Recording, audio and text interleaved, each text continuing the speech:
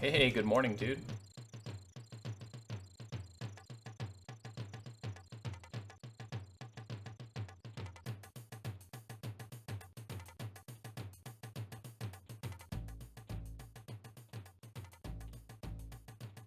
It's going well, man. It's going really well. Making a lot of progress with gear and trade skills and quests. Today we'll see if we can't gain some levels and solve our mammoth problem.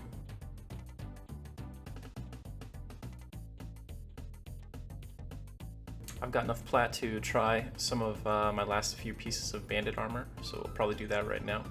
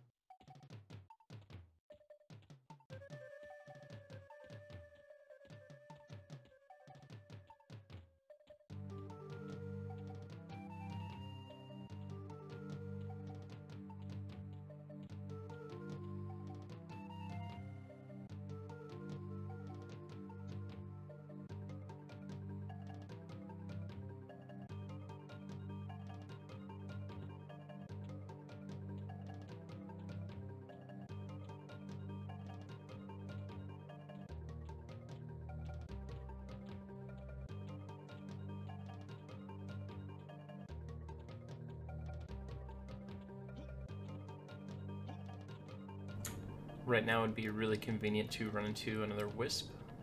That would definitely give us the surplus we need.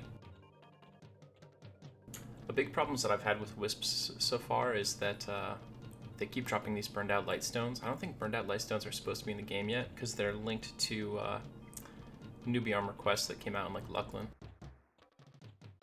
But alas, here we are.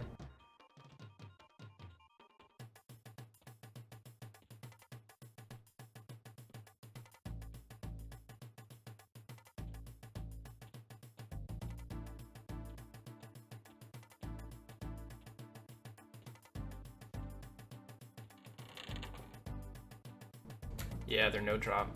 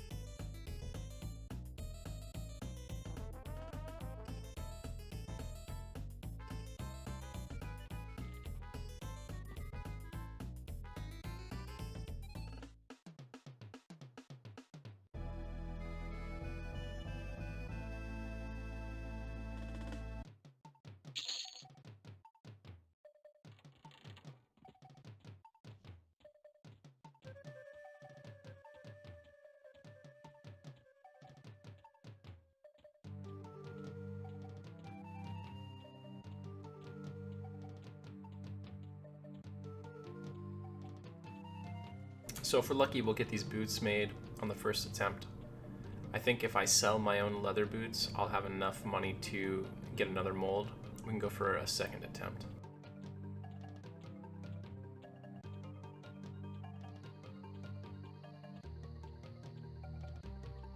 I keep failing to make the bearskin potion bags. I tried another like 2 this morning. But I did get a high quality bear hide, and I was able to make a handmade backpack, which is like a higher triv. This is good because it's got 10 slots, but I'd rather have the bearskin potion bags because they weigh a lot less.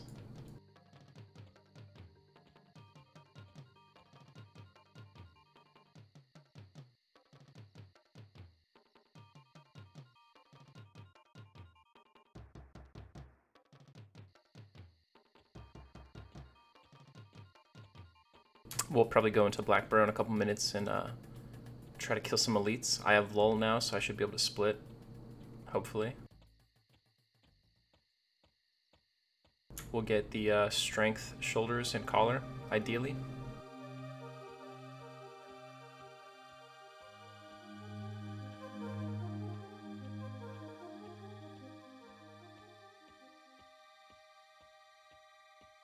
So my problem with Mammoth right now is that I have the Regurgitonic to finish my Bone Thunder Staff, but Mammoth is KOS to me. The only quest I can do to become non-KOS with Mammoth requires me to do like 55 iterations of the quest, and it's running from Kanos to Surefall and back. However, I've got to interact with one of the rogue NPCs to even do the quest, and they're KOS to me, or they're at least low dubious to me, so it's going to be very tough. I'd have to like fix my rogue faction to fix my Surefall Glade animal faction. Rip.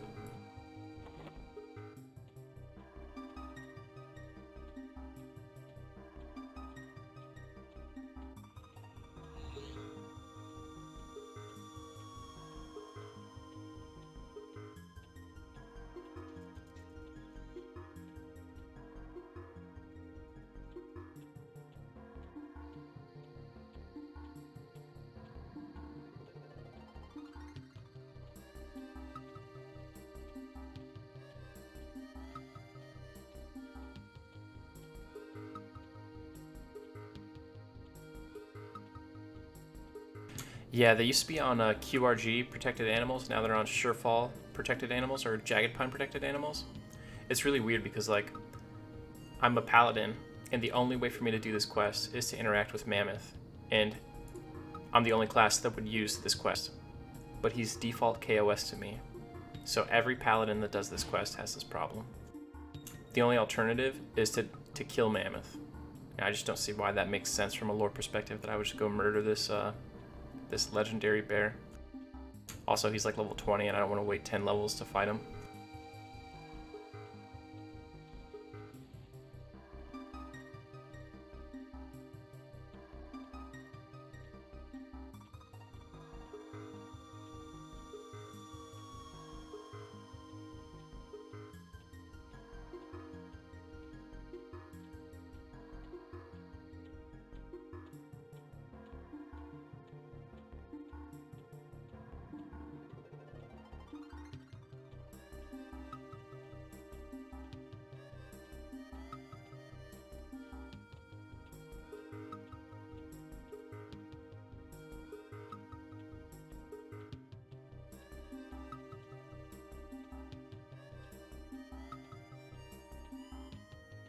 I don't know if you guys can hear the music very well, but it's playing Aquatic Ambiance from Donkey Kong Country.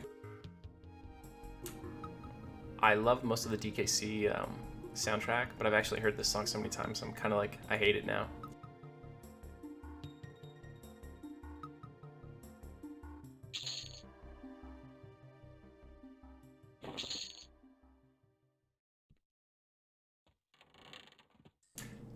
You know, DKC music is just like that perfect level of kind of like chill, relaxing music. A little bit of nostalgia too, since we're playing EQ, you know what I mean?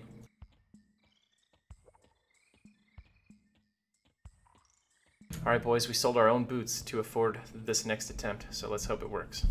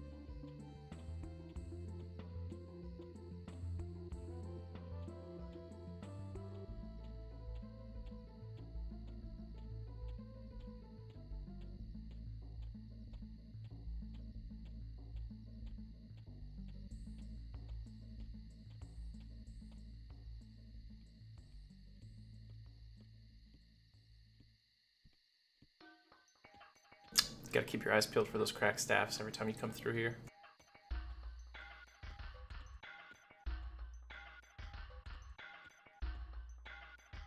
Yeah, it could be worth it. I mean, definitely would be. But the boots are only like 4 AC, so the ones I was wearing, so it's not a huge loss if I have to just go farm some plat later. I like the gamble here.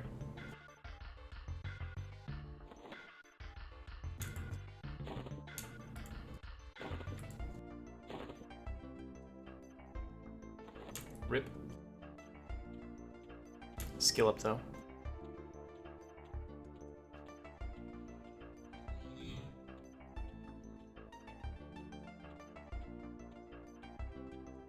We've already got the sheet metal for another attempt, so we only really need one more plat. Though I'll just go to Black Burrow and grind for a little bit, and I'll come out, you know, whenever is a good time, and we'll see how much plat we've made. I'm not going to come back like every single time we get a plat.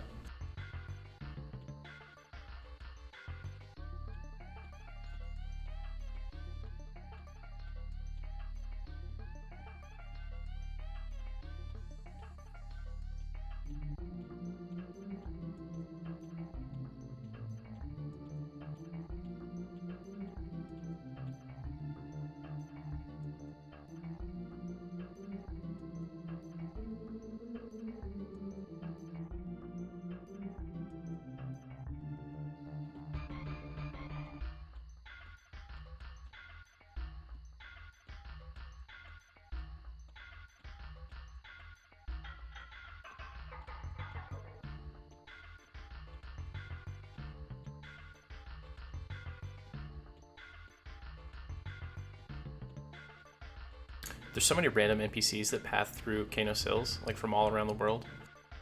This guy's usually in like Payneal. They all used to walk. On Air Dune, for some reason, a lot of them sprint around. It's really weird. The only thing I can guess is that it's related to like server stability or something, causing them to just sprint instead of walk. I've seen a lot of really weird pathing on Air Dune, and I'm a person who's played Classic Everquest on TLP servers for the last 10 plus years, so I consider myself pretty familiar.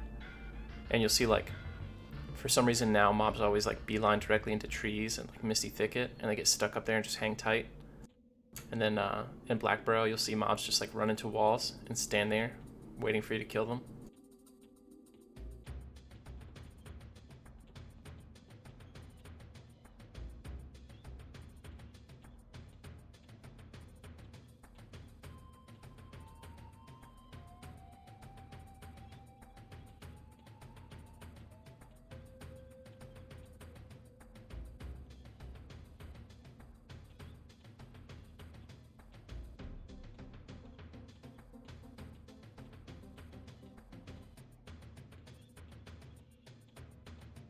Right.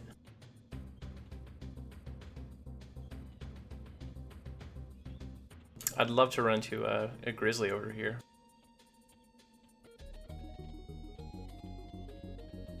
I have not had much luck with grizzlies this morning.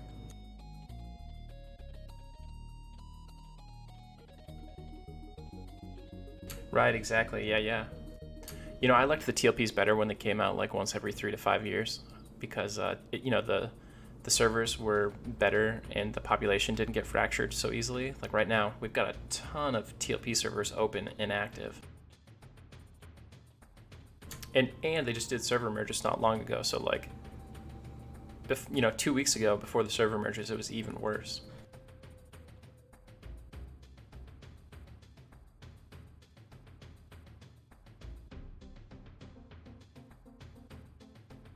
We got Cello, Mangler, Cornav, Ragefire, Rizlona and Air Dune, Finnegal,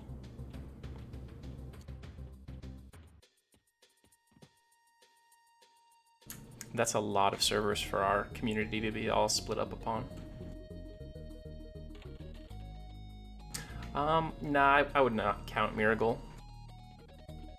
You know, we talked about Miracle when it was like advertised within the guild, Faceless that is, and our consensus was that the server was going to be dead on arrival, and I think that pretty much held true. One big guild went there, and I don't know that they've found a lot of success or really found what they were looking for by going there either.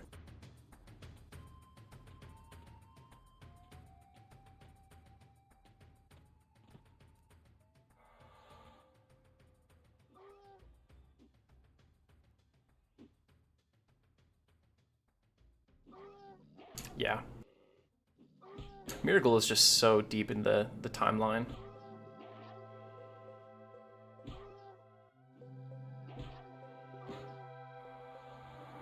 And quite frankly, people don't realize that starting with like a level 85 character is not easy. If you've never played like deep EverQuest, it's very confusing. You have like 10 spell bars or 10 hot bars full of stuff, and you've got to do things in a perfect rotation. It's very challenging compared to like this. It's not intuitive. It's not easy to just grasp if you've never done it before.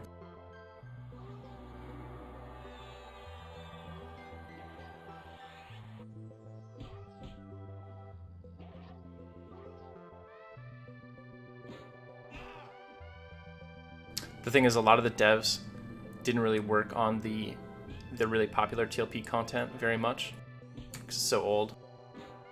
But they did work on a lot of that content, and I think there's just the human desire to see your own work be appreciated and be popular. Because certainly no one was asking for a miracle type server, right? It had to be totally internal that they wanted to try that.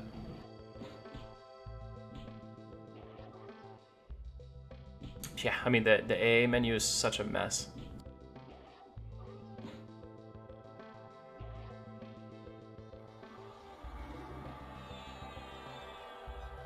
And the other thing is, like, EverQuest is not popular enough to have like really good guides on every class available on like YouTube that you can look up.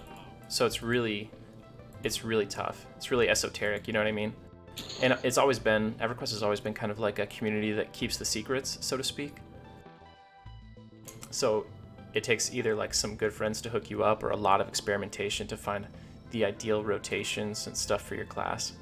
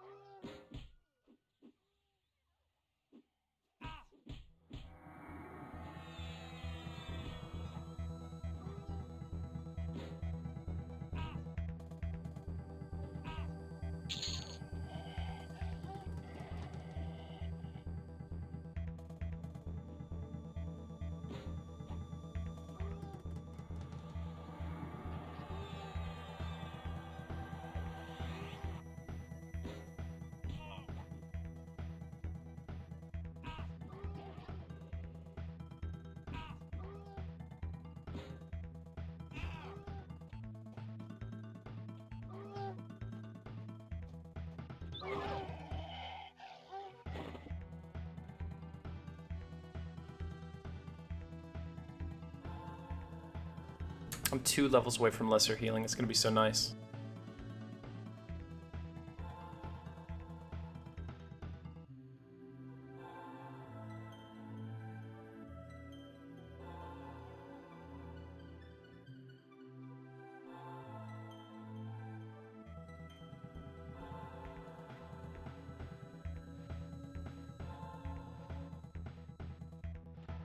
Looks like this guy wants this. His group's sitting over here, so that's fine.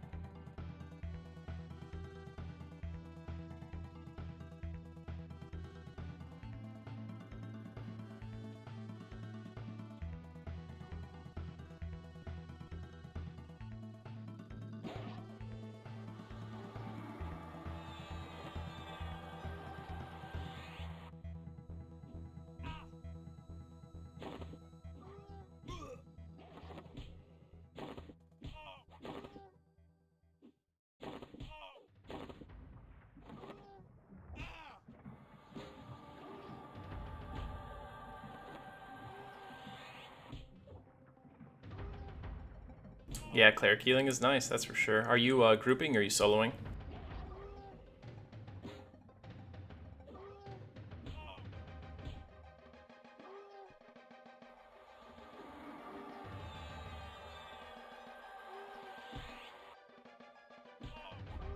Nice, you're almost done.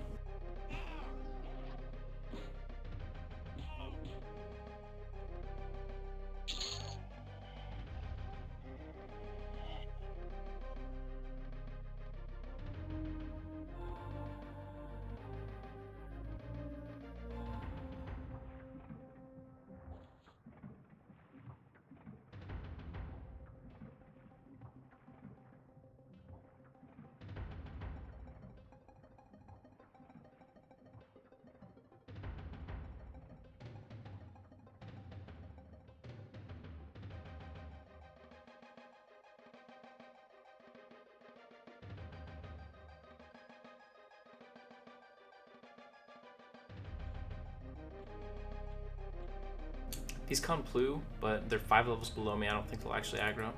As we can see, they strictly won't.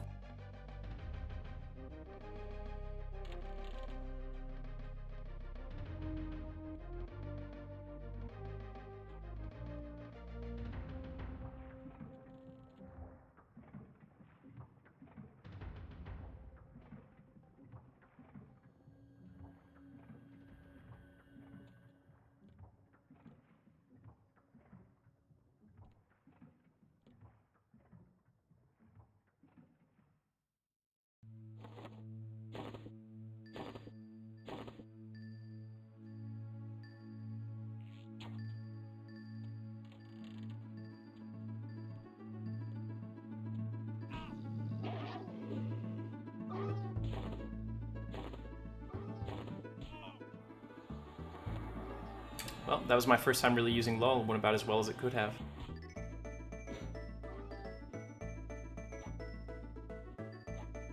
Nah, Faceless didn't do this TLP. Most of the Faceless guys who wanted to mess around went to EQ Baby. Melusine, Citadel, and Thal and Kubat were all over there as officers, and they're all either former Faceless officers themselves or former Faceless members. So it was a natural fit, though there are some Faceless members in like Rampage and other random guilds. But the big thing is I don't think you'll see another Faceless anywhere until Cello hits live. That is the big focus. I think all the real core Faceless guys would love to see Faceless succeed by hitting live. Well, this guy doesn't train me.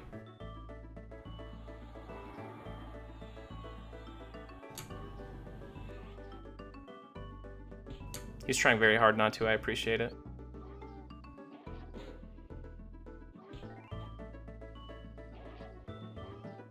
Oh, that's not good.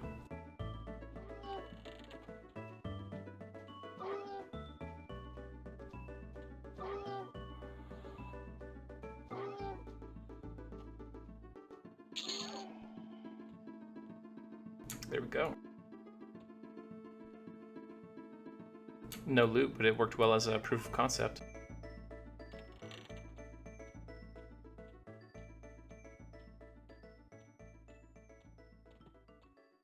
I'd love to do another Faceless, like 2021, the next TLP server set, basically, but I'm not positive, you know, like what my situation will be.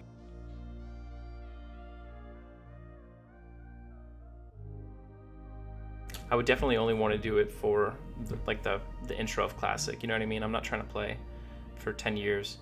I'd want to do like all the server first as fast as possible and then kind of jet or leave it with someone else.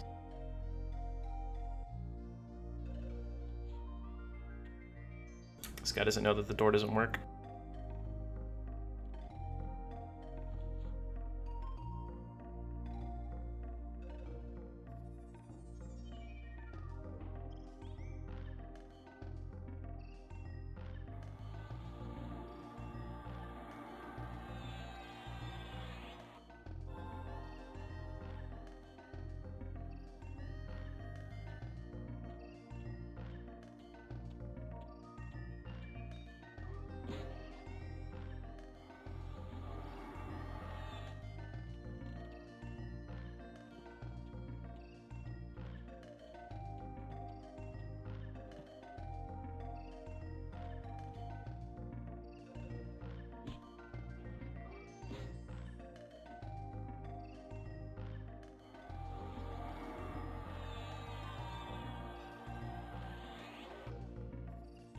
See, I wonder how hard it is to lull red mobs. Because if I can lull Mammoth, then I'll probably be able to get in range to do a trade without aggroing him, especially since I'm only threatening, not scowling. The problem is you only get one shot, right? Because if he aggroes me, I die. If I try to run out of the caves, the townsfolk and Surefall Glade will probably kill me. Unless I can get him stuck in some kind of pathing loop so that I'm far enough away by the time he gets out, they're not near me. Big risk. But we're definitely going to try it.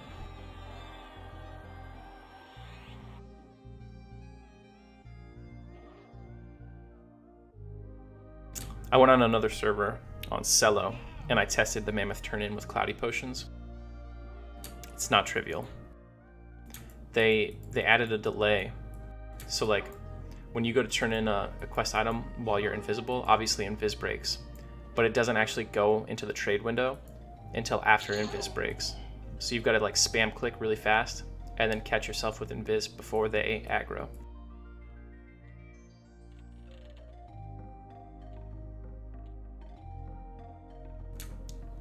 I would describe it as unreliable at best.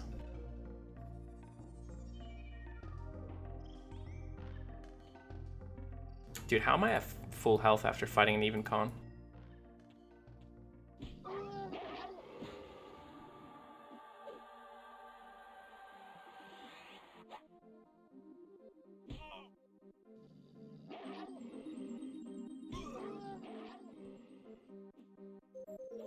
I definitely worry about my Circle of Unseen Hands faction. Because like as I'm walking around Kanos, there's lots of little mobs you wouldn't notice that are on Circle of Unseen Hands faction. And if they become KOS, it could be a real big problem. The guards will assist them and everything. Even though I'm ally with the guards.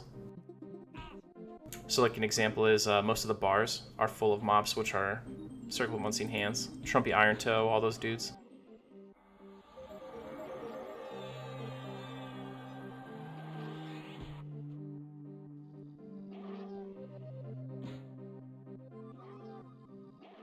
And then if I get completely KOS with the Corrupt Guards, we run into a huge problem with Lieutenant Daggerrock.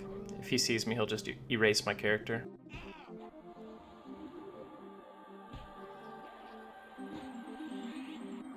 Well, all those quests I was doing, like the Putrid Rib Bones and stuff, I think they all have a negative hit on Circle of Unseen Hands. I did a lot of quests that hurt my faction with them. I'm still dubious for now, but we'll see how long that lasts.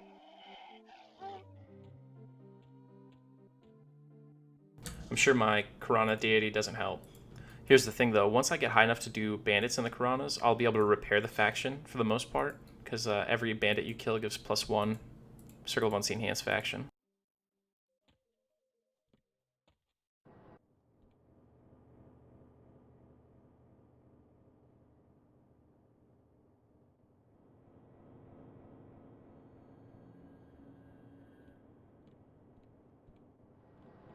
That could have gone better.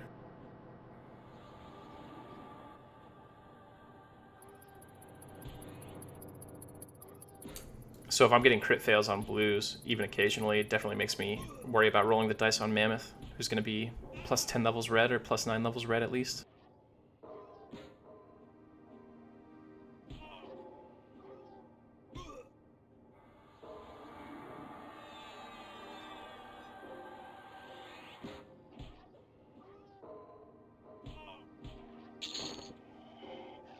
Mammoth is also pretty rare and despawns himself after 3 minutes of not being like engaged. So when you see him up, you don't have a lot of time to decide what you're gonna do, you know what I mean? No hesitation. Right? I don't even know if Agnostic Paladin is possible, I assume not. If I had to do it over, I'd probably go Rod Set Knife, because I had to farm a bazillion bone chips in the beginning to get my Rod Set Knife faction high enough to work on the Shielded Knife quest.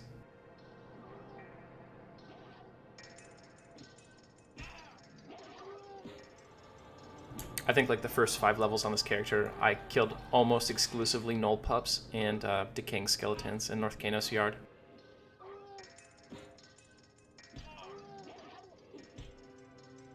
At level 3, I got Banestrike Skeleton. It was crazy.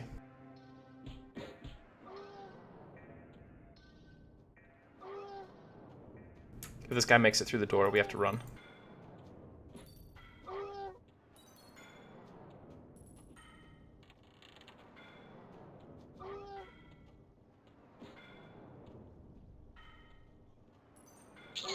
We actually lucked out. Let's see if this is a cracked staff. It's probably a worn great staff. It's weird, even though cracked staffs are way better, plat-wise, they tend to be strictly for like lower level mobs. Man, these patrolling gnolls really came out of nowhere.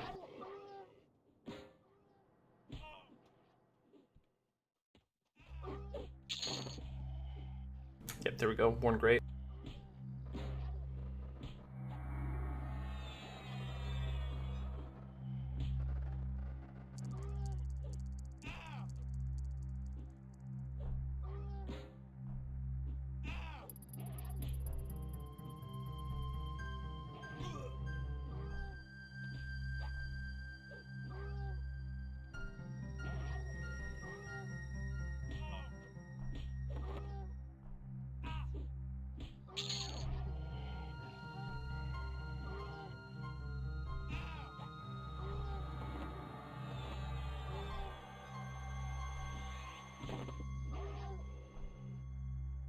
Honestly, a worn great staff's not even worth the 10 pounds it weighs.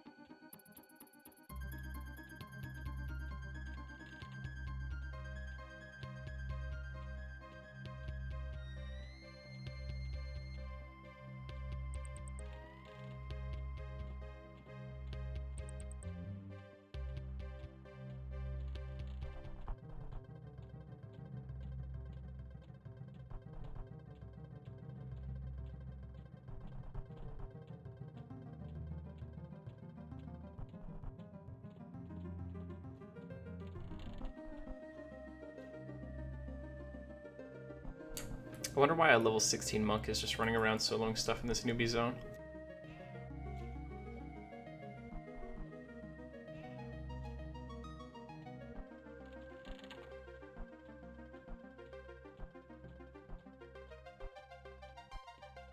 Oh, you think he's looking for skins? Yeah, probably.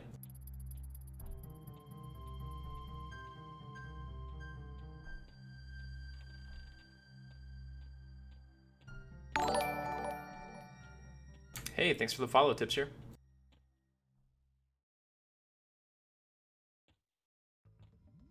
Hey, thanks for the follow, Zane.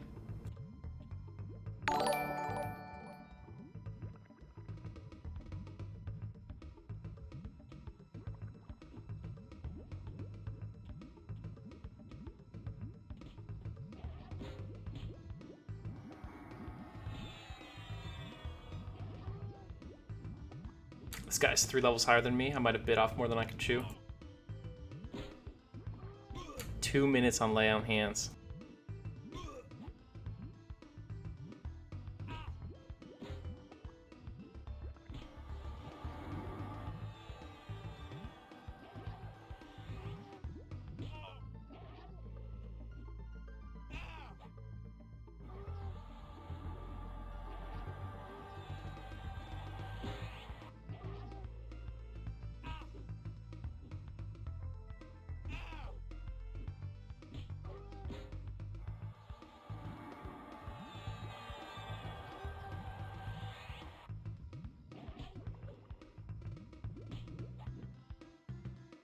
We just need to not get stunned, and we should edge him out by the looks of things.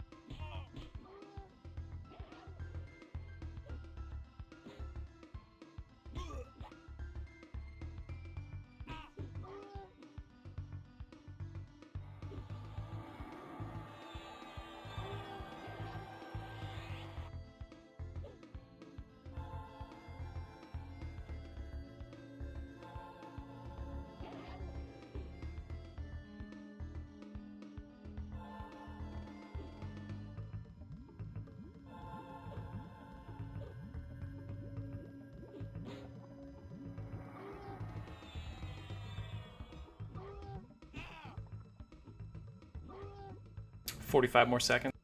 Oh, dude, that's not good.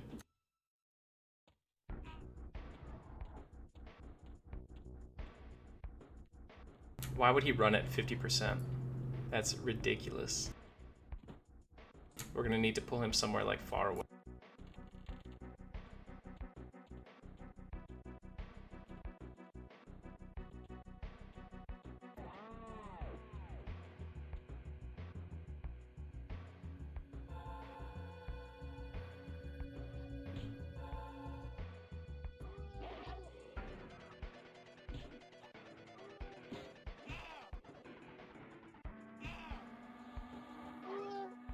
Dude, even with someone helping him, he's running still?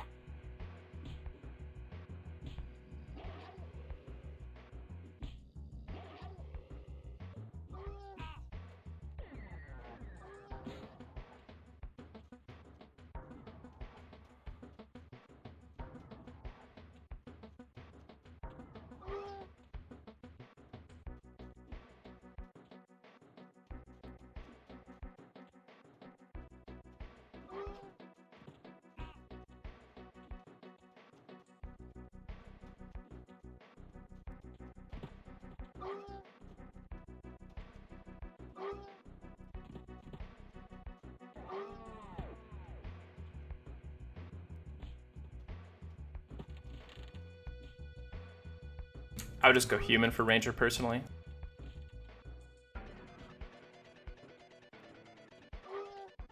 I need these guys to get off my nuts.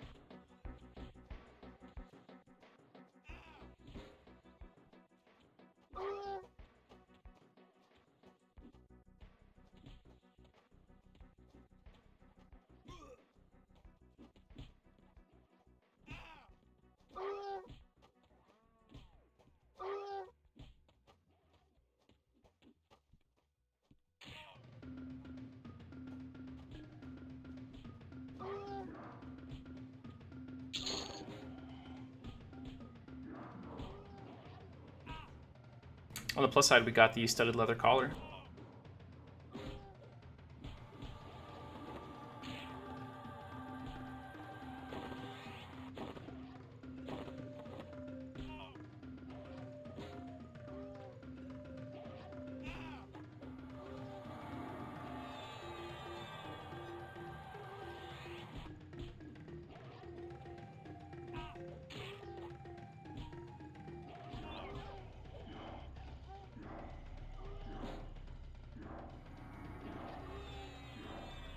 There's LOH blown.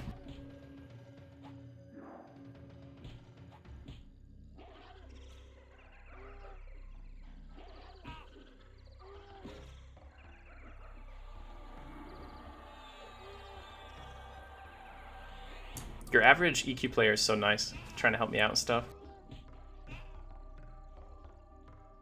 Accidentally training me though.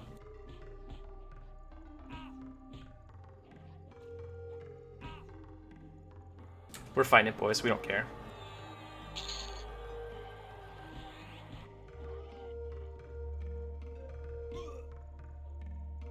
What's 10 nulls?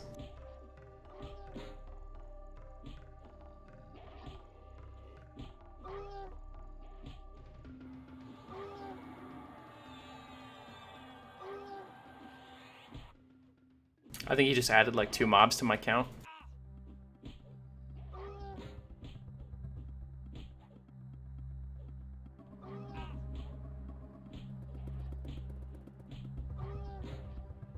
Oh, one of them got low HP aggro.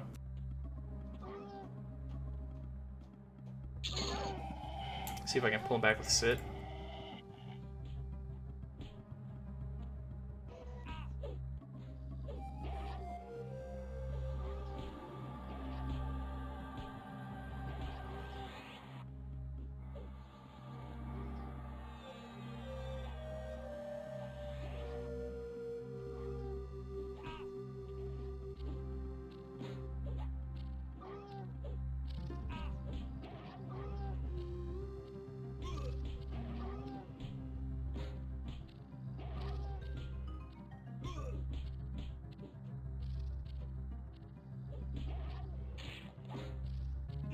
We got a dip.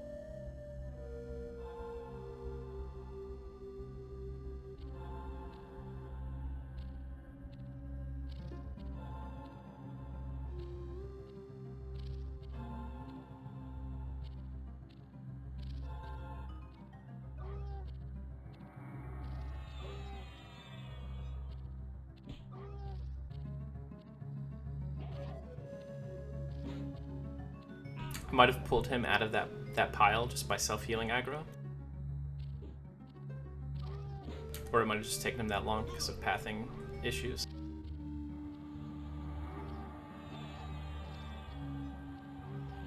Dude, all this because an elite null wanted to run at 50%.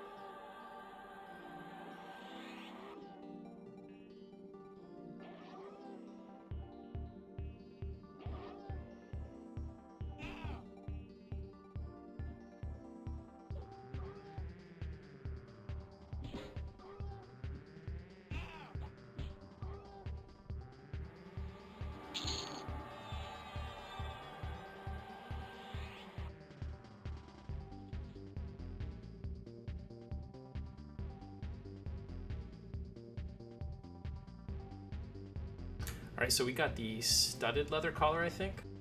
Let's check. Yeah, we want to get, this is good, but we want to get the spiked leather collar. It's got no stamina, it's got 3 strength. And then after that, we're going to aim for the rusty spiked shoulder pads. I think that's 5 strength. They come with a negative MR of 10 though. I'm just going to have to deal with that. And the newbie levels, it won't matter too much.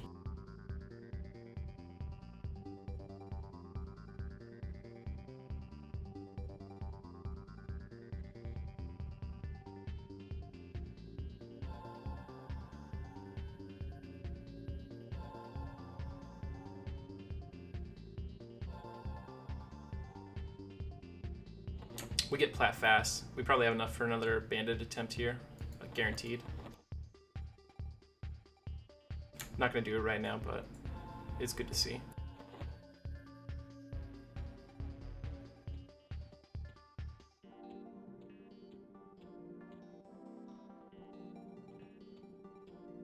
Now, as I was running, I believe I saw a knoll here that might have a cracked staff.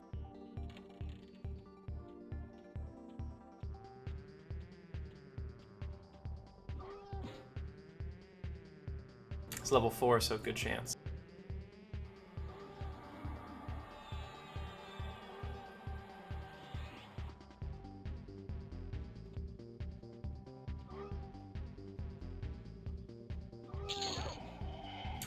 Rip.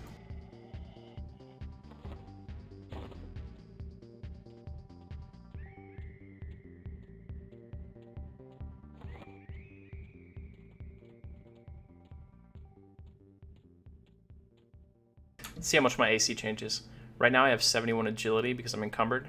So we'll cast Yelp and we'll watch our AC. 135, 104. 140, 105. So we gain 5 AC, 1 avoidance AC. Might be the reverse.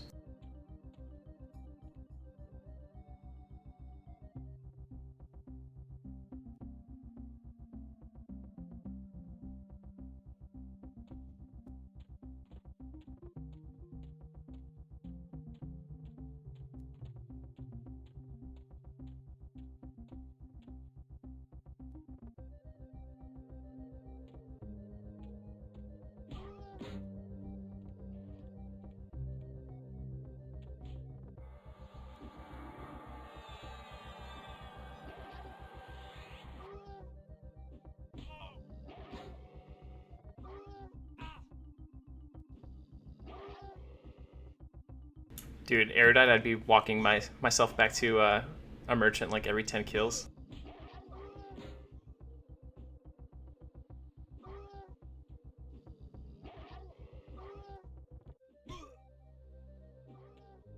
Other than style, I don't think there's any reason to go Erudite, right? Like, their stamina's worse, their wisdom's worse, strength is worse, agility and dexterity are worse. Not that those are like huge considerations, but I think they're just worse in every core stat. Right, yeah, the Erudite items are definitely super good. But the one that like sticks out to me is the Shield of the Stalwart Seas, right? The 20 strength, 20 stamina one.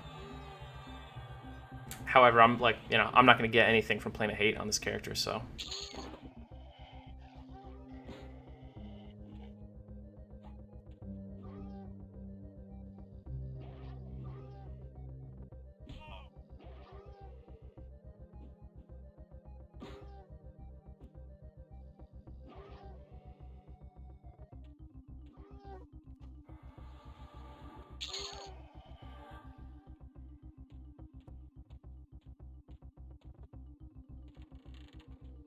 Hey, Charm, my main usually is a monk, but this is actually my main right now.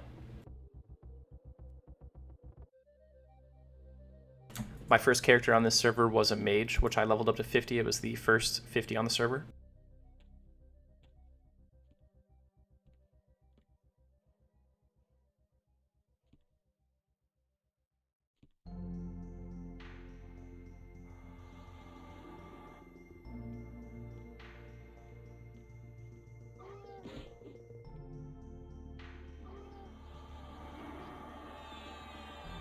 You can see a video of the mage's final moments there that I linked in chat.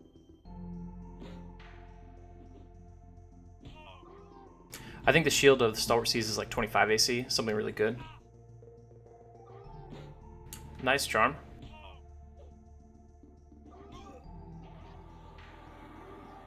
Yeah, they get really powerful in Lucklin when they get like cease and desist and stuff like that. But I chose this for the challenge, so no big deal. This character is SSF, so like solo self-found. I don't trade with players or anything like that. I only buy default vendor items, acquire items from mobs I personally kill solo, quest and craft my own stuff. And it's also permadeath, so if I die to this elite null right here, I make a new character. Speaking of which, he is winning.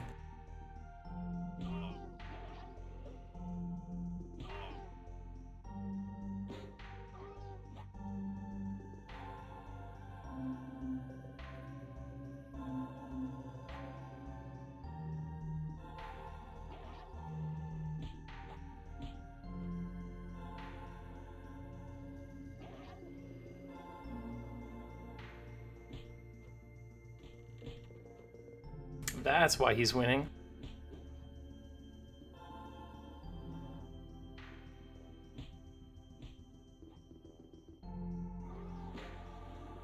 I assume someone pulled this because I killed the one behind me.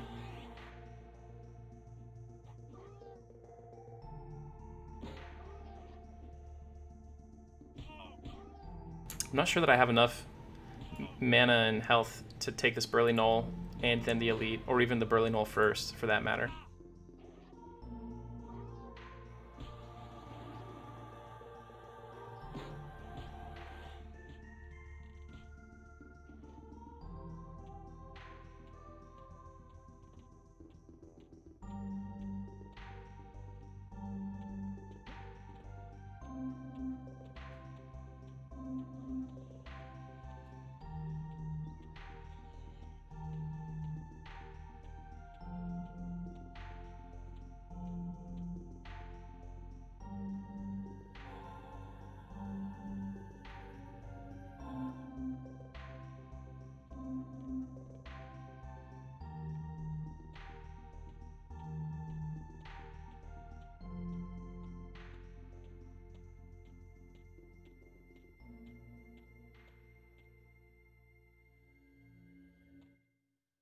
Rip, move too soon.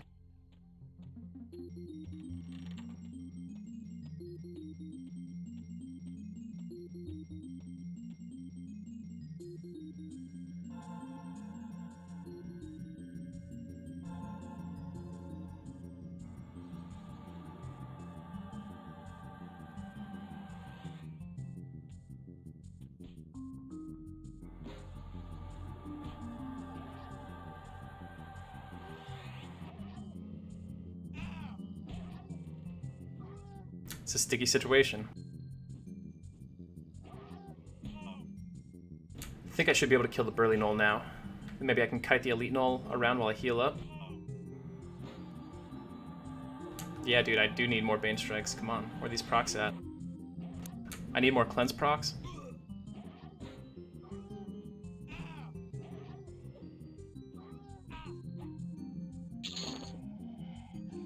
Of course, the Elite Knoll healed all the way up to 90%.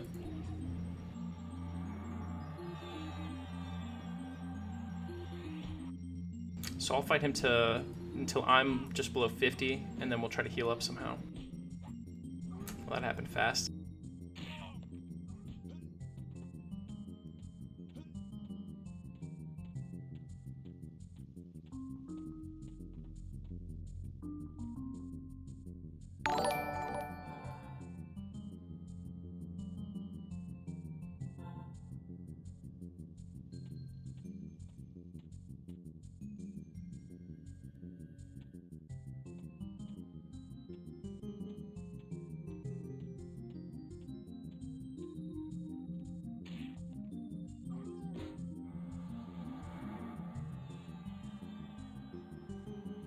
Hey, Sacred, thanks for the follow, dude. How you been?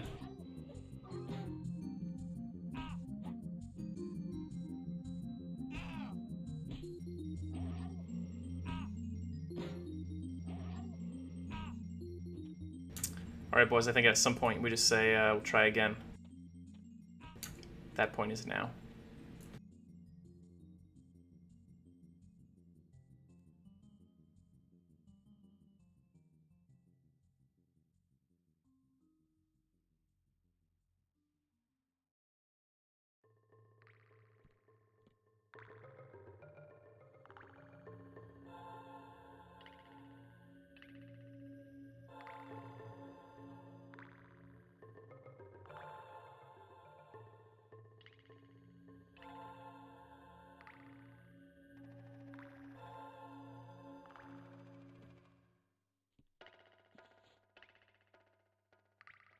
So I assume what happened is that someone pulled the Burly Knoll from the room to the right on the ground, and he came up and aggroed me from behind off their pool. That's all I can imagine, because we killed the Burly Knoll like right before I engaged that elite, I think. Unless I'm just misremembering.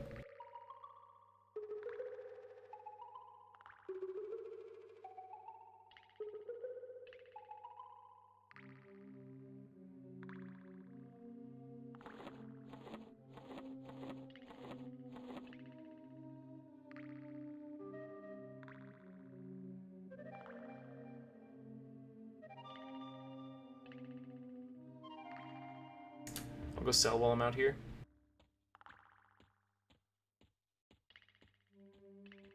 Maybe we will find a Grizzly or a Will-O-Wisp.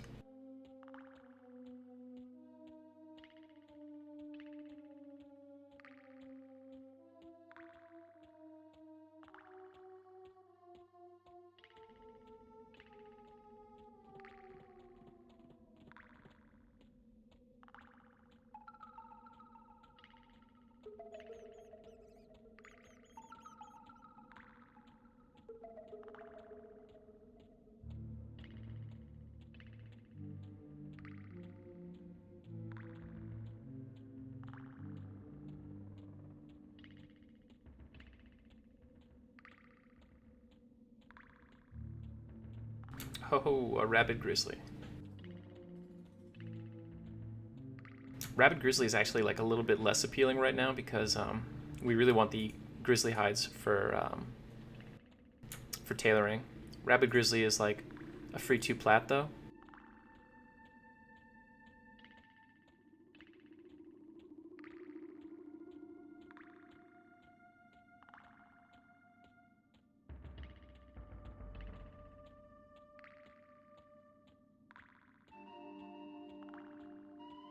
Unless the guards steal that kill because he's pathing over there.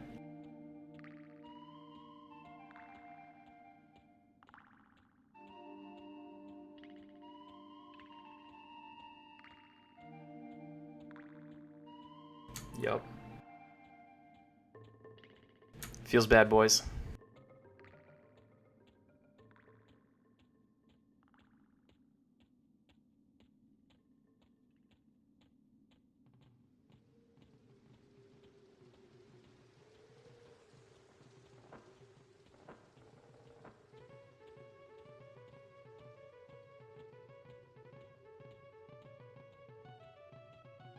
Right?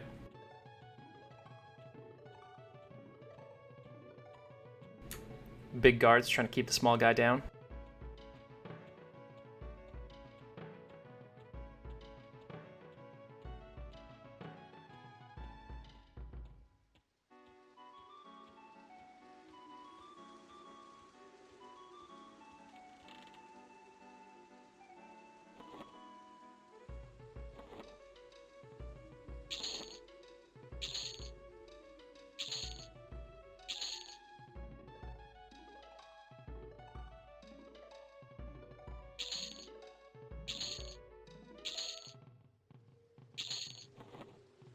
Man, these rusty maces have a terrible weight to value ratio.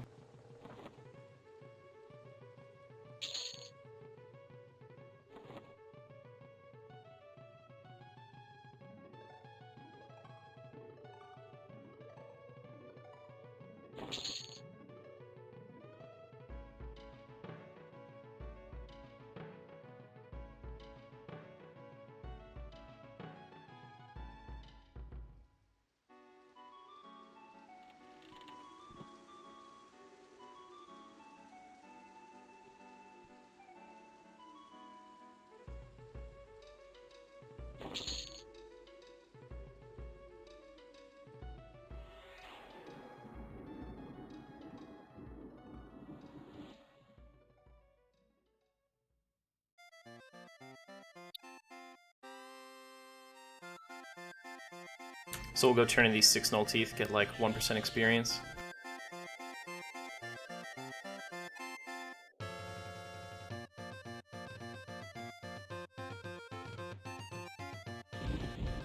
But have you been level 10 for 3 days?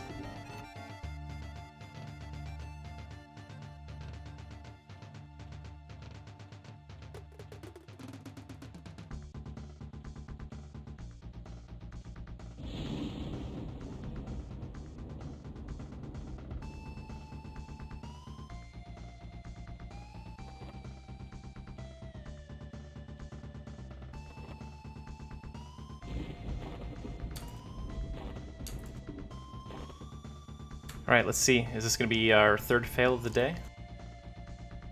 It is.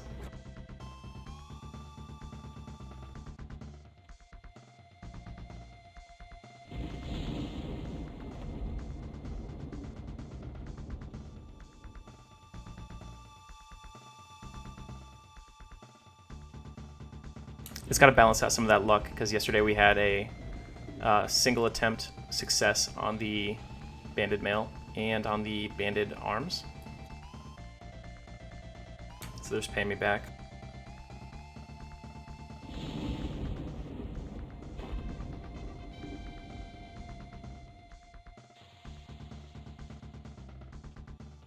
Yeah, exactly.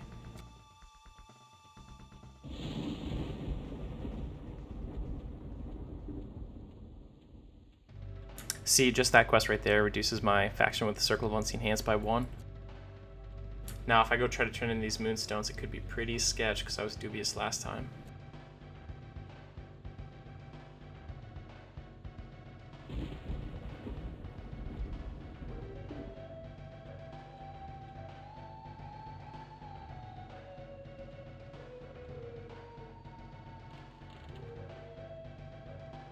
Alright, still dubious.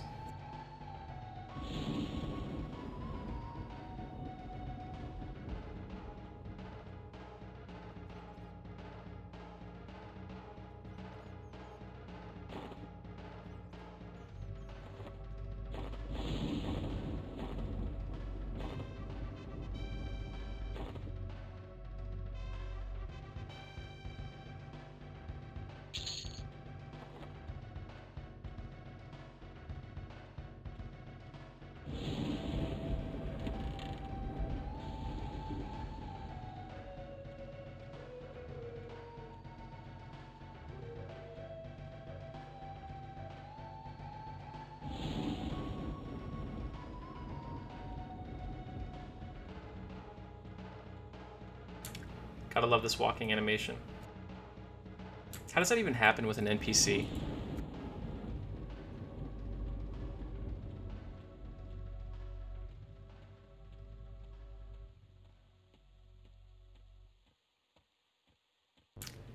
Yeah, Chinchilla, there's a lot of like nuance you can do with the UI and selling and stuff like that. You can also sell like all items that are in a bag. But I'm so set in my ways and lazy. I haven't bothered to learn most of them.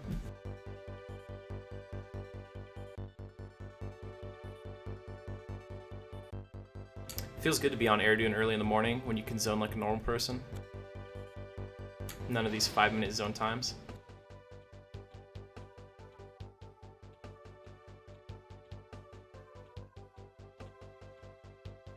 Right, dude, actually it does kind of look like that.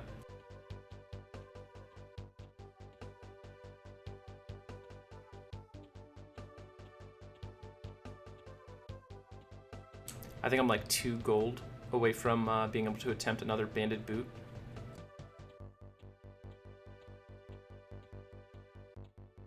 There's not a decaying skeleton in sight, except for that one.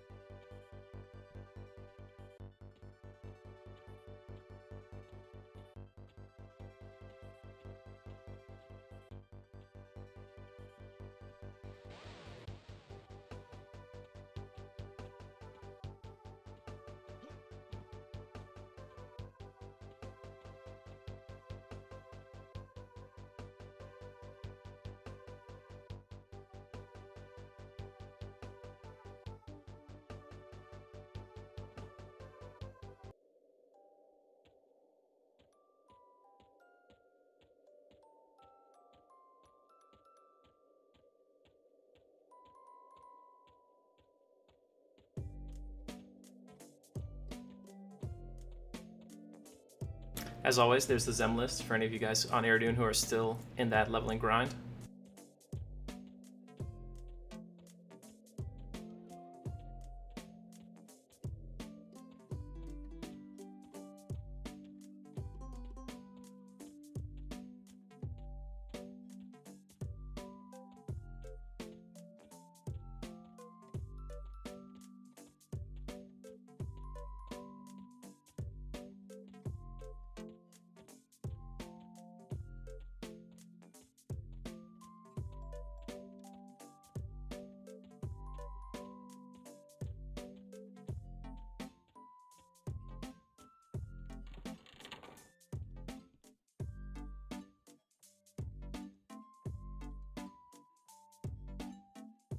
Feels bad, boys.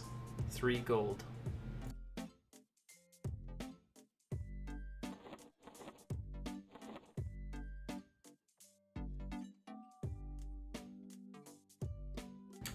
I could sell my leather pants for the chance at gambling on some banded boots. Maybe not.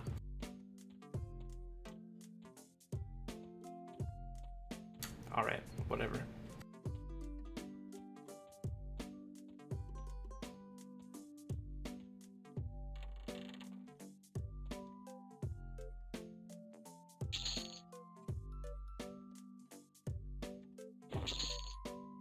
You know, I know it's the time that I say fuck it and buy multiple boot molds, that I'm gonna just get it on the first one.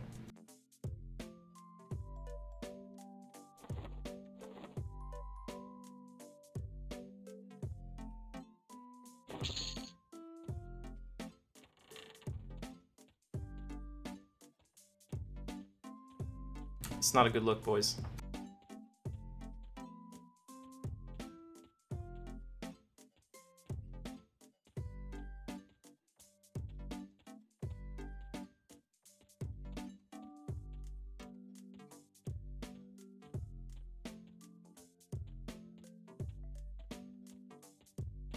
We're out here struggling.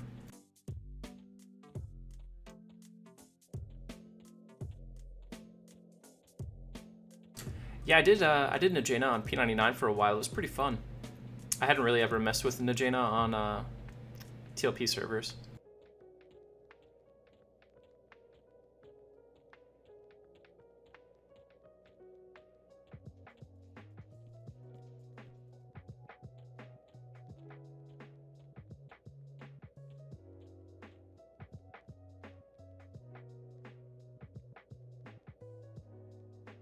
Hey, good morning, Jaspers.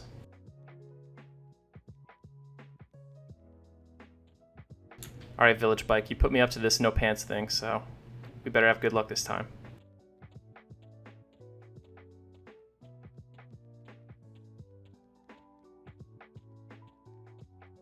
Looks like my guy might have an axe in his hand. Yes, he does.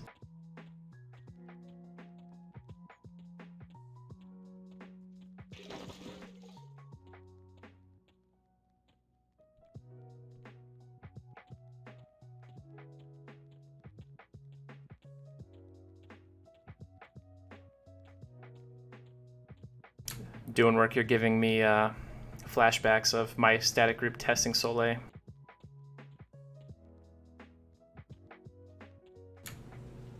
It was a bad time. I had to restrain myself from yelling too much when people would fall in lava.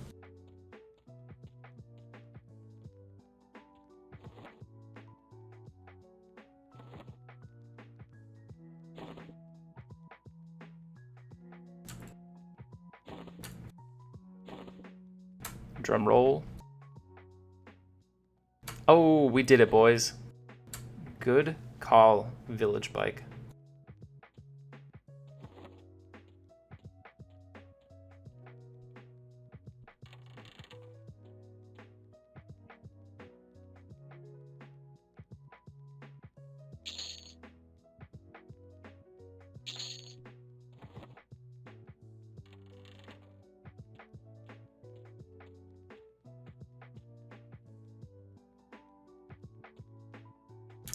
Thanks. Yeah, I have. So back in like 2015, I used to stream it. It was before lo-fi was like a super popular thing, but what I played was Nujabes all the time, which is kind of like the precursor to lo-fi hip hop.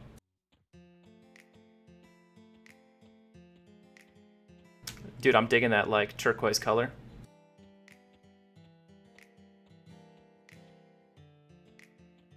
What we are currently listening to, though, is actually Pokemon Lo-Fi Remix.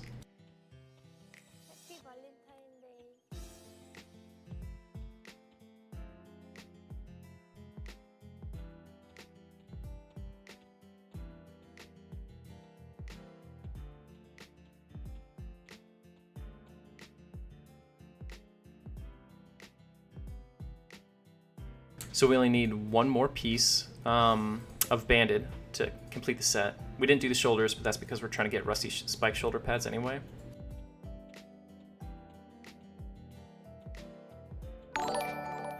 Hey, thanks for the follow, Chris. So I think the banded legs require 3 folded steel or whatever. Makes them a little bit more expensive to try. But we got another skill up this time, so our skill's actually like sitting pretty nice. I'm only 40 below the trivial for banded legs.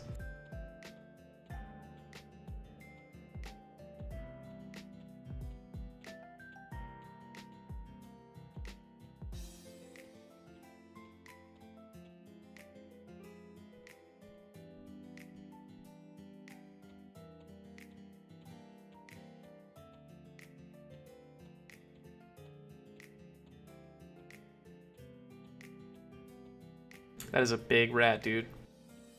Imagine encountering rats out in the wild that were as strong as this rat. Like, most people who start this game are level 1, right? They're adults. They've got beards and shit. So this rat could kill like a pile of adults alone.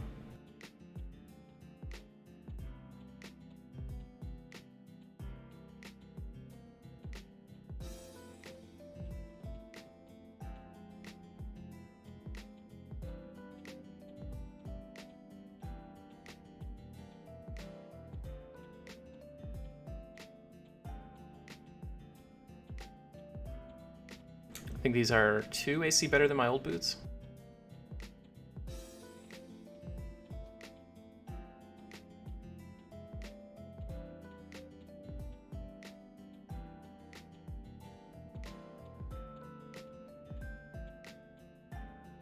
Dude, someone's got the Will-O-Wisps on lock right now. We haven't seen any in all of our runs back and forth lately.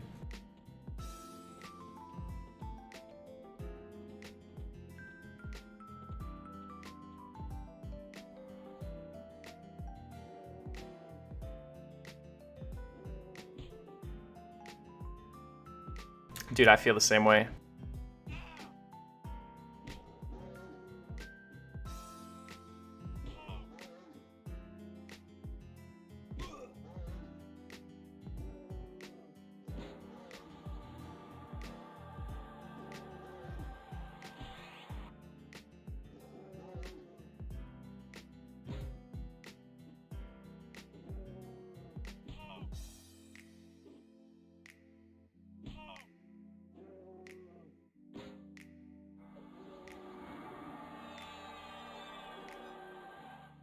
We got another one.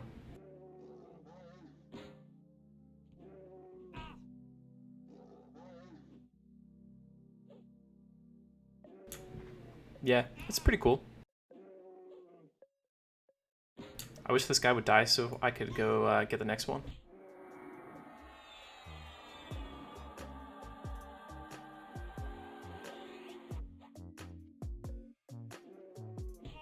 Nah, Charm, I'm not going to do jewel crafting because I don't have the ability to enchant the bars, so I actually couldn't make magical jewelry anyway. I'm just stuck with bad jewelry most of the game. There we go, boys. Cash money. It's like 2 plat, 3 plat.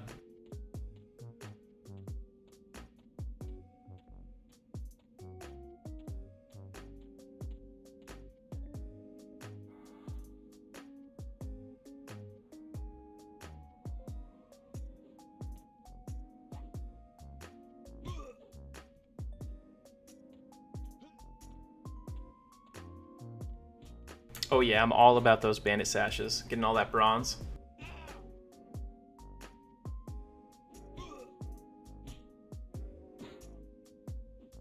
End goal weapon, probably a Ghoul Bane. I think I might be able to solo the Shin Lord.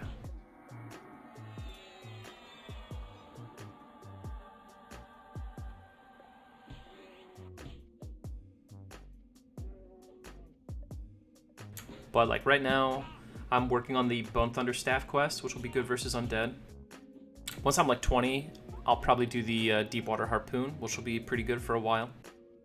And I'll probably carry Deepwater Harpoon right into Ghoul Bane.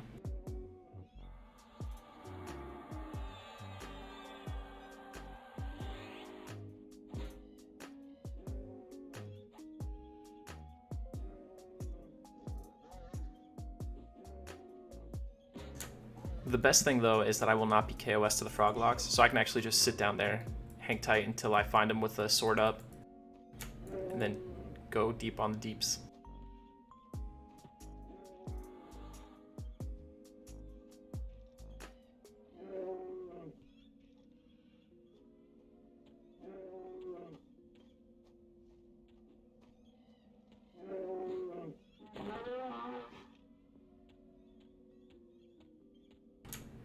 Oh, dude, this is the worst. An out-of-era item right here that is worth very little and takes the slot of the Putrid Bear skin.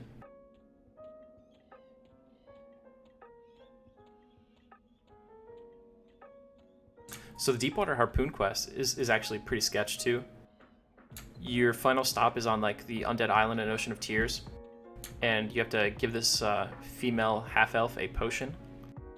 Once she gets it, she's feeling good. She wants to go charge these specters on the island and fight them. The only thing is like they'll slaughter her. So normally you're supposed to. The intended method is for you to to assist her, kill all the specters with her, and if she survives, as she's walking away, she will simply drop the weapon on the ground. But it's just on a timer. So 6 minutes after you give her the potion, she drops the weapon no matter what. So I think the strategy is to try to hail lock her or kite her around yourself for 6 minutes. But that means I need to be able to like solo any pathing gargoyles and greater skeletons that roll through.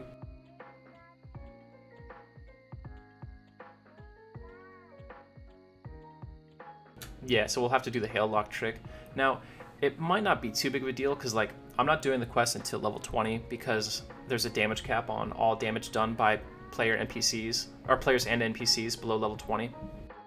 So there's not a point in me having it earlier than that, and I think at 20 I might be able to hail lock her and deal with some gargoyle ads.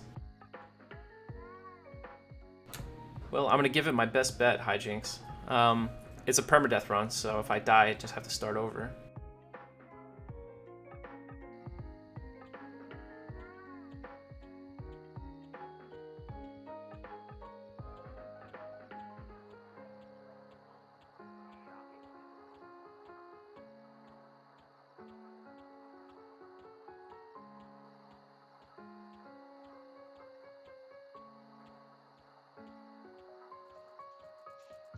Oh, we're going to be doing some dungeon stuff. I'm all about that high risk, high reward. If we ever get the Bone Thunder Staff, we're going to go right to Unrest.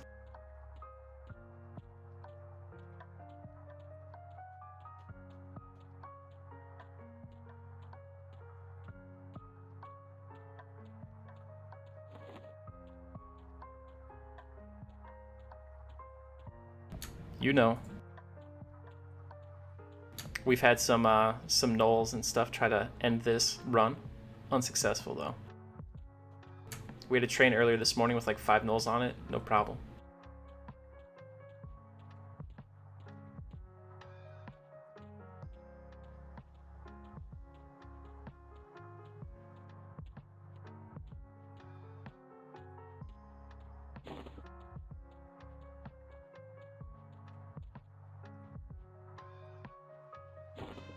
Still 3.5% EXP for this quest at level 10. It's not bad. Got the 2 plat.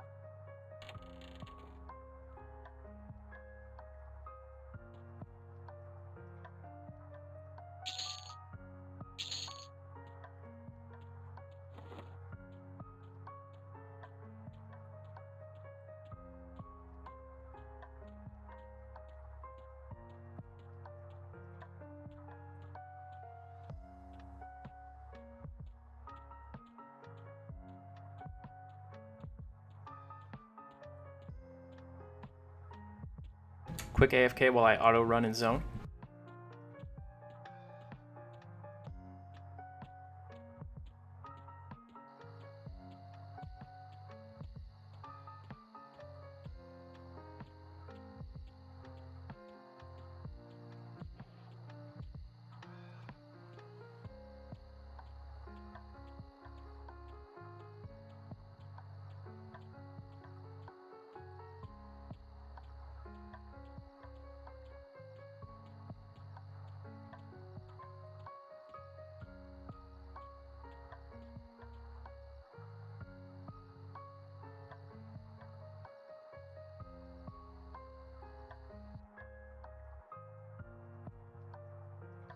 Alright, I'm back.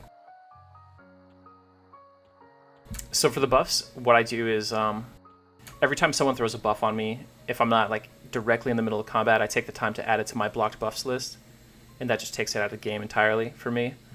So now most of the time when I see someone roll up and try to buff me with like the standard newbie buffs, it just doesn't land.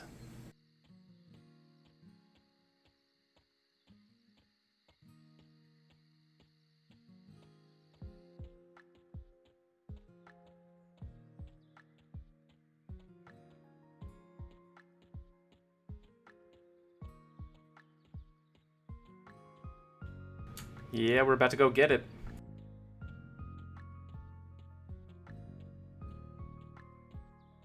I need 2 more metal sheets to be able to make an attempt at the banded legs. So not even enough to like, you know, be worth attempting right now with our current plat.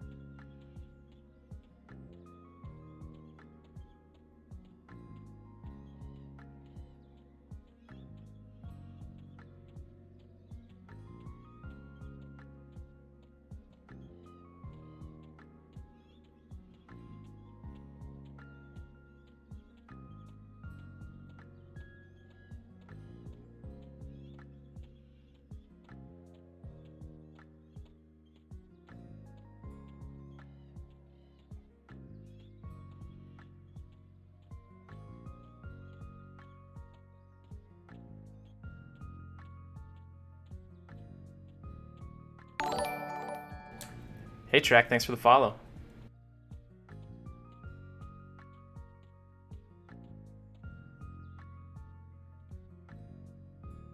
There used to be a knoll that was like stuck way up in the sky here. Hey Village, thanks.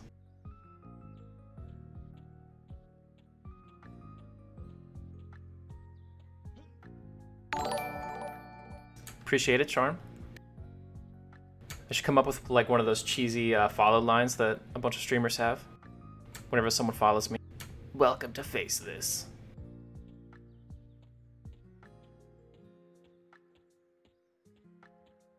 If I ever do that, everyone unfollow.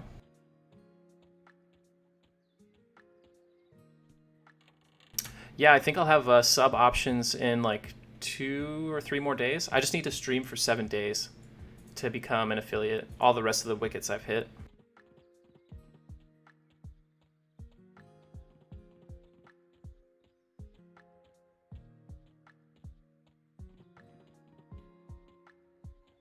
You know, Twitch is trying to hold me back, trying to slow my rise.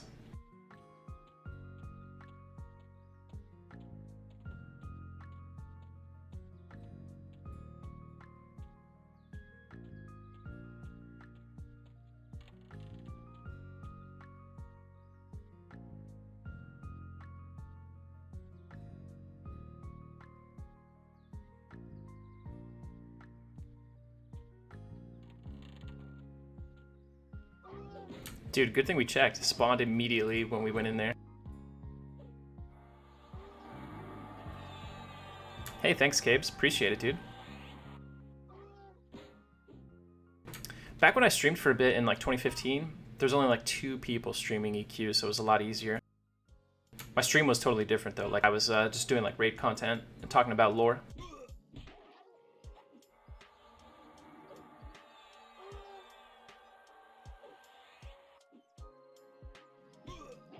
Speaking of lore, you guys know the lore of like the Black Bro Gnolls?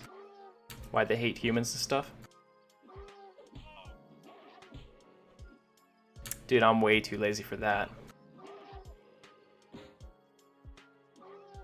Alright, get ready for this. So, back when this was like ocean green meadows and stuff, before the humans had really settled it, they were just like disparate villages along the Karanas.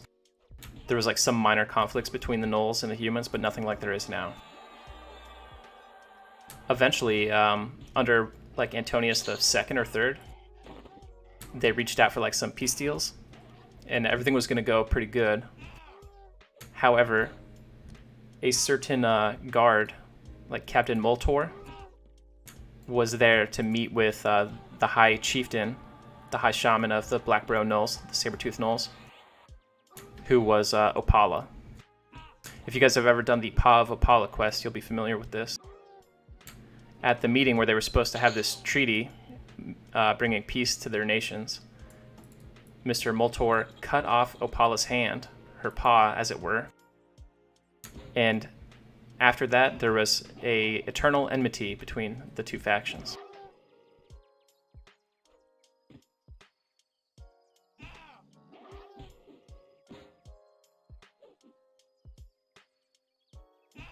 You can find one of Opala's rings if you've ever done the quest in the big water pit down here.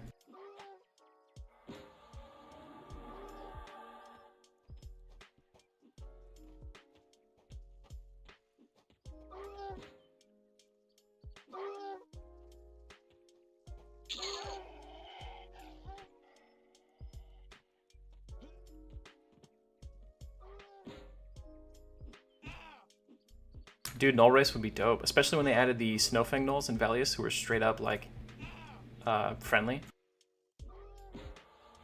Or like, you know what would be really cool if for the first month of a progression server, the original POW was in. I mean, I'm sure, you know, there's aspects of the zone which were terrible, hence it being removed and all that, but it would be really cool to see, you know, just for once what the old POW was like. They probably don't even have like the details though. It's probably impossible. Sarnak would be cool. Dude, there's a ton of races that would make excellent playable character races.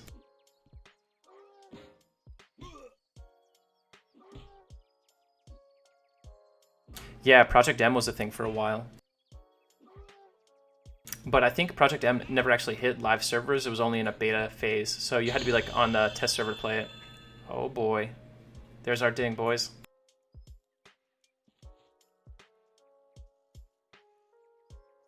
Now we are disease-proof.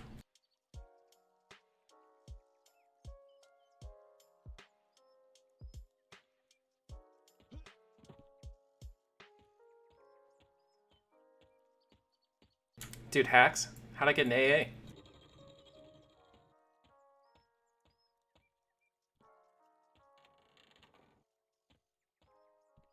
Rib, someone cleared this out while I was gone.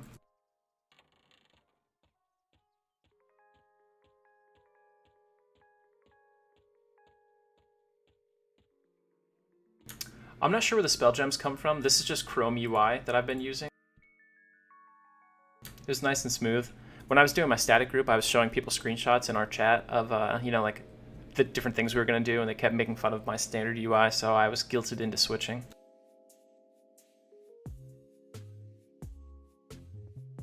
We got this UI though, check this out. Aerodune crashes immediately upon changing UI. Oh, RIP, doesn't work. Never mind.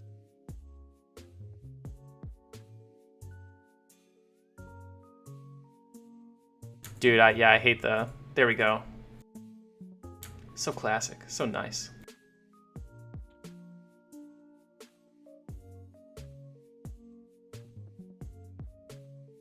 But like, where's my big information sheet, you know what I mean?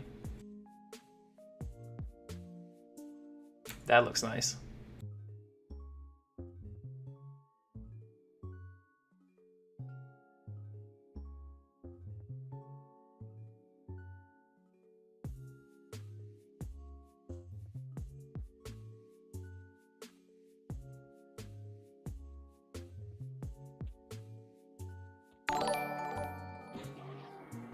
Hey, thanks for following. MTG Gamer Geek. Dude, look at me walking around with no courage on. What a noob.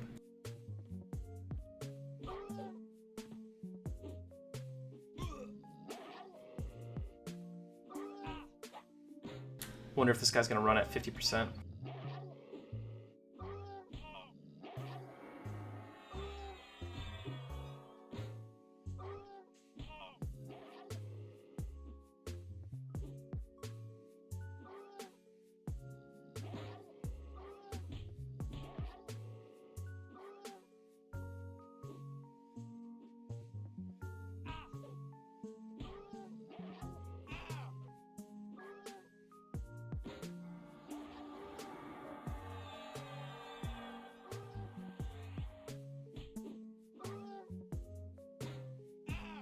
I wonder how much faster a Ranger SSF to 50 would be, just because of their increased class DPS.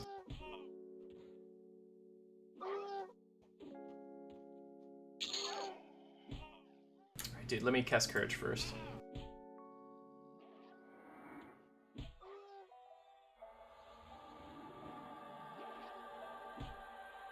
Yep, Spirit of Wolf. I want to cry every time I think about it.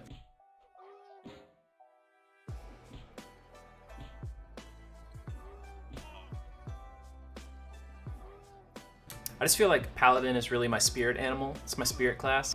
It represents me.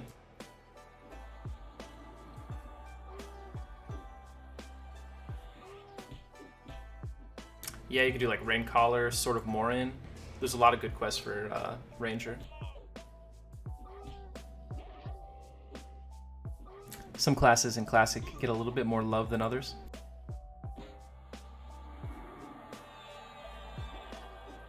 Dude, I'm right there with you, Charm. We're trying to show the world.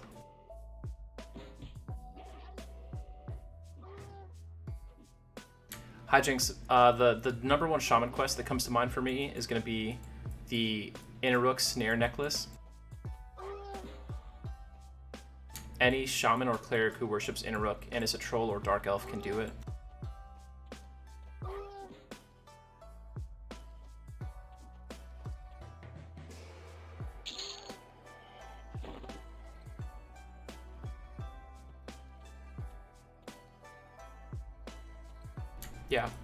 Yeah, right now if you play a monk on TLP, for instance, your golden era is from now until live, which is pretty good.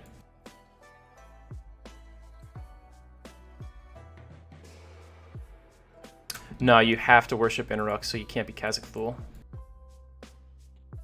It's the only downside, because like most people would defaultly pick Khazak Thul, I think, as a troll.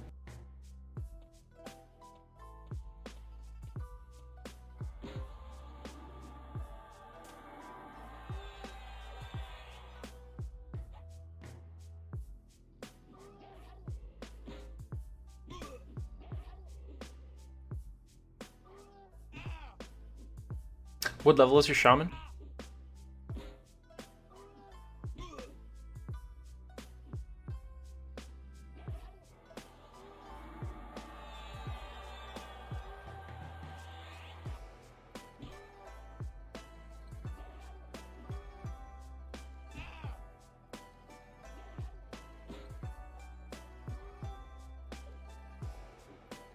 Oh, at level 23, I don't think there's anything left that is like super worth you scooping up. Most of the good quests in that area are like low level quests. I mean, you could do like the Linuga quest, not the one where you kill her, but the one where you give her rubies. And you could potentially get the Evandir soup, which is a really great item. But it's going to cost a lot of plat. So where are you farming right now? What's your go-to grind spot at 23?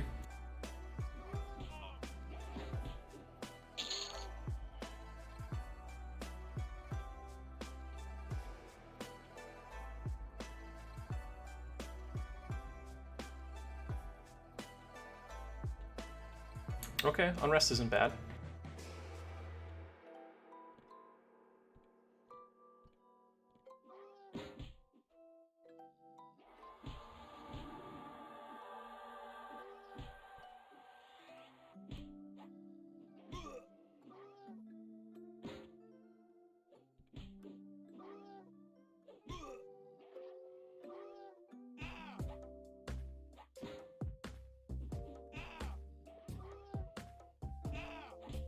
There's a Zem list right there. Hijinks for Erdogan server. I always recommend Soleil for people. Find a good group in Soleil and your XP will be faster there than any other place at this level on the whole server.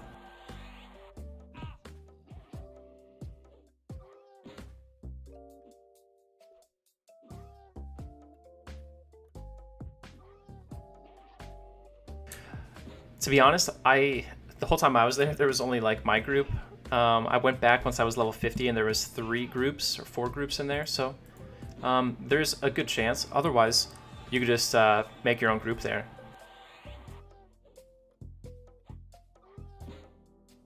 Yeah, Charred Guardian Shield, the Gnomish Environmental Suit, Foreman's Tunic, lots of great stuff there. Alright, we're gonna pull this Guardian to the poop pile. See, this little hallway tells you that the gnolls know of the concept of a bathroom. They just use it only sporadically.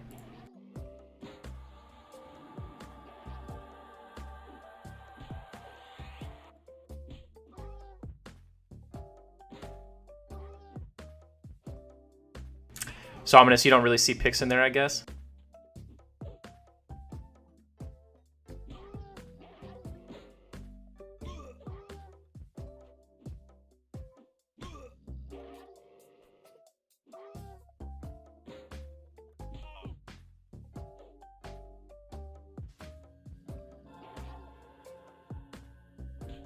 You can go to Soleil all the way up to 34 if you want. I recommend dipping out around 31.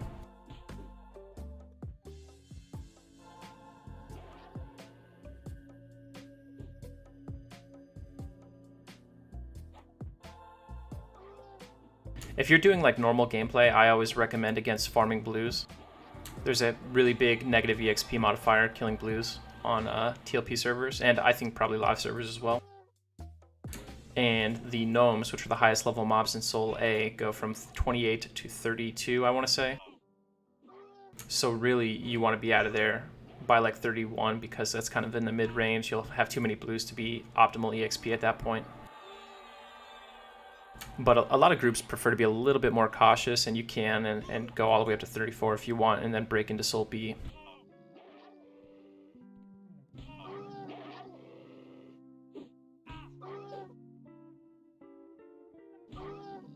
Yep, Sol B would take you to 50, though I advise against doing all the way to 50 in Sol B. Because you know, once you're at like 42, 45, you should just go to the hole. It's going to be the best EXP rate for the upper 40s, guaranteed. But the Afridi camp is a great camp that can carry you all the way to 50 for sure. And if the hole's not open, it's top 2 camps in Classic.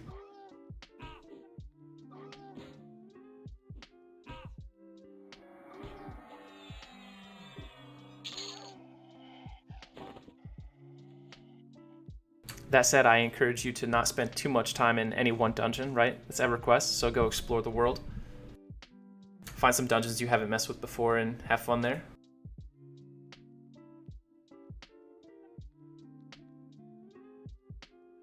Nice, God King. Hey, what class were you playing?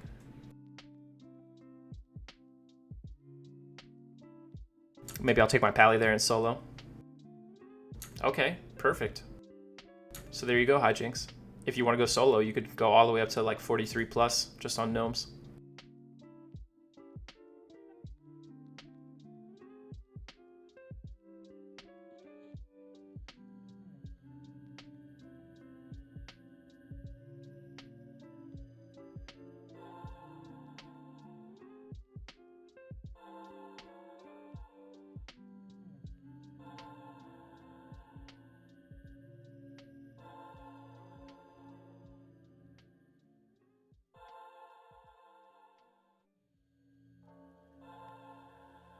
I assume that shamans are tanking themselves with slowed mobs, doing some good melee, maybe with a big two-hander, and using your huge dots to kill the mobs.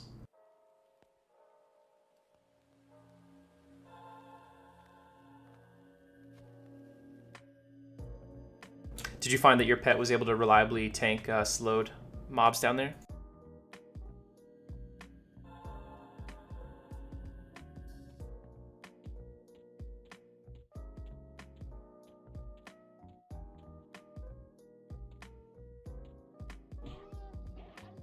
Oh, well, there you go.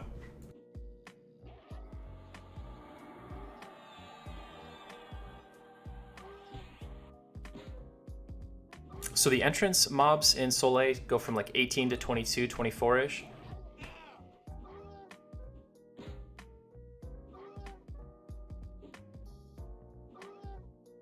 Which means you're at a really ideal level to break in there with a group right now.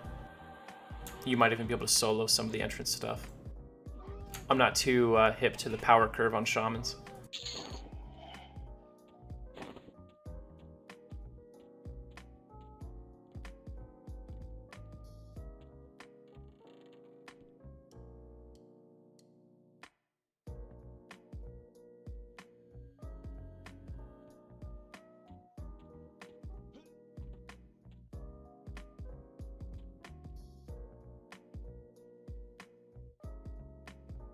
Seems like a good spot to camp, right?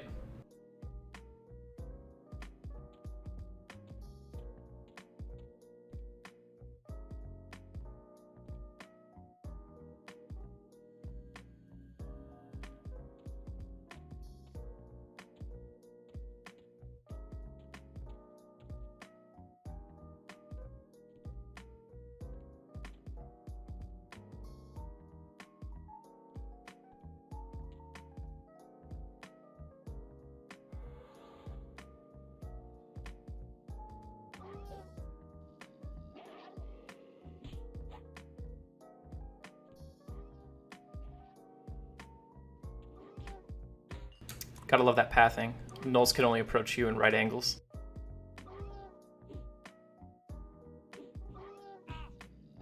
Well, God King, I expect you to be in here, hype as fuck, when I'm level 49. No, I don't think I lulled myself. I lulled a guardsman back there so I could run by. Let's see.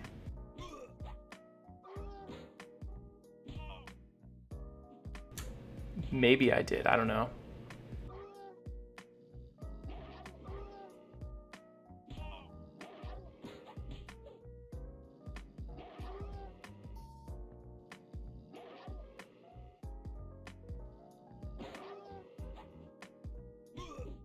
So I'm not doing Befallen because that zone is a death trap. But also I wanted to start in the Kanos region. There's a lot of really great quests for paladins, I mean, and most classes in Kanos. Such as the Shield of Knife, which I have. The Shining Star of Light.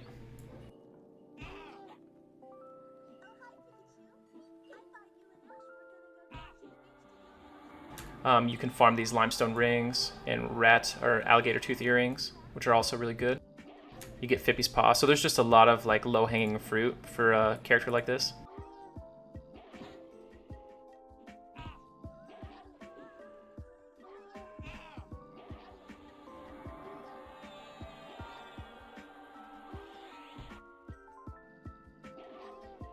So my next magic weapon is going to be the Bone Thunder Staff. After that, we're going to do the Deep Water Harpoon, and after that, we're going to be aiming for most likely... You know what? After that, we're actually going to be getting the axe.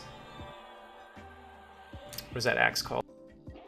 One-handed axe from High Pass Hold. For some reason, I can't remember it right now.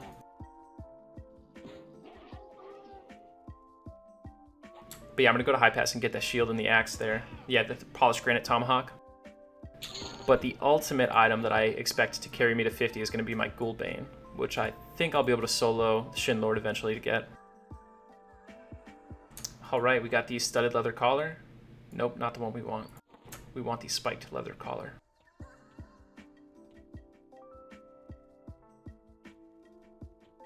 This courage in the second buff slot is driving me crazy.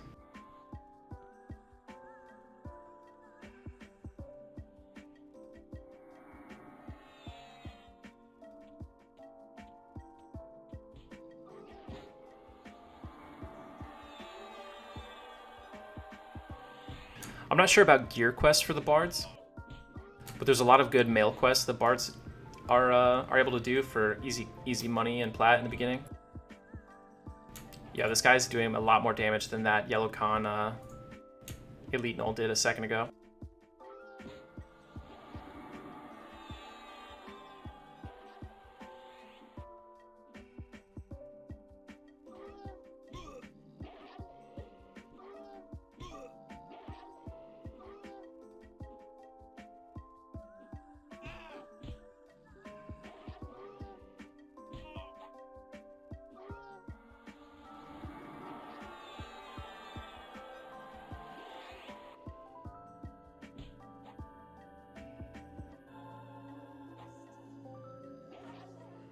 I wanted to do the Ghoulbane quest, but it's not in until Kunar.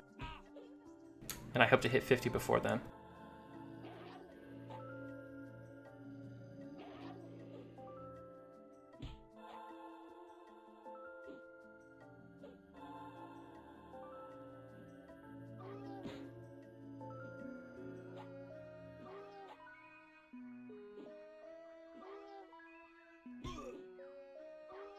Just kind of winging it.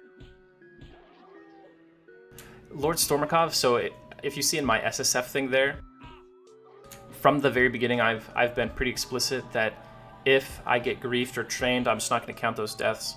It's EQ, right? I'm streaming, so it's not really an if, it's just like when. And I'm not going to let some random person who likes to grief people for fun stop this run.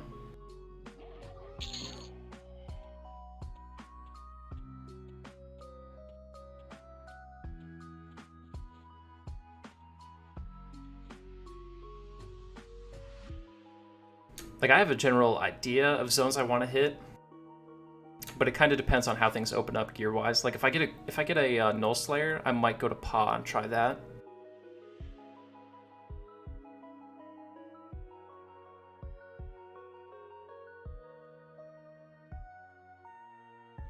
It really all comes down to how good is the Paladin going to be at soloing as we continue to level up.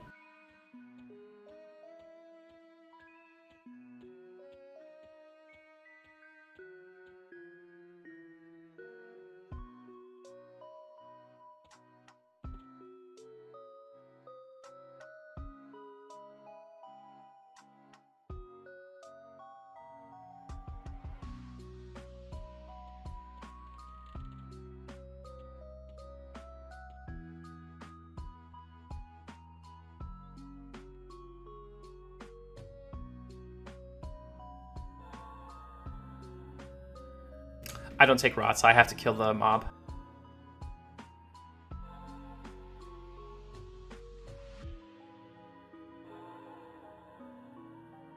Nice, Lord. Yeah, I don't think I'll do this 50 plus. I'm just gonna do 1 through 50.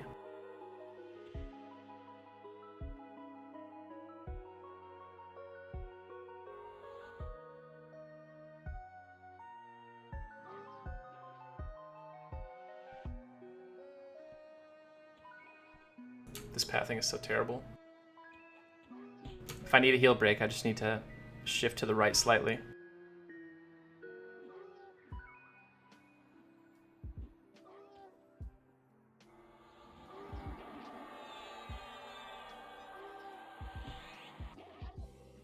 What did they do, like Befallen, Unrest, and then Lower Guck?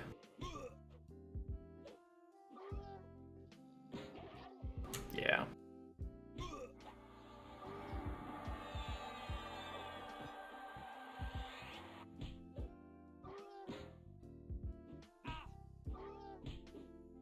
How did they even get a Ghoulbane early on?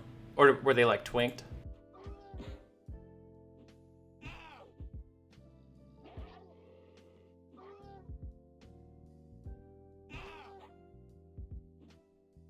Oh, I'm just wondering like how they killed it early enough for it to be relevant in like Unrest and stuff like that. I'm definitely gonna try to get a Ghoulbane myself, but we'll see.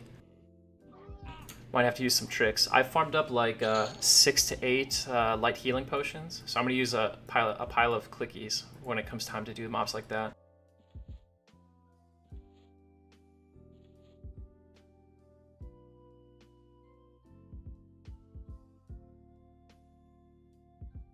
Yeah, no twinking here.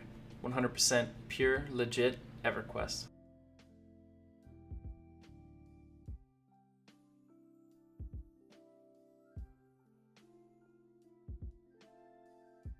Honestly, that's not as bad as I was thinking. I was thinking I might have to be like level 40 to solo him. So hearing that 35 could be possible is good news. I figure my biggest problem is going to be lay on hands. And given the server we're on, it's going to be like finding the camp, you know, available.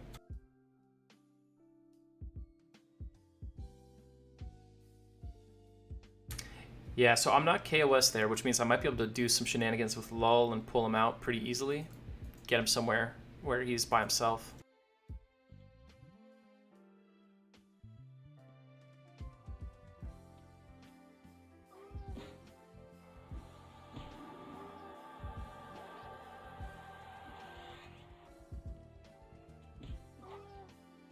I might just like ask a group like, hey, I see you guys are doing this EXP camp. Would you mind if I sat here and camped this one static mob?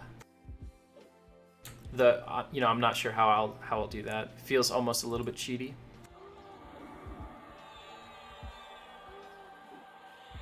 It's hard when we get into those like high value mobs because on this server it's like DPS race wins, and I'm not about to win any kind of DPS races.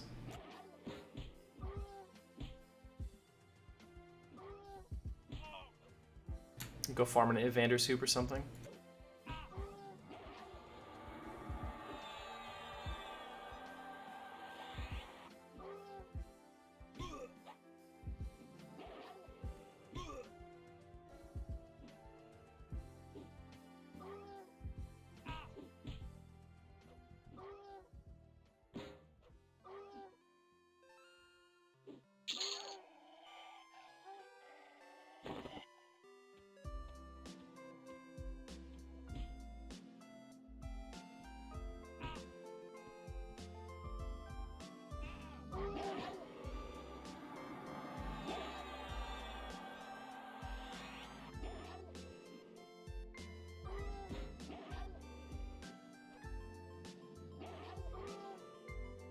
Nice. Was that on P99 or TLP?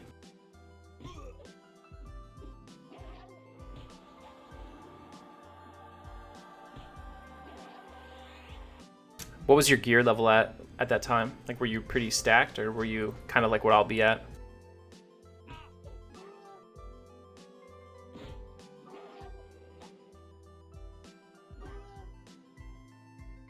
Rip. Sweet, not sure what you posted, but right now we have it disabled for links.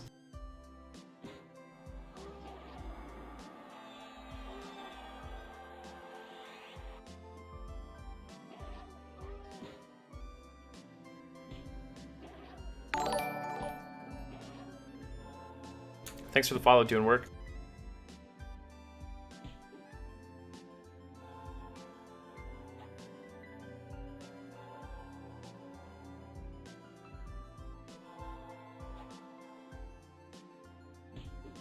Yeah, I definitely won't have 55 HP rings though, because I can't acquire those solo. Even if I leveled up JC, I couldn't enchant the platinum bars.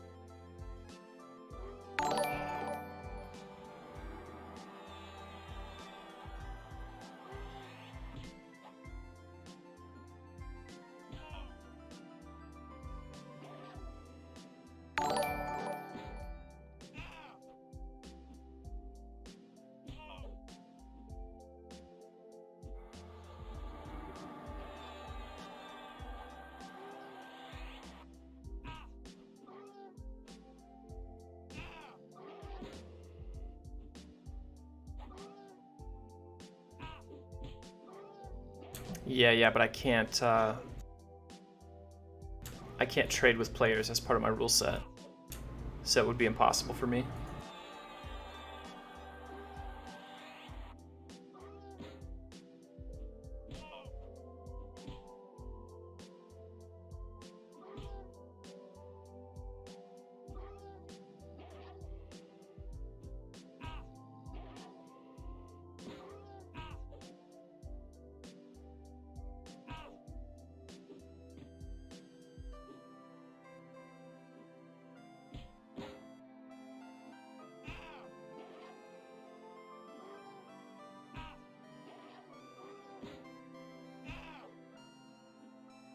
Yeah, I want to say like just after 20 you should be able to kill him. You're talking about Dylan Starshine, right?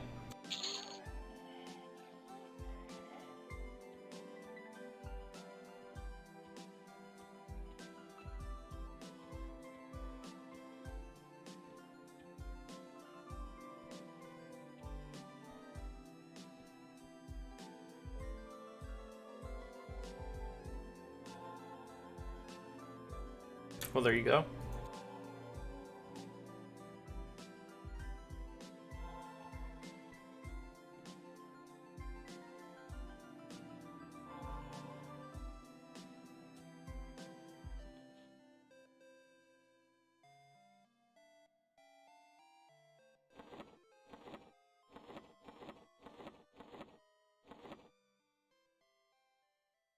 We have not gotten much loot since we've been in here.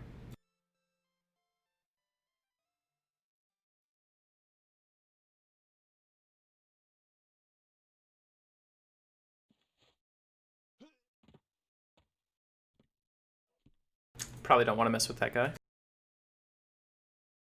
He spawned as soon as I like picked up a drink.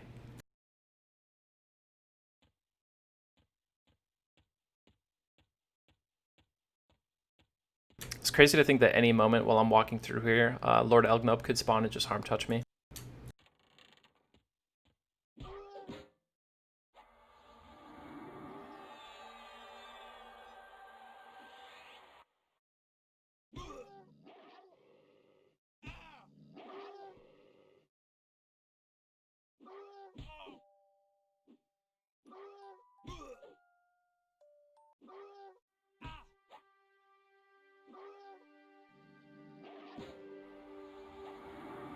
Yeah, that's for sure.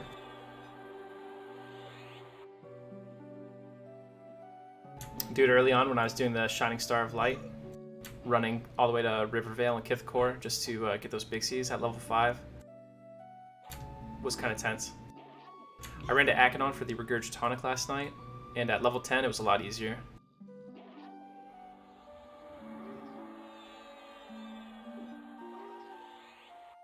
So Vivi, I ran to Akanon to get the Regurgitonic so that I could use it on Mammoth to get the Bale List 2. But our boy Mammoth is KOS to me. And the only quest I can do to raise my faction gives 5 faction per turn in. I need to do it like 55 times.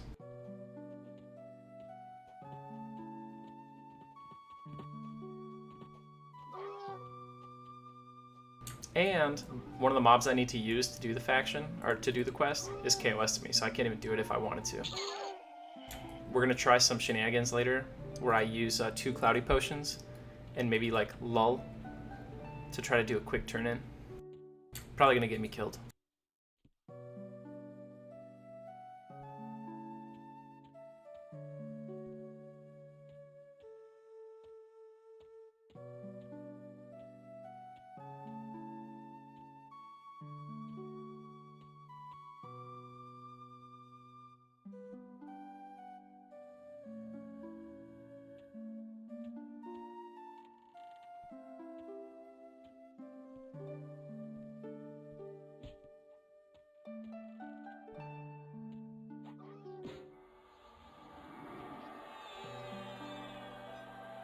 Yeah, the scary thing is because, like, I can't kill him, obviously, he's level 20.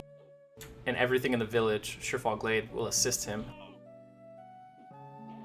So if he aggroes me, my only option is to try to get, like, a little pathing error going and seeing if I can hit the zone line before one of the rangers in the zone roots me.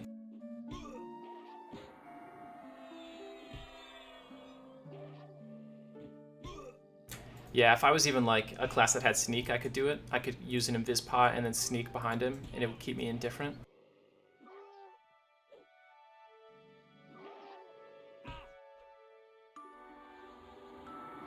I could just wait till level 20 and kill him, but it seems a lot less fun. High risk, high reward.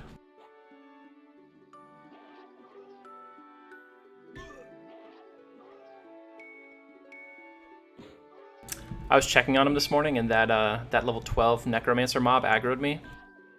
My life flashed before my eyes. I was super lucky. She cast like some disease bullshit instead of fear. Yeah, the Defiler. Shouldn't even be in game, but you know, we'll just ignore that. Shaman. I wonder how cancerous it's going to be to fight a Shaman.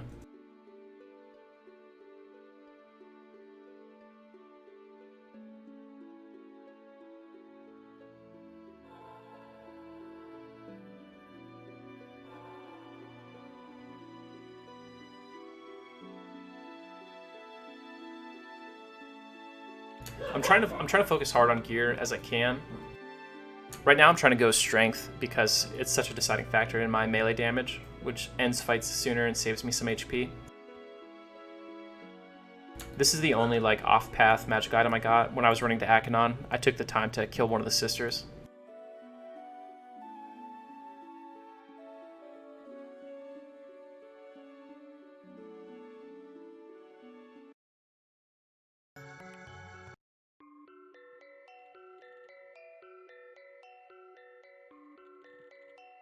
Oh, we've had some problems with runners.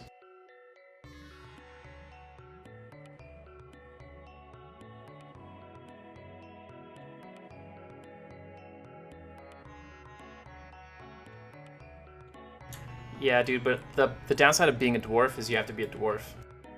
So I went human. I do regret putting all my stats into stamina, though, instead of strength.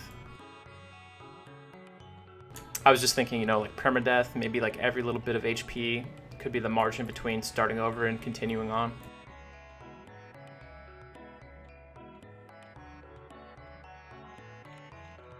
So I was thinking about fighting that shaman back there, but I'm imagining the fight goes something like this. I start, he casts Drowsy on me, and then he heals for 10 minutes, and we're there for a half hour.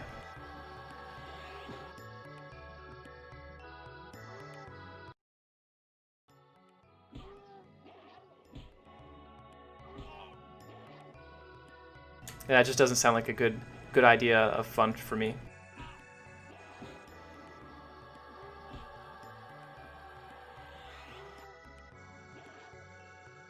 Can dwarfs craft cultural gear in Classic? I didn't even know that. Yeah, I'm definitely going to switch to a two-hander eventually. It's just like, you know, whenever I get a good one. When I get the Bone Thunder Staff, that'll be 2 HP. And then when I get the Deepwater Harpoon, that'll be, what, 2-hand piercing or 2-hand slashing? One of those two.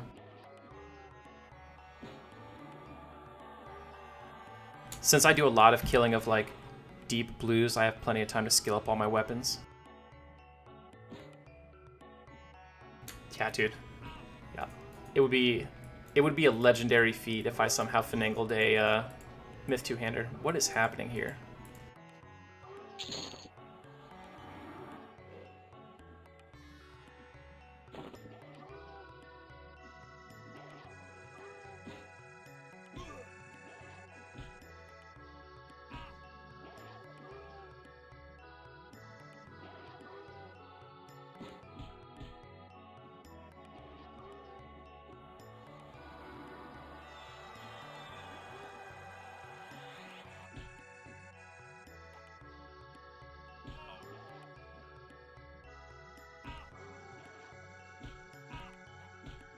Seems impossible. Maybe at level 50, once I've like farmed a ton of gear.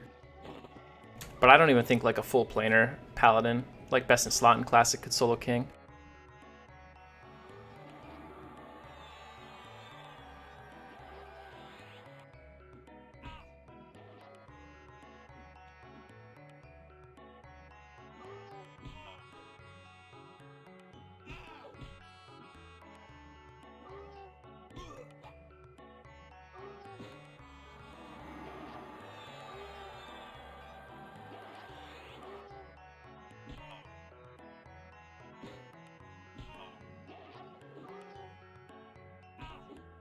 Yeah, I wonder if if the Spirali Moldmaster is in the game. I think they took him out when they revamped Runny Eye back to the old version.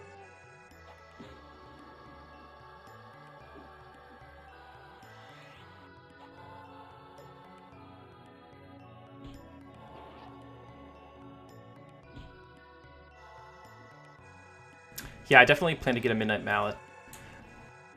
I plan to use a mallet and an IV hoop to kill Ancient Cyclops to get J boots.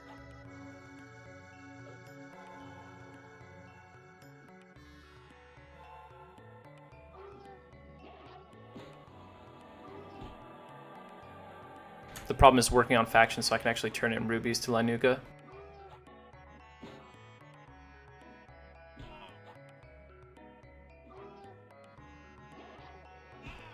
I guess I could just like follow her around until someone else charms her for the turn-ins, and then I could do mine.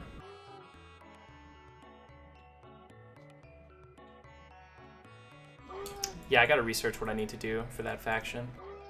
I think it's crazy. Like, I think it's like killing troll guards gives you Lanuga faction. Because she's on like Broken Skull Rock faction or something like crazy. She's basically on like the precursor to Yakesha faction.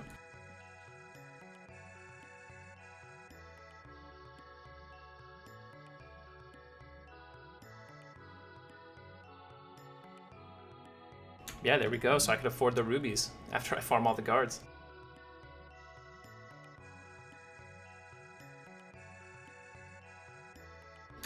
I really don't understand how killing poachers and turning their heads in doesn't improve my faction with the animals, but carrying a note from Kanos to Surefall Glade does.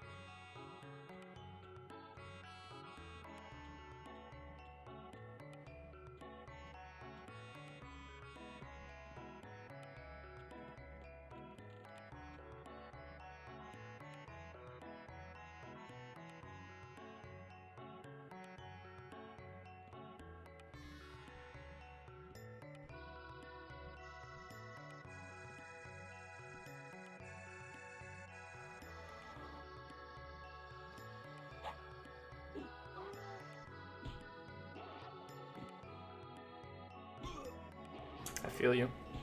I wish Twitch wasn't blocked at my work. Well, actually, no, I'm glad it's blocked because I like to get some work done. I'd get fired.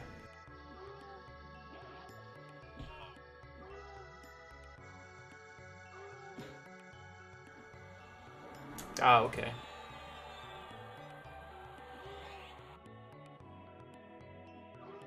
Yeah, I think the Troll Slayers have like a big positive faction hit too, right? I'm probably like negative 2,000 though.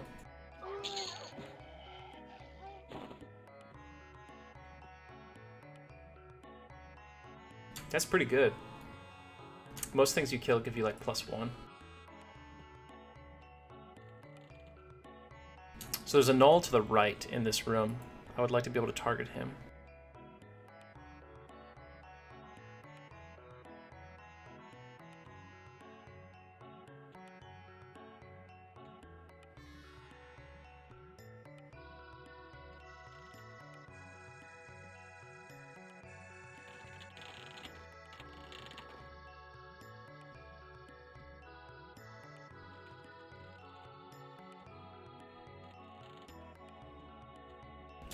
That works.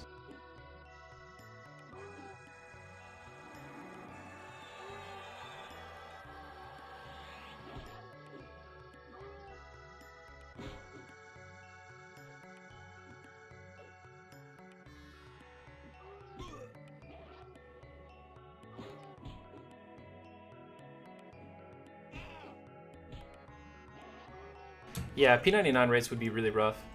On the plus side, P99 has the Bind Wound exploit, which I can't do here.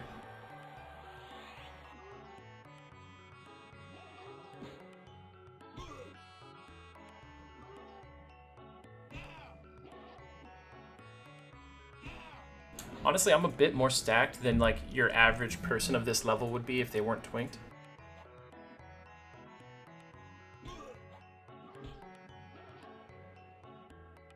Just by spending so much time doing quests and farming plat.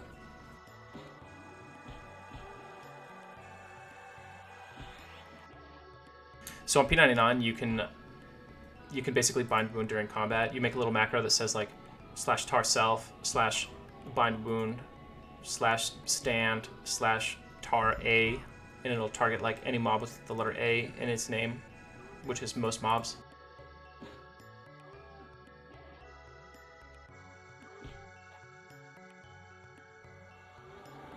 But on long fights, especially as melee heavy characters or doing SSF, the bind wound exploit is tremendous, very powerful.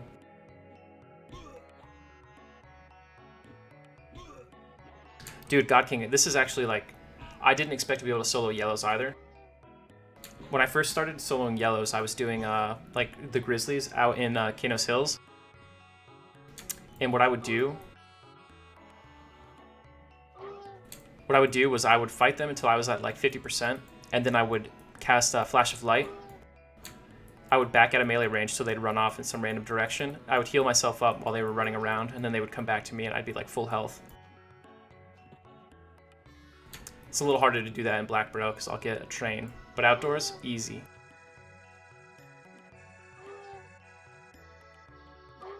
Biggs, you can type !SSF in the chat and it'll explain it. Alright, let's get that spiked leather collar.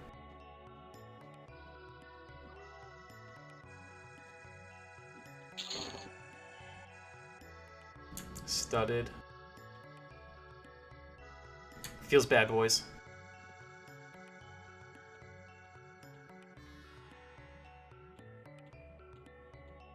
Yeah, dude, that was crazy. I don't think I healed myself at all, right? Took me down to 16%. Or took me down 16%.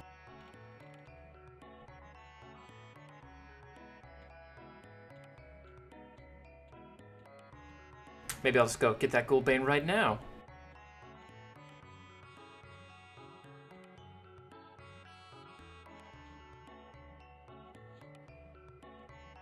I wonder if I could go camp Elite Ledge instead. Because I'm really, like, what I'm after here are the Rusty Spike Shoulders and the spiked leather collar. I'm trying to get those strength items.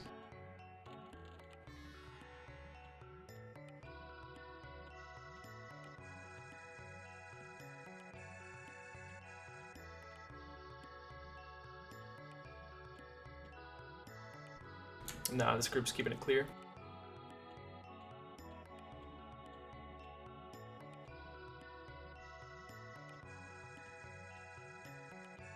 Hey, thanks, yeah. I'm having a good time. This is a lot of fun.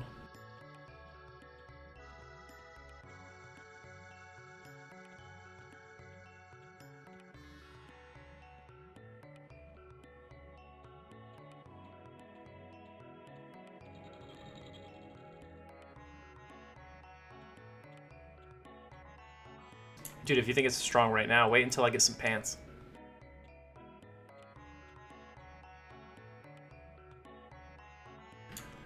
You know, the -10 MR is kind of a big deal. But dude, to be honest, like, most of the mobs I'm going to fight are just going to land all their spells half the time, I think.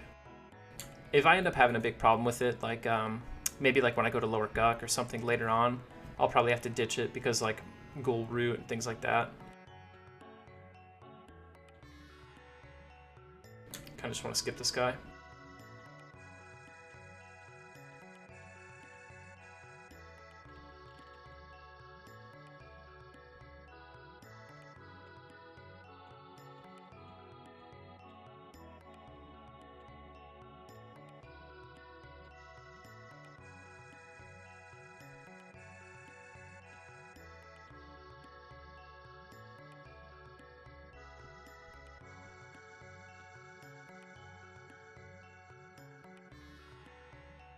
So my plan for Lower Guck is you've probably camped Hamlord before, right? Or you've done like Safe Haul.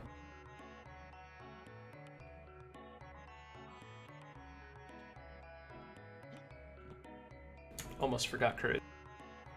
So if you were in Safe Haul and you're facing Hamlord, You know, to the north you've got Hamlord, to the right you've got Frenzy, and to the left you've got this weird room with like 3 mobs in it. I'm gonna do that left room. And then I'll maybe slowly work my way up.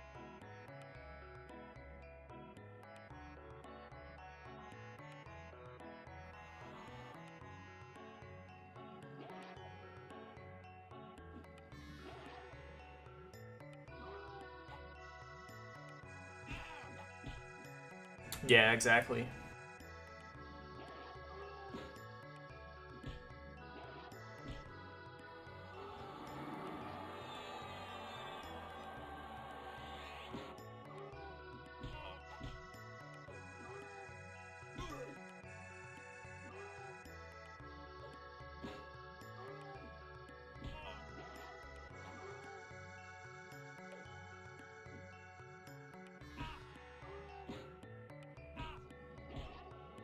So I'll eventually also get this shield from High Pass when I'm camping the PGT. That'll be a nice big gain. You know what would be really good? A Scute shield. But I'm not trying to spend like half my entire life camping the stamina shield.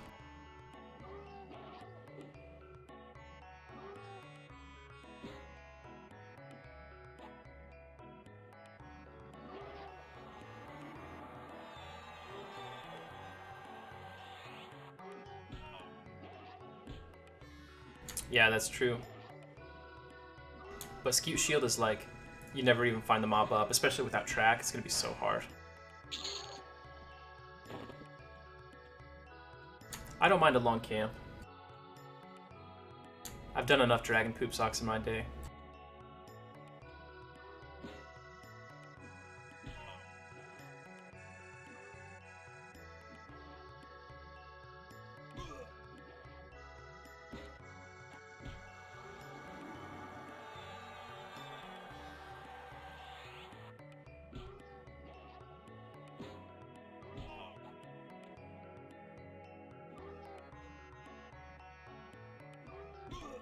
Another good thing about Gulbane on TLP servers is that it's no drop. So if I go there and I'm trying to camp it and there's like a group grinding there and they don't have a Paladin, they don't have a huge incentive to try to DPS race me or anything over the Gulbane. Like they can try to sell loot rights. But I'm just gonna be like, hey dude, I'm doing a solo self-run, a solo self-found run. If you kill this and try to sell it to me, I literally cannot buy it from you. It will rot in front of me unless someone else comes to get it.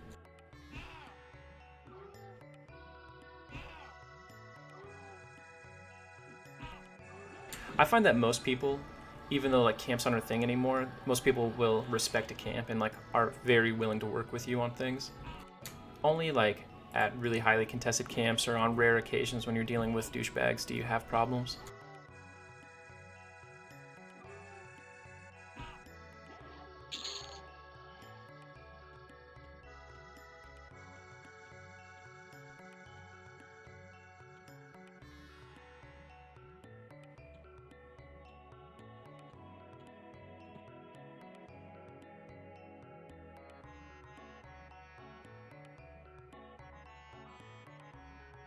Yeah, that's terrible.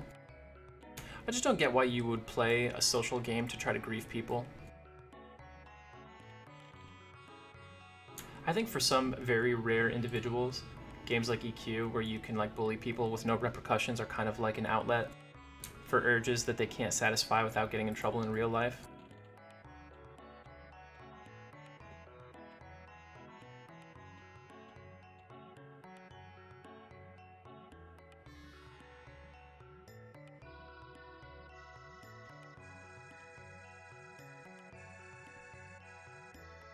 All right, the shaman's over here. No reason to even go.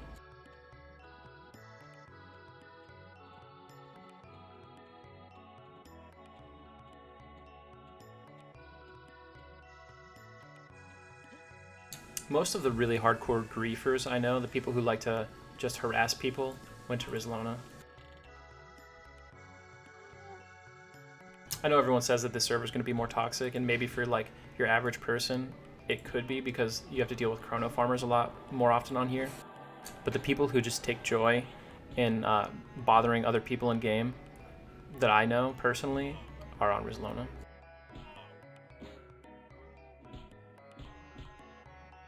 Dude, never used one in Era. This is my first Paladin, actually.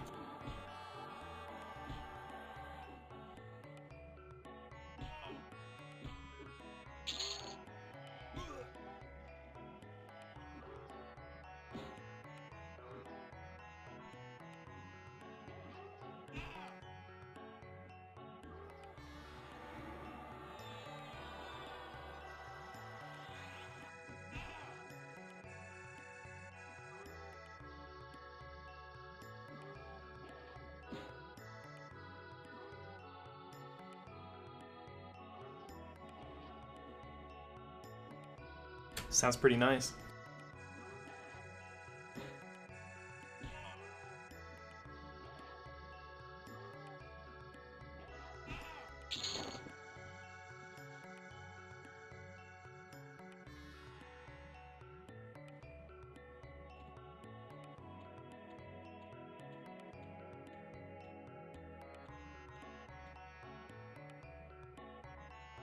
So Ghoulbane is proccing for like, what, 160 damage-ish on TLPs, right?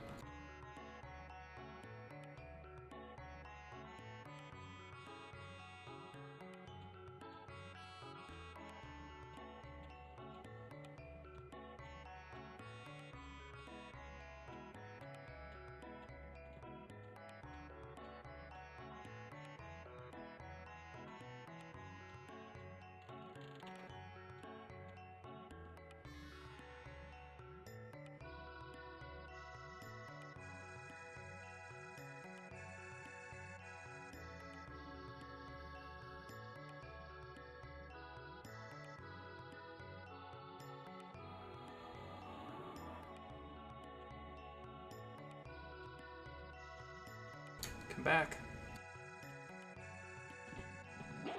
Actually went pretty well.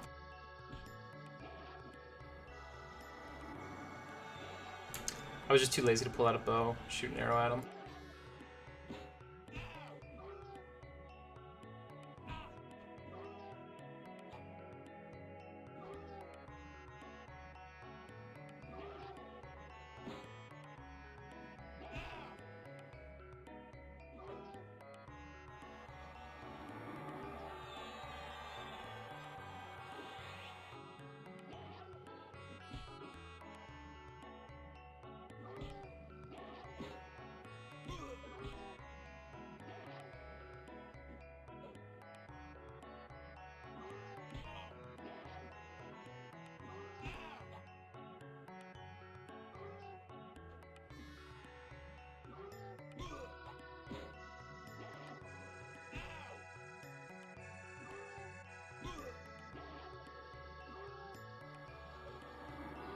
Yeah, I wonder if I'll be able to farm an FBSS. I just assume no. But the room only has 3 mobs in it. If you break them up, so there's like 6 minutes between each one, it could be doable. It's just like, you know, can you solo a Frenzy?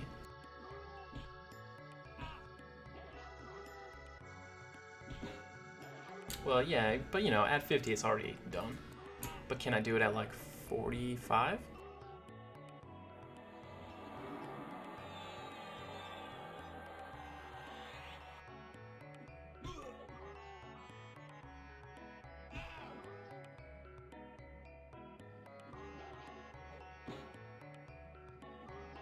Did you find it to be pretty easy when you tried it at 50?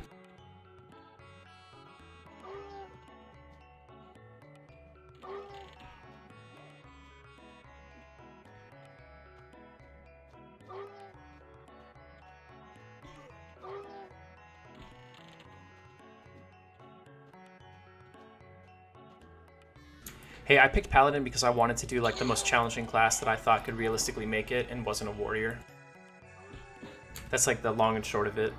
Paladins are underrepresented as a class, so I liked that. So I chose that over Shadow Knight because Shadow Knights are like all over the place.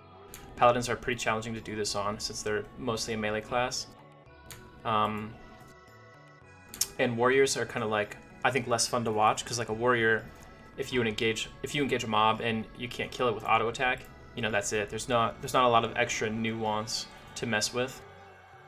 Whereas Paladins, I have like a whole toolbox that I can use to do things that players might otherwise think would be impossible. So it's going to be more fun to watch, more fun to play.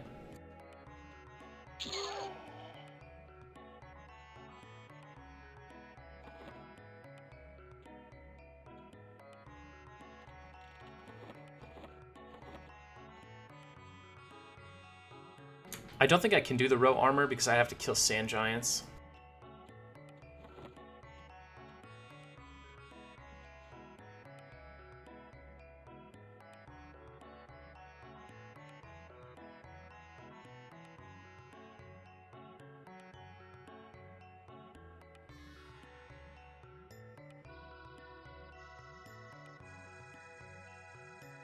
I think I'm going to try to skill up blacksmithing high enough to do fine plate. We'll see how that goes, though.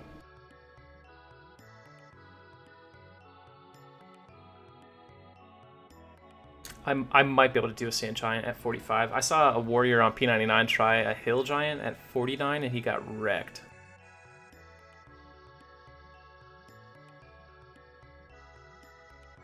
I don't know what you mean by player interactions, Biggs. Like, I block most buffs, so I can't receive buffs. I don't take ports. I don't accept binds. Not that it matters, because if I ever find myself at my bind point, it's game over.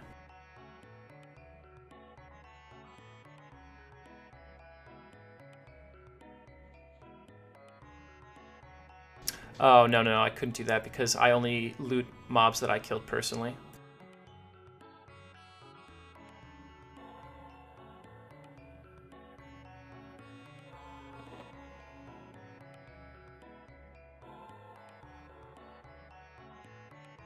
I can't even, like, earn platinum to work on smithing by selling my bandit armor.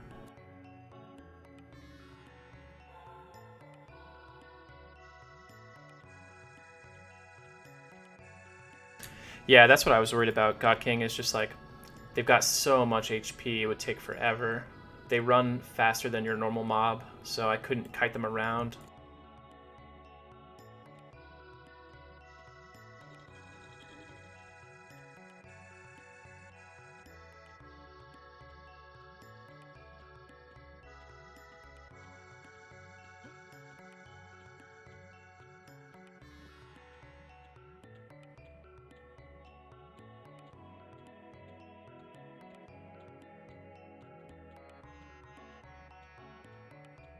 That's the theory, right, Sna? IV hoops are lore, though, so I can only have one on me at a time. Vendor Augs are available. They're pretty expensive, though, so I've been putting all my plat into smithing and tailoring and stuff like that.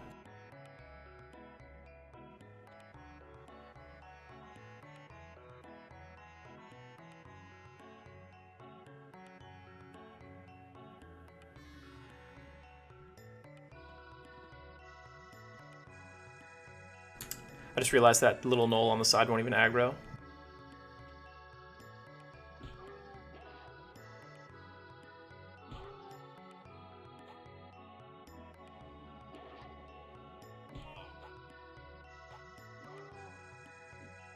I don't even know if an IV hoop would be enough to kill a sand giant.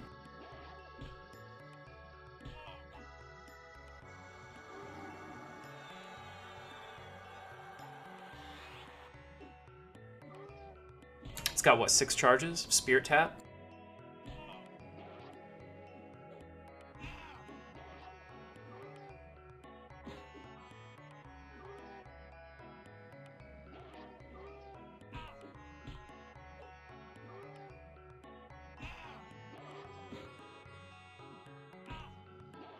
So it's like 1200 damage, 600 health, healed.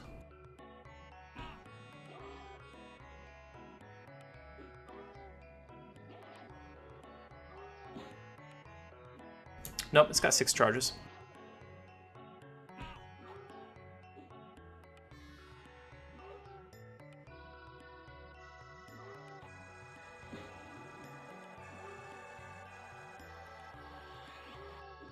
Sand giants probably have like 5k HP. You know what? There's a named sand giant that's like a lower level than the rest and can drop the item we need. We could be onto something, chat. We could be onto something. Dude, this guy should feel pathetic for not helping his friend.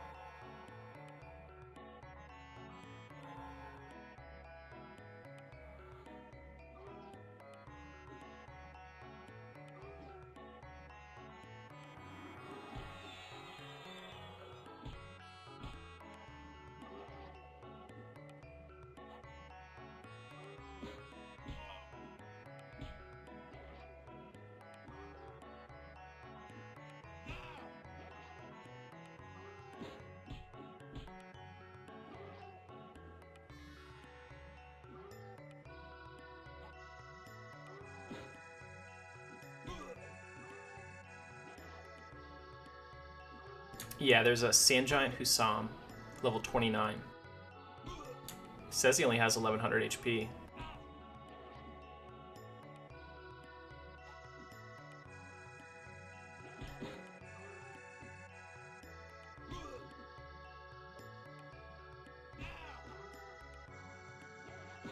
Hey Draskell, so it should be, I want to say it's 22 minutes is the normal timer on Lower Guck, but there's a faster respawn time for TLP servers, so I'm not sure if I calculated that on TLP or not. However, there is a zone respawn time modifier caused by population. So if there's a ton of people in Lower Guck, every mob will actually respawn a little bit slower. And if there's like no one in Lower Guck, they'll actually respawn a little bit faster than average. That is a new thing, by the way, for people who are hearing that and saying, dude, that's wrong. That's new, like one server ago new.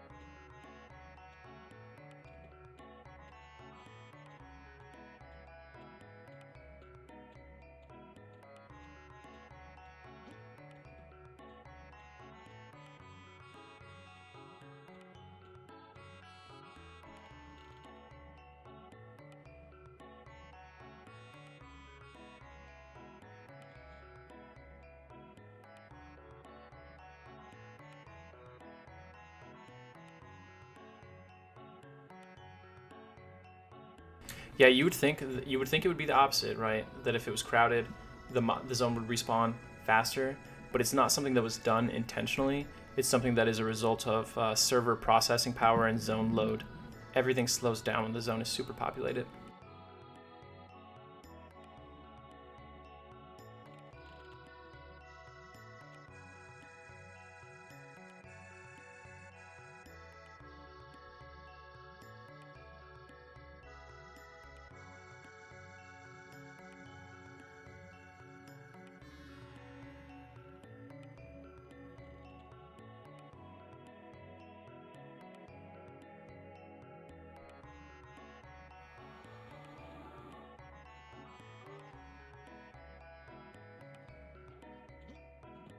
Of course he would go this way, the opposite of the other one.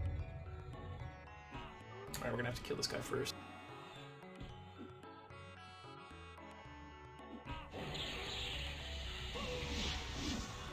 Oh boys, we have Drowsy on us. Bad news.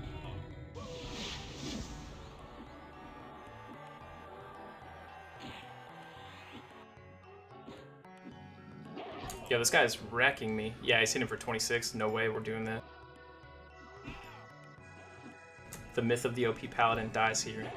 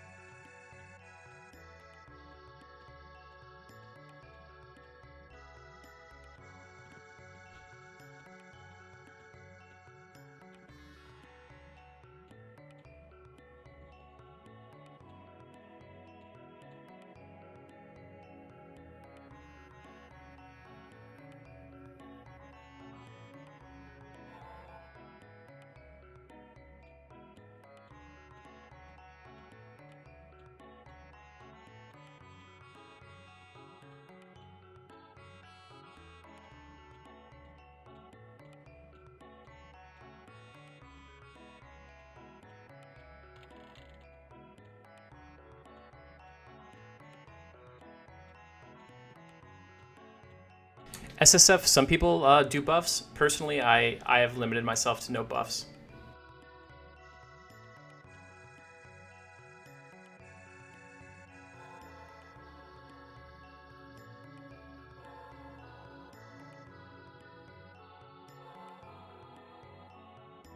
I think the mob has a two-handed staff. Oh, great.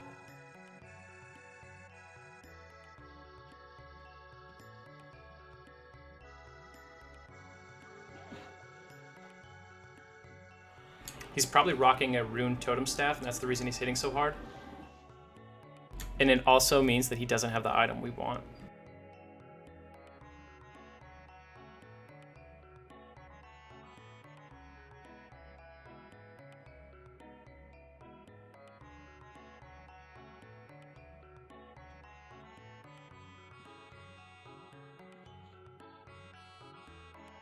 I'm gonna do the ultra risky AFK med for a sec.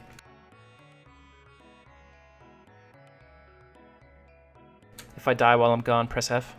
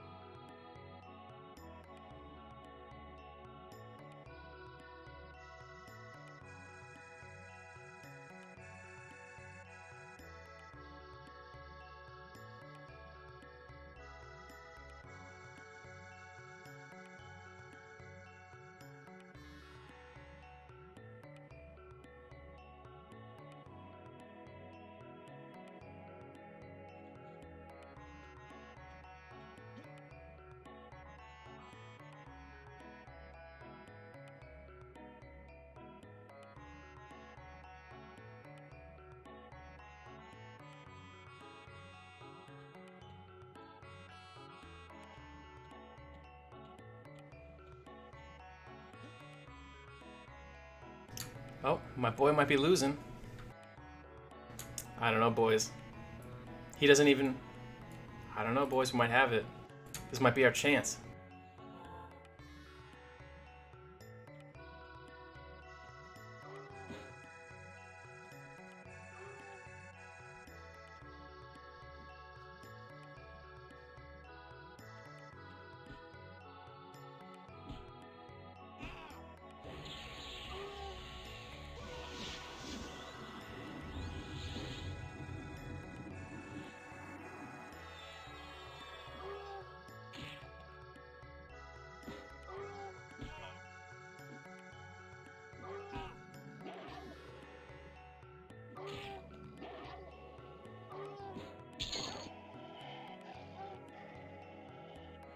It was just a cracked staff.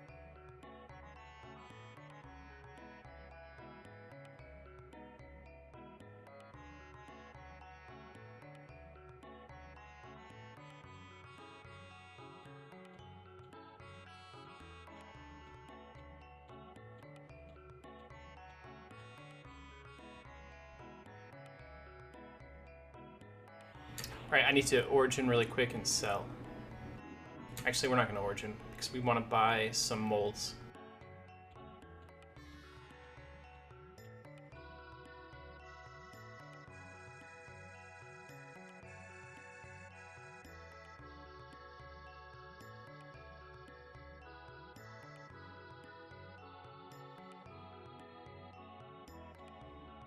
Oof, if I level before 1 p.m. Eastern time, I think I can make that happen. Let me go craft these pants. We've been dilly-dallying up to this point. Of course, I'm not available to be subbed. Oh yeah, God King. I'm pretty good on the smithing. So, I don't know if you're familiar with the quest for this shield, but I had to do... I probably did like 50, like legit 50 putrid ribbone turn-ins. Made a ton of plat from that. And I've done a bunch of putrid bearhide turn-ins. So I want to say I've invested 100 platinum into smithing, maybe more. And then like... right here, you can see I have no pants. That's because one of our boys in the chat told me to sell my pants. in order to afford one more attempt at banded boots, and it worked. I'm like 40 points below the banded trivial right now, and as you can see, I've got banded in like every slot that I care about. Yesterday, I ran up and I was like, all right, we're gonna try this banded mail. Clicked it one time and it worked. Legendary.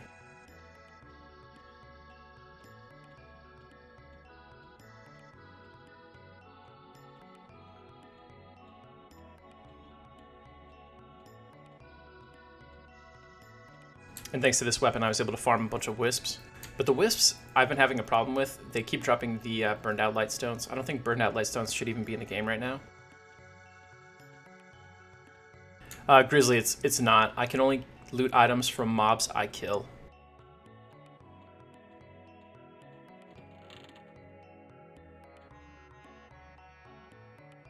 I consider that refugee split pod to be about as sketch as I'm willing to get on that rule.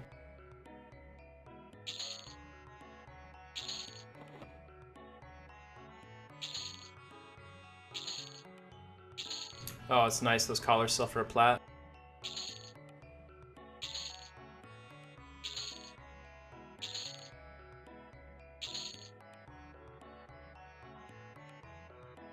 Dude, I know what you mean. I tried to make, not these bags. These are just like vendor bot bags, actually, but there's a 10% weight reduction version of these. I tried to make them like 10 times. I failed every single time. I tried to make this one time with a random high quality skin I got while farming bears. First try, got it.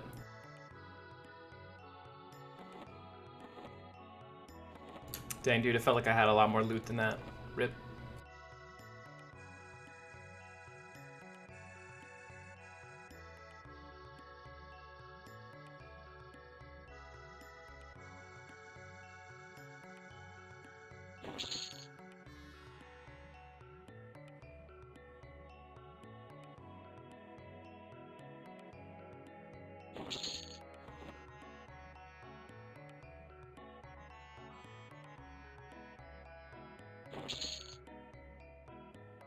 All right, we've got enough for 2 attempts.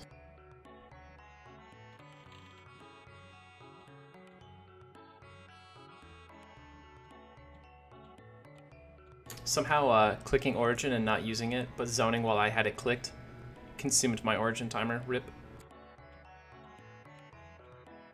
Yeah, dude, I am making legs. That's what I'm about to. Oh no, dude.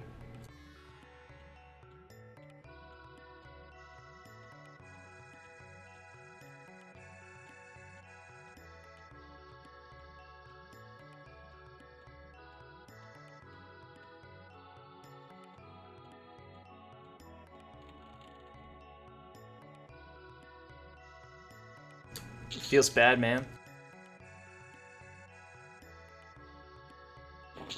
We're still good, though.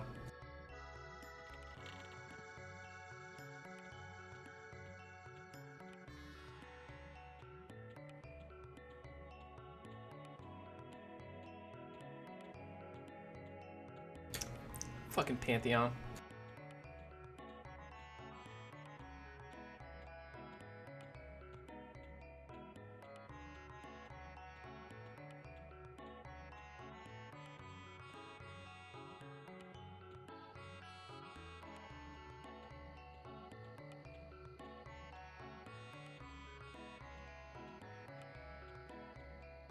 Yeah, Inhumatic. I'm really enjoying the Paladin. I think it's probably a little bit more fun to watch than Warrior, though Warrior is without a doubt a harder SSF.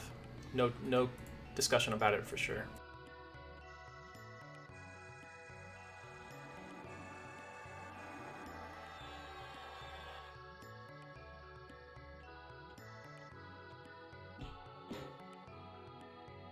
Let's see how lucky we are.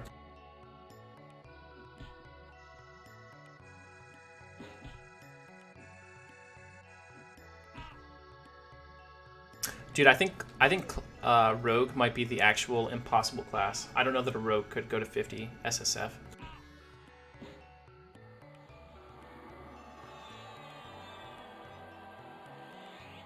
Call your bets, boys. Lightstone, burned out Lightstone, greater Lightstone. Go.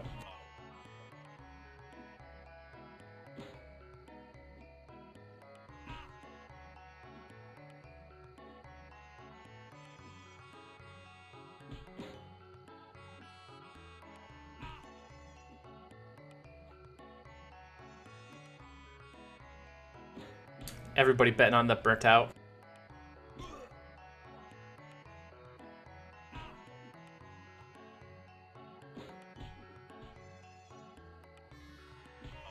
Psych, I'm dead.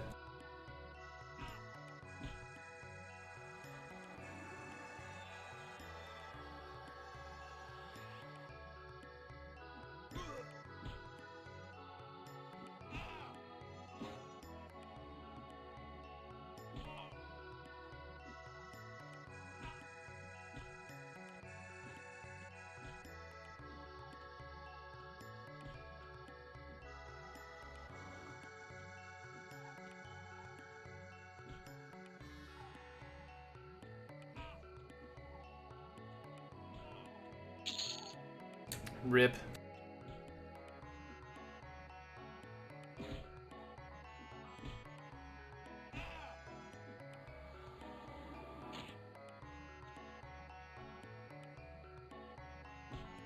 Oh, dude, what?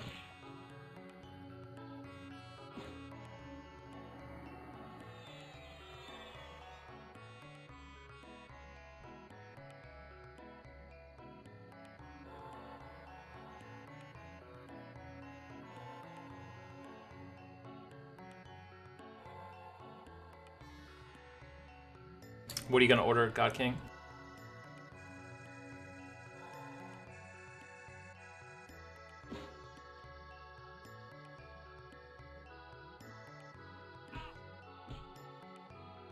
Yeah, I see that one up there. Dude, he's coming right at us. Did he add? Did he already actually add?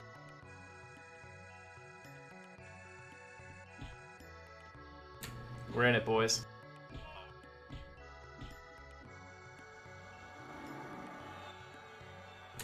I'm not worried, I got lay on hands.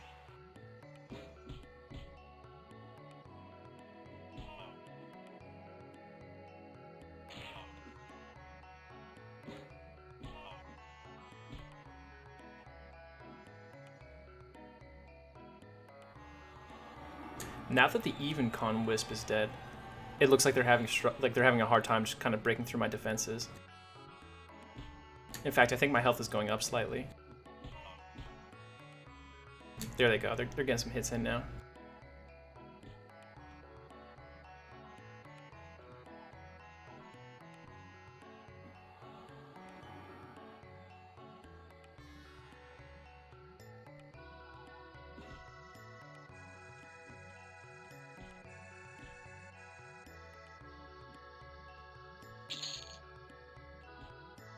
What is this?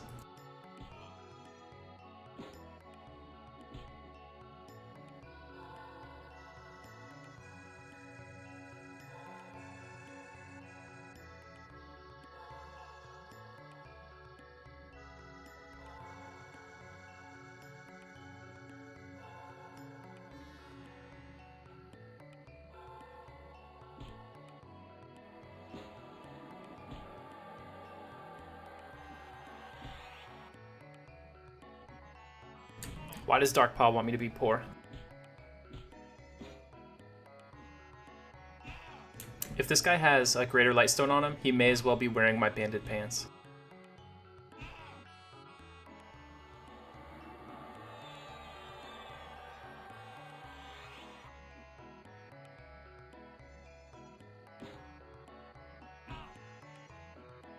I think we need more, we need a music change. I'm tired of Corridors of Time from Chrono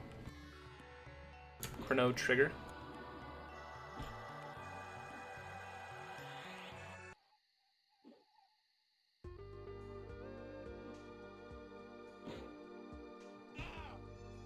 Dude, one of my guys before our static kicked off on last Wednesday, he told me that he got takeout, and I was like, oh dude, what'd you get? Or not takeout, he ordered food in. And he said that he ordered a hot dog. Who orders hot dogs to their house?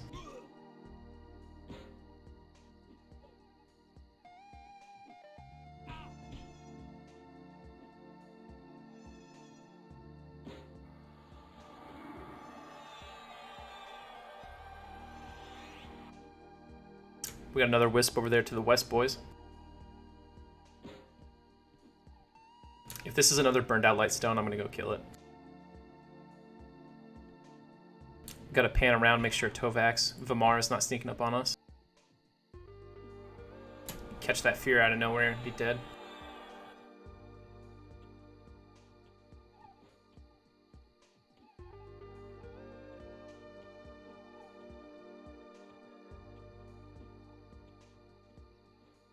It's true. What the...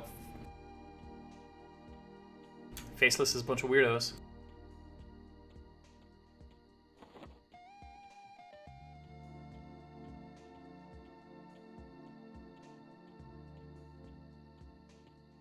The Necromancer was Artemisa.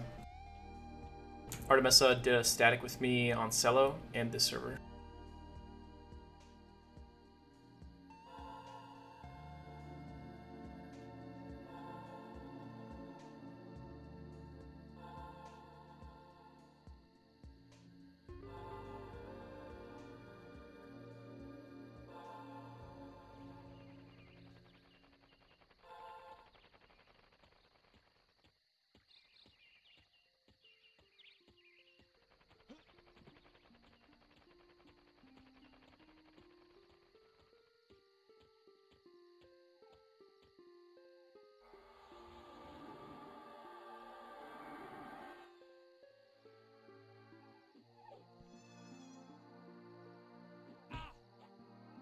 Oh, look, it's Crumpy Iron Toe. Very rare.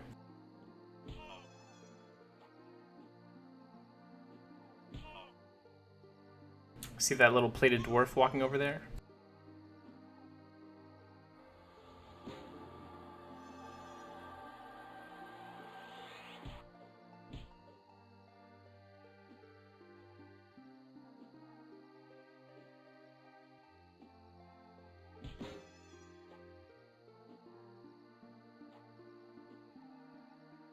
Right?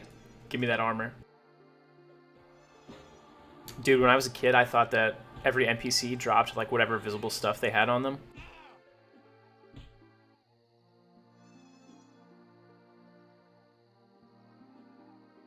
And I organized a squad of like 10 noobs to jump this guy. And I was like, we'll just split all his plate armor. He didn't drop anything.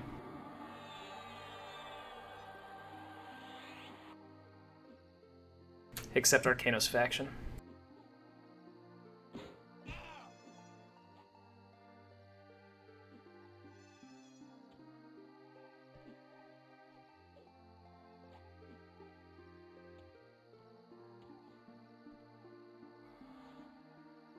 Set me free from farming will-o-wisps, please. It's actually pretty good EXP.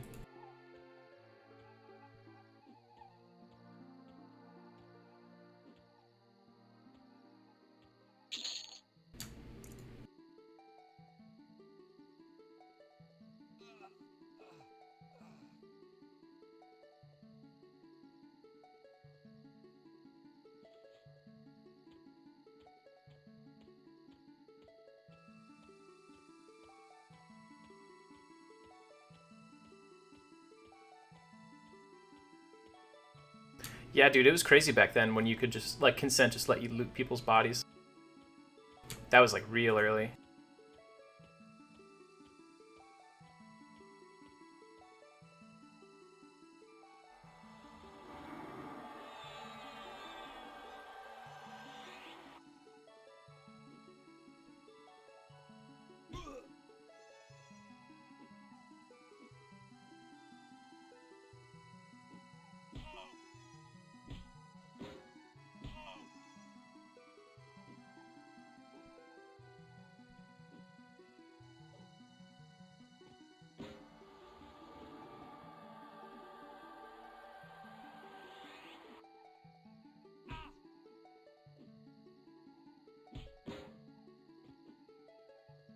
I've always heard rumors, and I've never known if they were like definitely true or not. It seems like it would be false, but my experience with this rumor is that it seems true when I implement it. So anyway, the rumor is that hailing Martin Sayer and going through his quest dialogue is what triggers Lord Elgnub to spawn. I feel like every time I do the hail sequence and I get through it and I go check, within like 10 minutes Elgnub spawns. And I basically never see him any other time. What do you guys think? Myth?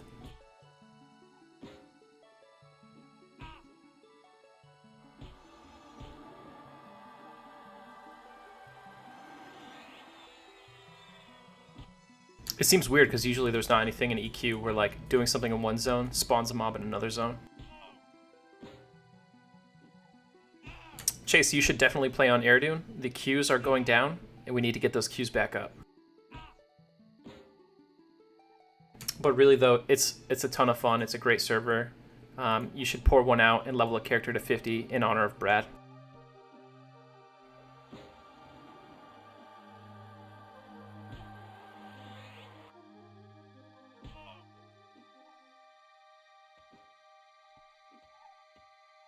So, a couple weeks before this server launched, another one of the old original EQ devs passed away, Hutch. Hutch designed Neriac, Sol A, Sol B, like that whole region there.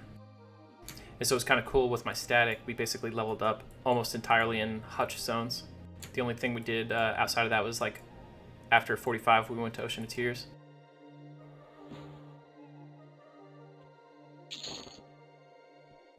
Oh!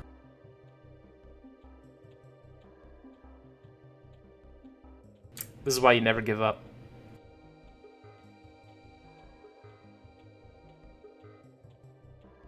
Chase, I'd say it's a good mix. I mean, I see a ton of people soloing. More people solo than two boxing, I would say. At least in my level range. Look at that guy, Tovax. Might be able to kill him now. Not gonna try, but maybe. No, they never talked about the nature of his passing.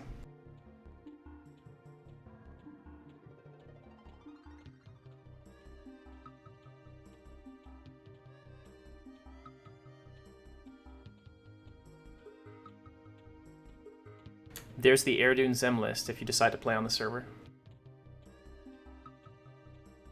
My boy Yalis Jenkins, another out-of-era mob, should be removed. So we killed him the other day, and he doesn't drop his head, so at least he can't do the quest. Feels like a ripoff.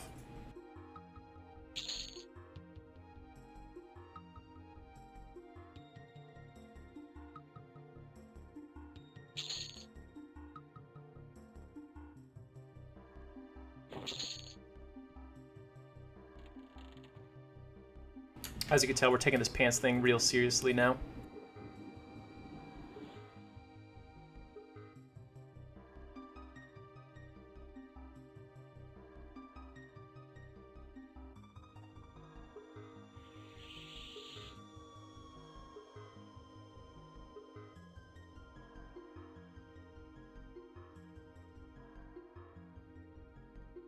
I guess I'm a glutton for punishment, Bull.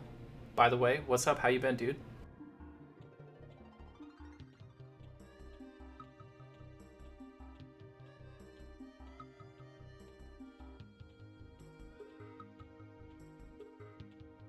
Yo, early this morning before the stream was up, I was farming spiderlings in the aqueducts, and someone trained one of those like Shadow Knights, like the level 35 Shadow Knights from the sewers, to the zone line. I almost got killed. He doubled me for like 56 or 65. What am I doing? Very nearly killed me.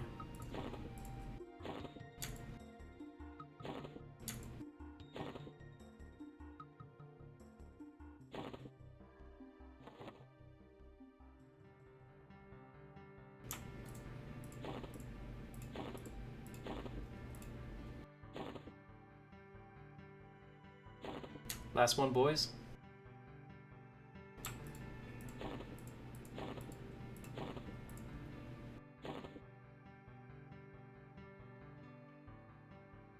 Luckiest man on earth.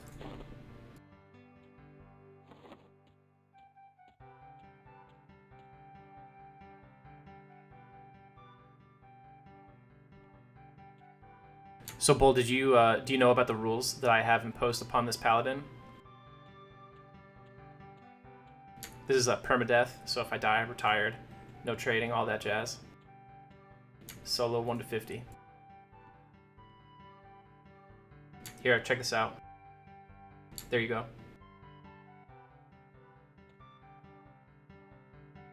Thanks, Ketalone, for getting that.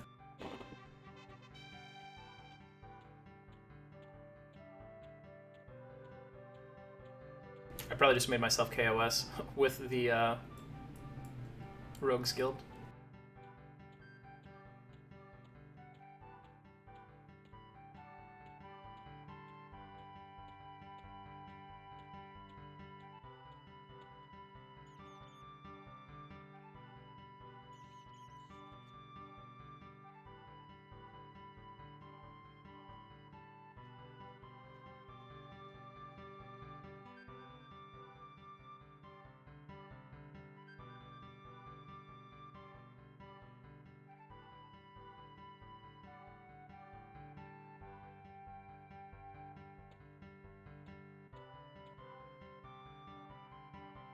Alright, Trumpy is dubious still, so we should be good.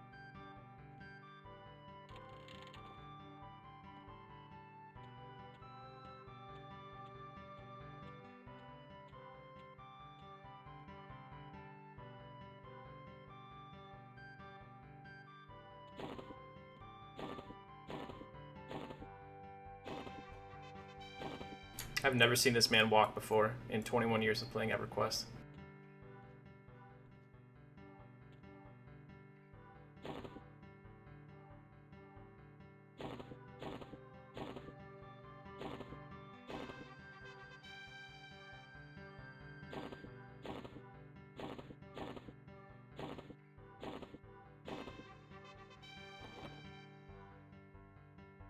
Oh, catch him some other time. He can't sell me things right now. Okay.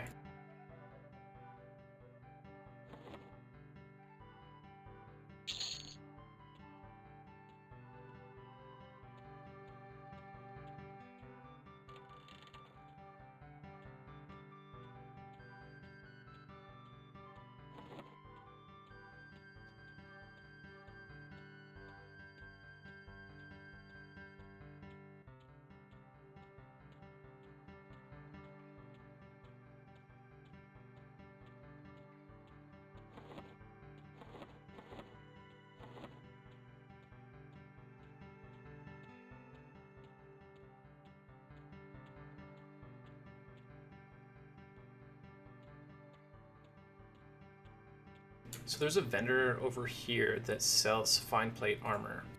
Well, it's not fine plate, it's like fine steel, not the crafted kind.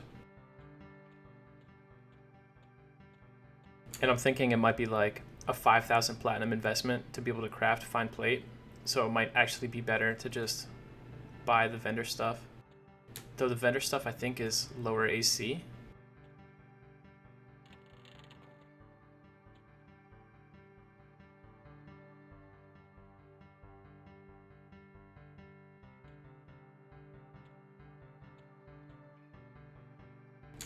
Oh, okay, he just sells the ingredients.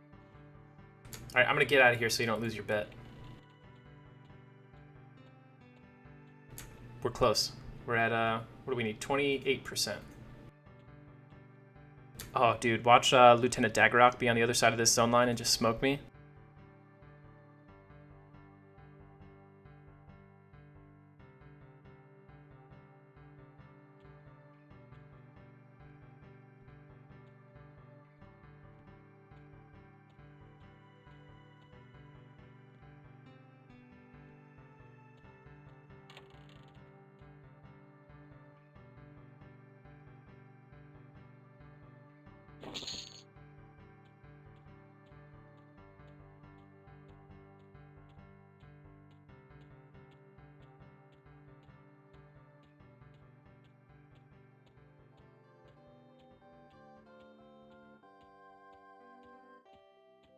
They play D&D, what a bunch of nerds.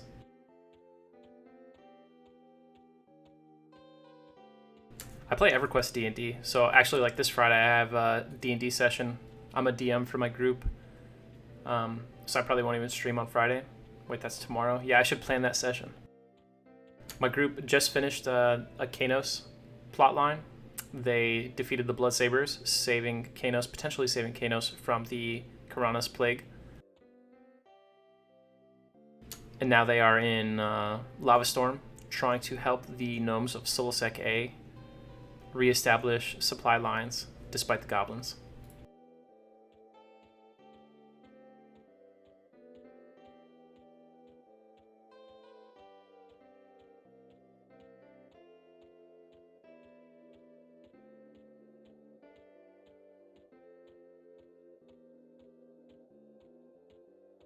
I'm surprised they're able to use the 3D printer like that. Well, I'm probably a terrible DM. It's probably horribly boring. So originally we were doing it in person every week, but now, you know, with the Rona, we've been doing it on Tabletop Simulator.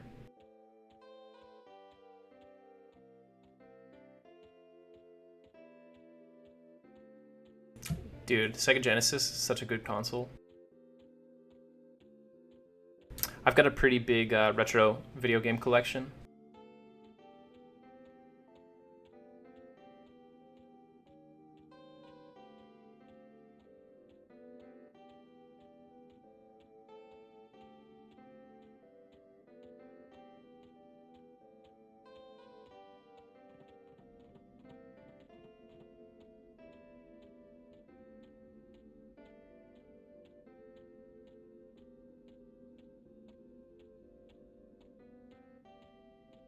Yeah, I just feel like I would be like a really boring DM to watch.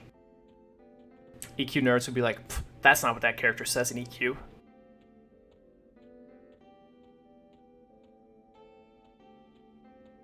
Sometimes when my characters are in like cities, when they're going around talking to NPCs, I'll like log into P99 and run to the same city, and they'll be like, yeah, I'm going to talk to Captain Tillin, what's he say? And I just like run over and hail Captain Tillin and read what he says.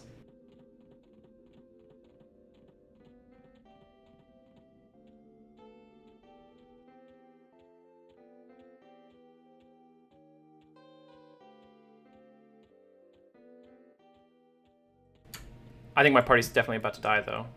They're like, I think they're going down a lava tunnel that is going to lead to like some lava duct crawlers, and their like party level is the equivalent to level 21 EverQuest characters. So we'll see how they handle these LDCs.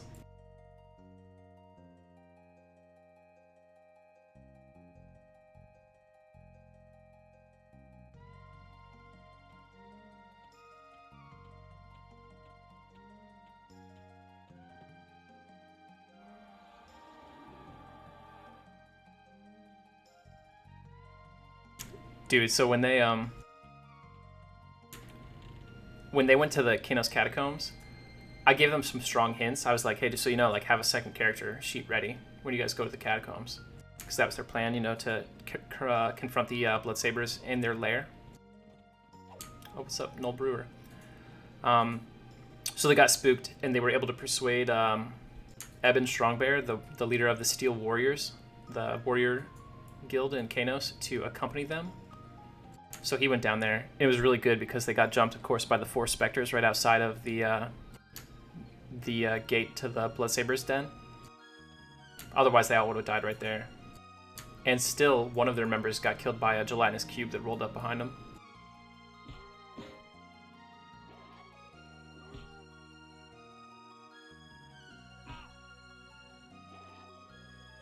I disabled res in D&D because it just seems so...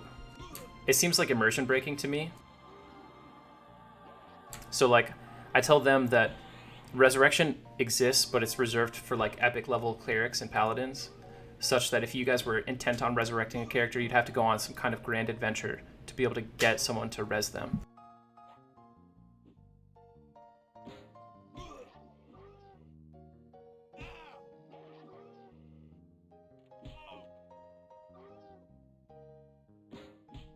Ooh, what is that Null Commander doing?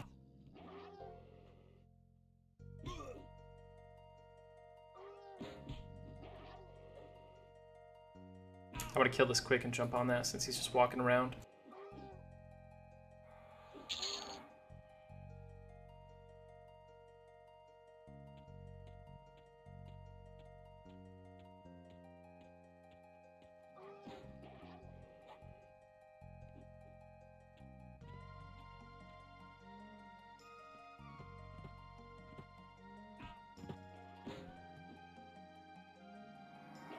Nah, dude, don't assist.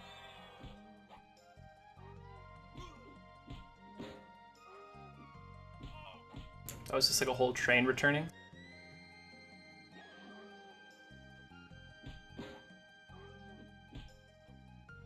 So anyway, the party has recovered this artifact of Miracle, which was like, they don't realize, well, they know now, but it's his phylactery. And so they're trying to find a way to destroy it because he's been like resurrected in full, and they want to be able to kill him. But I'm making it so the only way to destroy the phylactery is with Dragonfire. They don't know this yet. So they're probably going to have to do a quest for Nagafen or Vox, like delivering an egg. And we'll just see where it goes from there.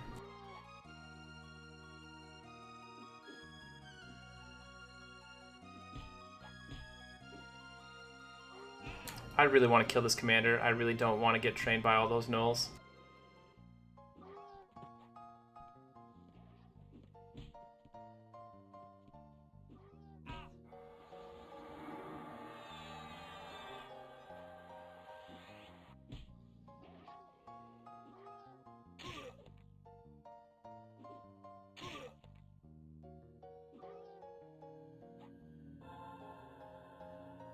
There's probably like a 0% chance those gnolls didn't social on me just then. They'll be back. I only get the extended bar at level 20 though, sadly. So right now it's just like filled with garbage.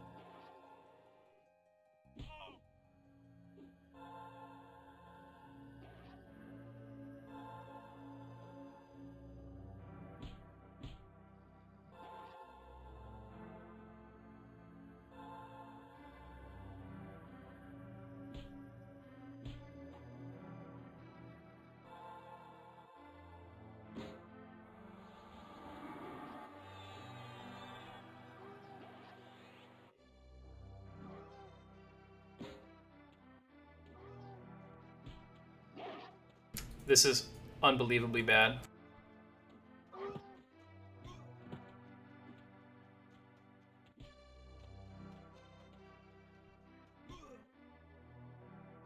I think we gotta ditch him, boys. I'm getting stunned too much by this guard, and I know that the rest of that train is pathing back sometime.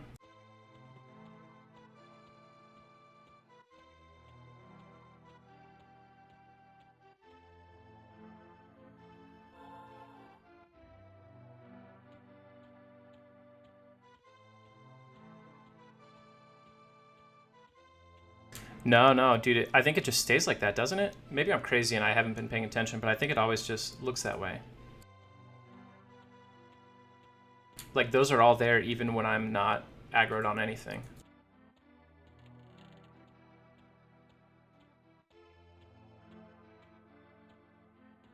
Oh boy.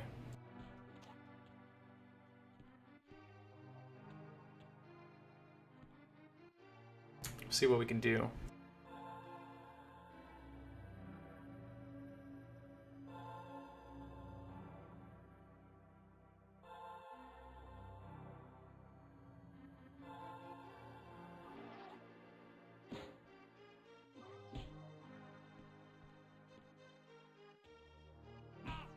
Yeah, there's no way.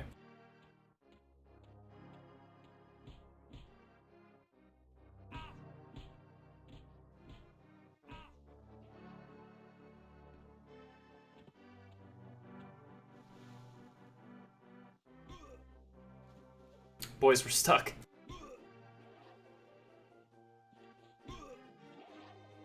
My character can't move.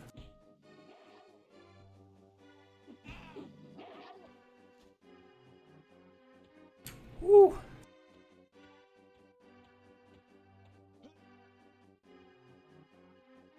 That was so close.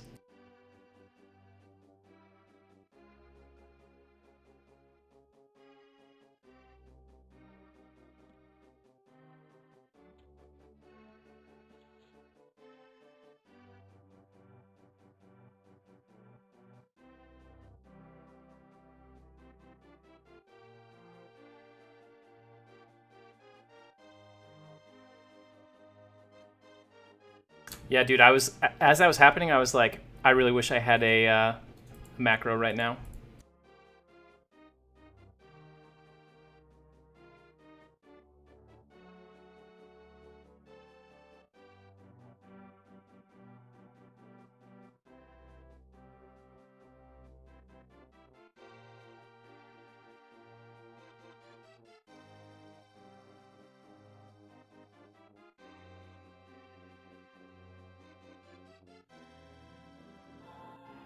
Oh yeah, you're right, dude. They're all white right now. I never even noticed that.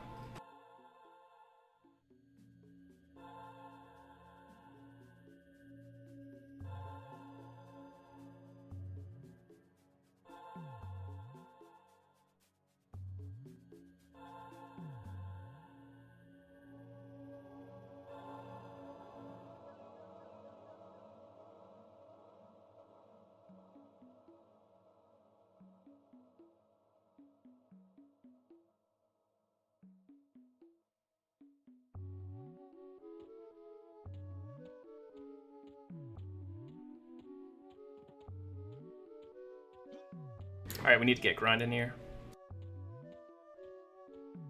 25% to go. 25.1.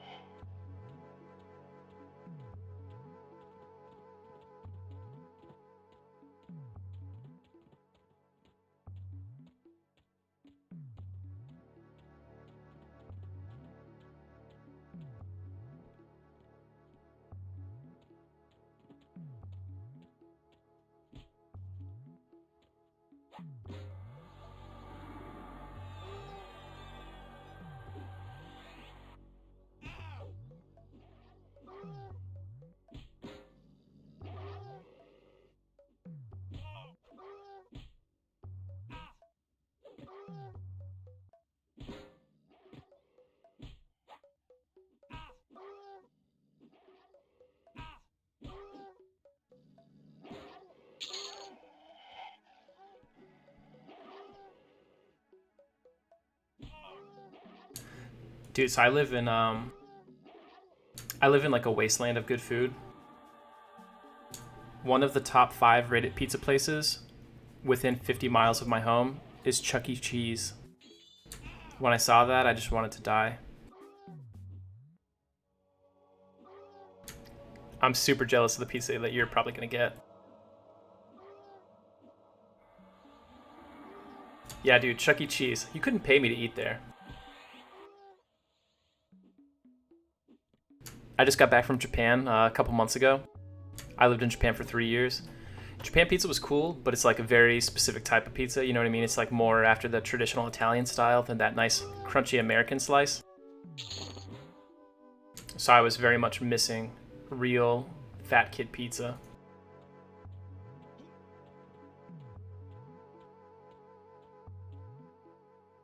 Hey, Night Howl. Yeah, this is solo Pally all the way to 50. We don't trade gear or anything. So it's only stuff that I earn myself from killing a mob solo, doing crafting, buying from default vendor stock, or questing. And if I die, we retire the character. It's permadeath.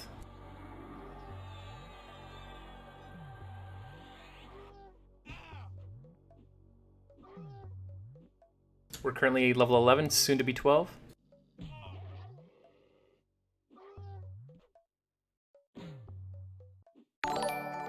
Hey, thanks for the follow, dude. It's a lot of fun. Some very high-risk moments.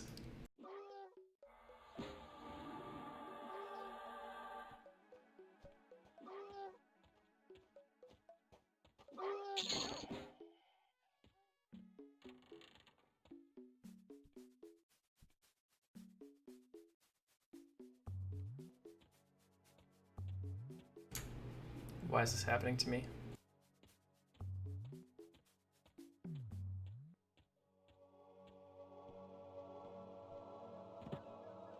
Oh, someone else aggroed them. Okay. That's perfect.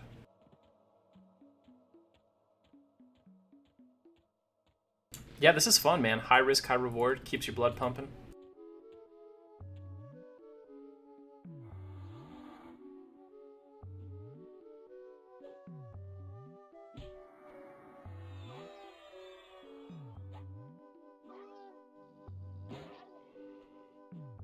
I'm not sure what level I get haste on Yelp bruised. God King might know. He's played Paladin at the high end before. This is actually my first time doing a Paladin.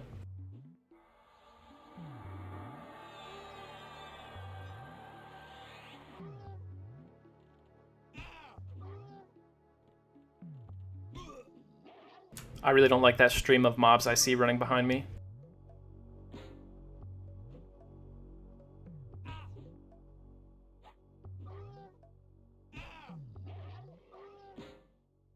Yeah, that's exactly it. I can't buy gear from people.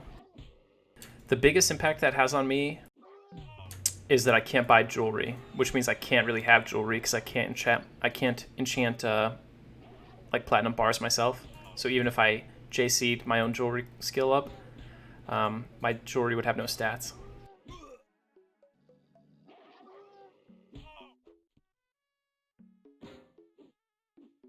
I'm tempted to heal, but I suspect this guy's gonna run at 50%.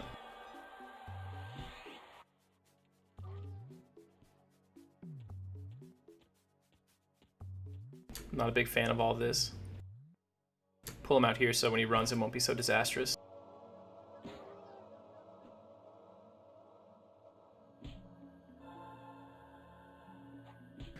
I chose Pally because it's gonna be hard, and it's still interesting to watch. So Rogue, I think, would be the hardest, but it would be impossible. That does not look good. Warrior would be harder than Pally, but it's kind of boring to watch. Like a Warrior, you just auto attack, and if you win, you win, and if you lose, there's nothing you can do. Pally has a toolkit, so I can like do things that people might think would be difficult or impossible just by playing smartly. So there's a lot more room for high tier play that way. I chose Pally over like other classes like Shadow Knight and Ranger because I think Pally is less represented than those classes, so it'd be cool to play a class that most people don't see all the time. Gives us a chance to showcase the power of the Pally, hopefully. Or I die at level 11 and we look dumb.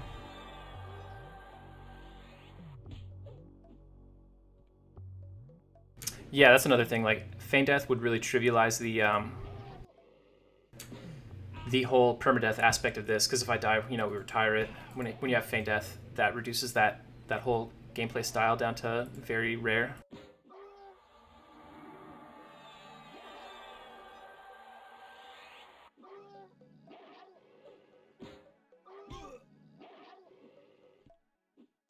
And then, like, pretty much every caster class is just too easy because everyone knows they can solo to 50 easily. Though they would be a lot of fun to play. It would actually be good if one of these nulls added, so maybe he wouldn't run. I'm pretty shocked he's not running right now.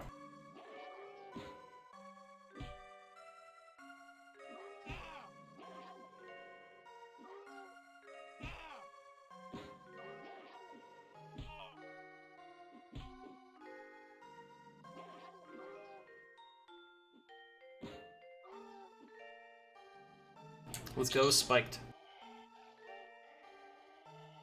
Rip, nothing.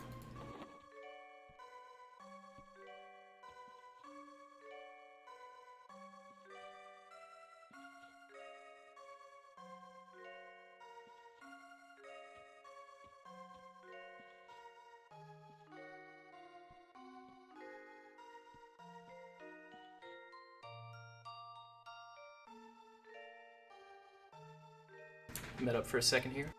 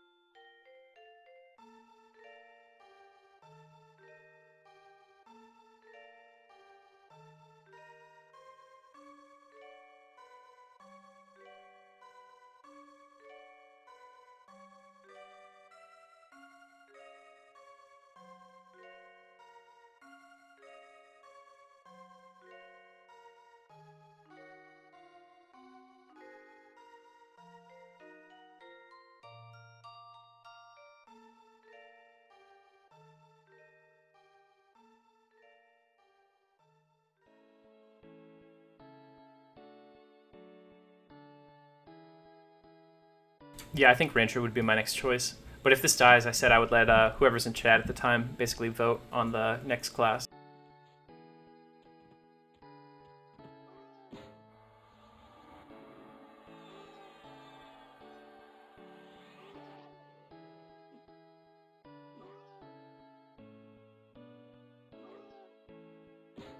Oh yeah, I've come close to dying just during this stream. A couple minutes ago, I got stuck in the terrain during a train of gnolls on the first floor, and I had to rewind myself out. When I was running to Kithcore Forest the first time, I accidentally ran into an Evil Eye in Runny Eye. He almost killed me in one round.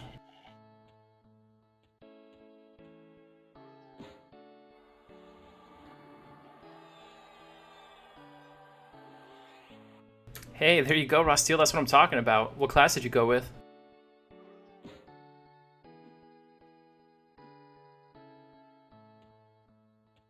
Every time I lift my hand to take a drink, that's when the mobs are like, yeah, I'm going to run right now at 50%.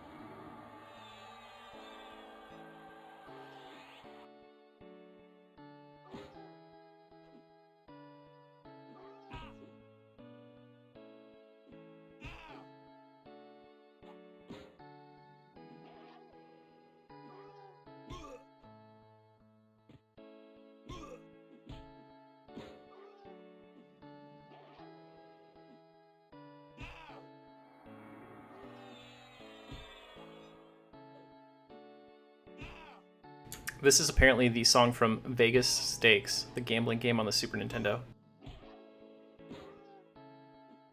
There we go, skipped ahead.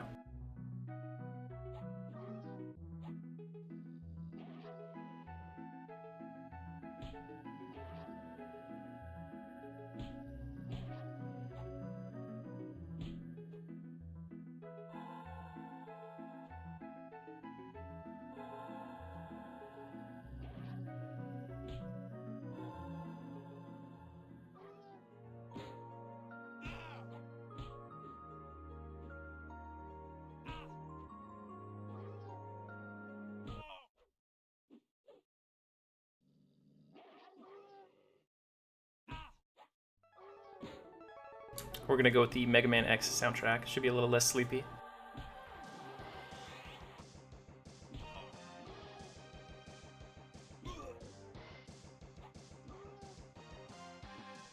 Does it count as gaining a level if I die and I gain level 1?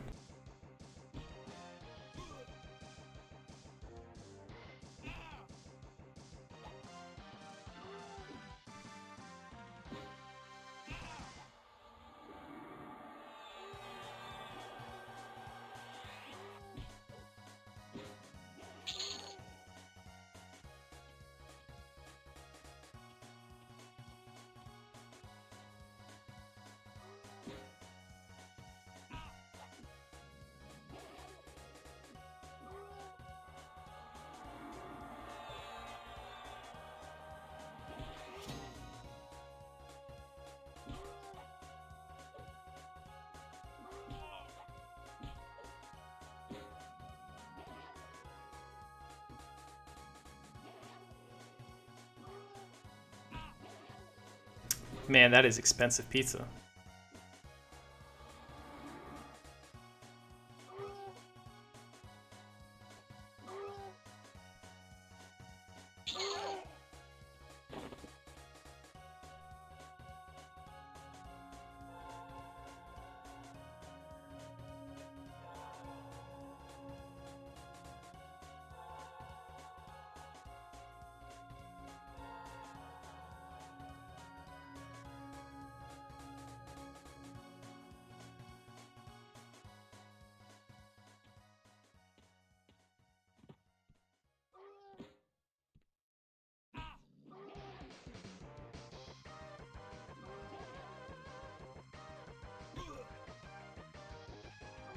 Is stuff more expensive now because of like the Corona situation, or is it always pretty expensive over there?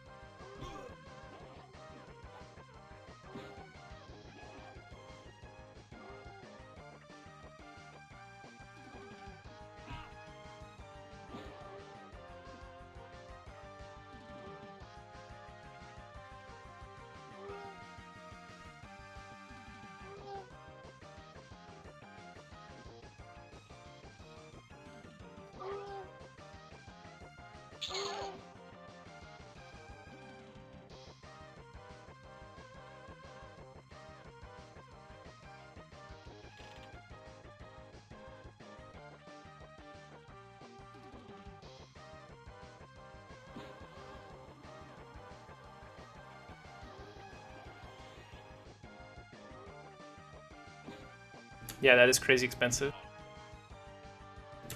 Pizza where I live is garbage, but it's like also $10 a pizza, so I guess you can't complain. Well, no, I'm just kidding. You can still complain. I'd rather pay for good food.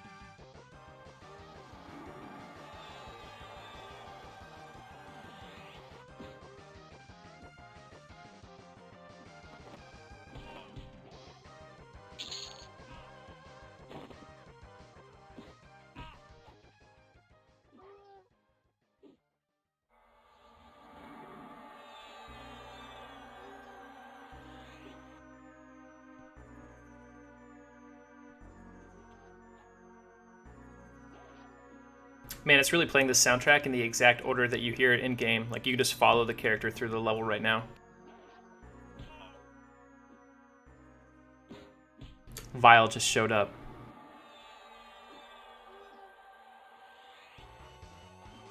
Oh man, this is the boss fight that you can't win.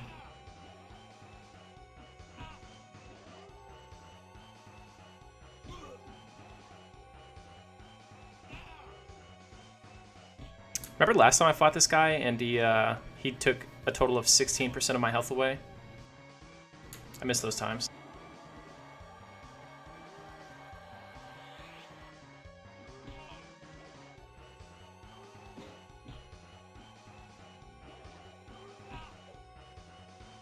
Yeah, that must be what it is.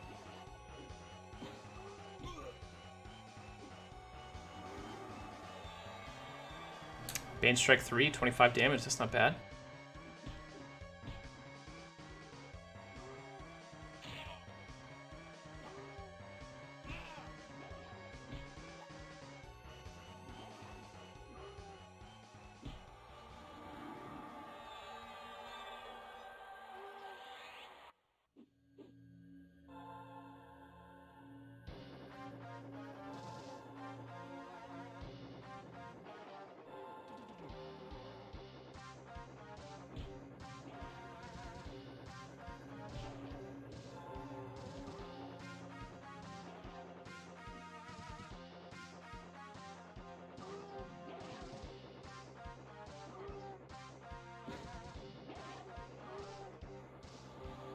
At least he's not running at 50% anymore.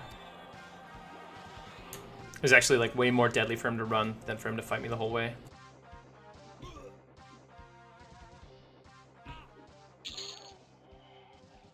Man, no loot again, huh?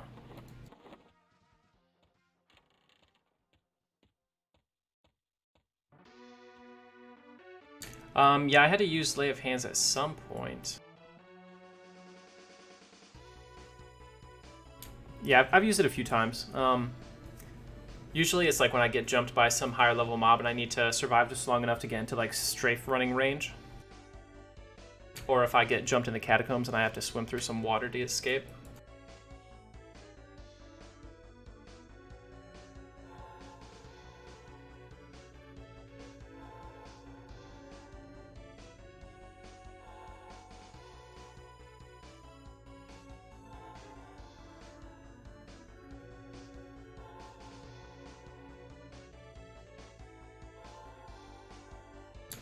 Just AC.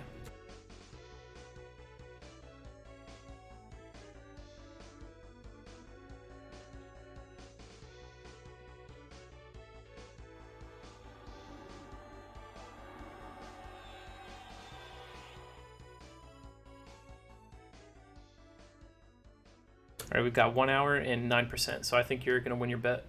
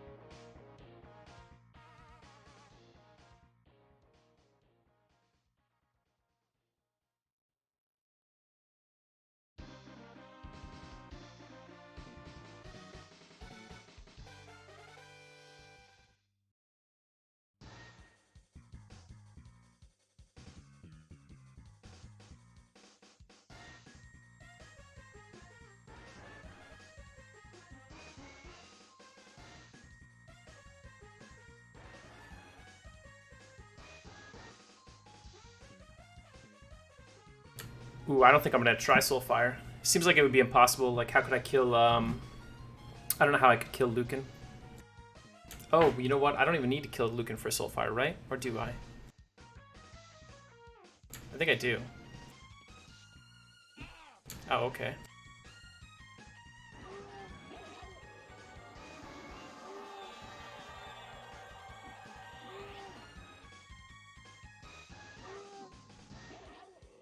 I'm going to look up the quest and refresh my memory on it.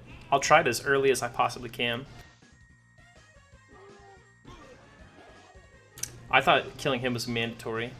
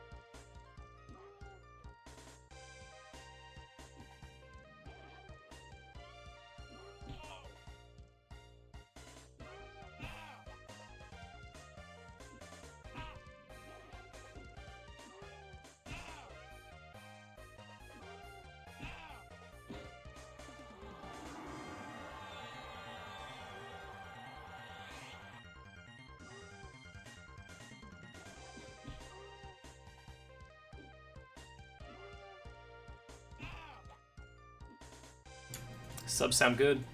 They don't have Publix up there, right? So you probably have never had a Publix sub?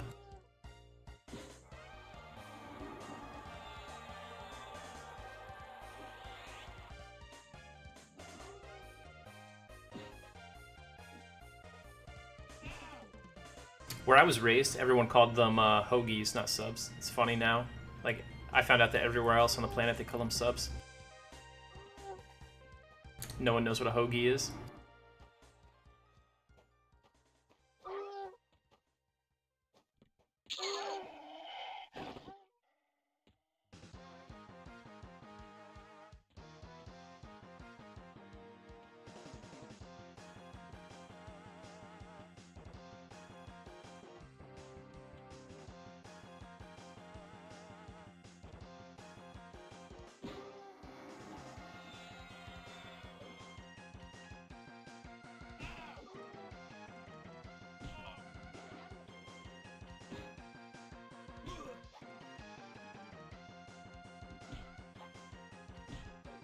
That's good. I always love when it's like a local place. I hate chains.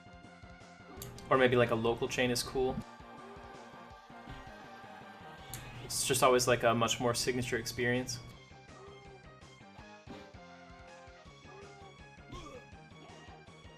Have you ever been to Old Forge? It's a town in PA that's got like 20 pizza places. All very good.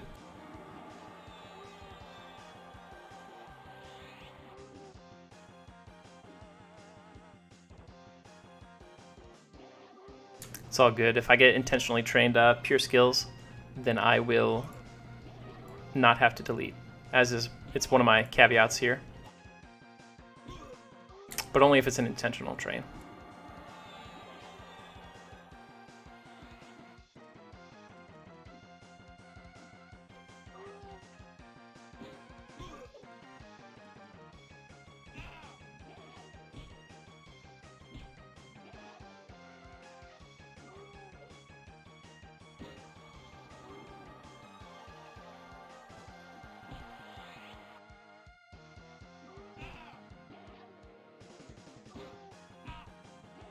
Well, in about 2 kills, I'm going to get the new spell Lesser Healing, which is going to be really awesome. Because right now, Minor Healing is getting to where it just doesn't cut it anymore.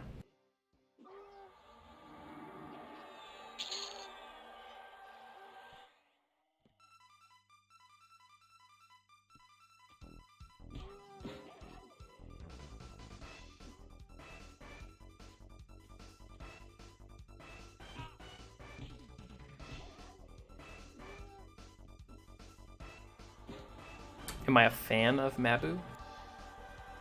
I don't really think I'm a fan of anybody who plays EQ. I know him. I'm on okay terms with Mabu.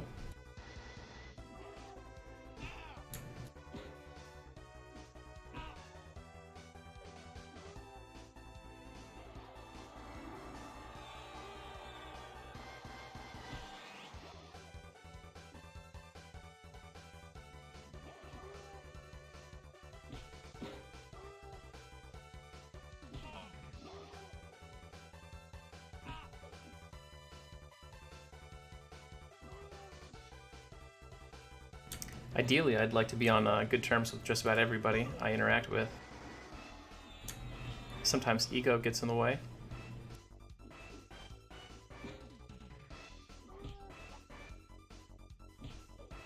Yeah, I thought Lucan was required for it. I could just bow-kite him for like 10 hours. He doesn't summon.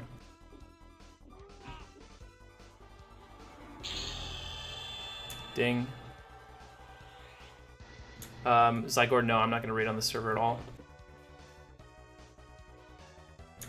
Leok, I do not have the rep because I can't actually do the quest. So I have to buy a drink from Crow to do the quest that I need to do, and Crow is KOS to me, or he's dubious to me, you know what I mean? So he won't sell to me.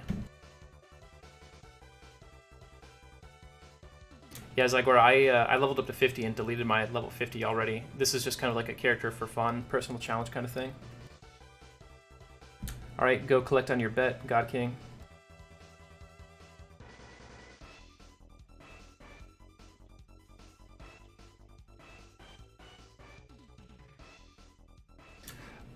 So, Leok, right now my strategy is really dumb. What I plan to do is get up to... I'm going to see if I can lull him and then get to max range and turn it in with, like, I'm going to be invis, attempt to turn it in, and instantly click another invis pot when I secure the trade.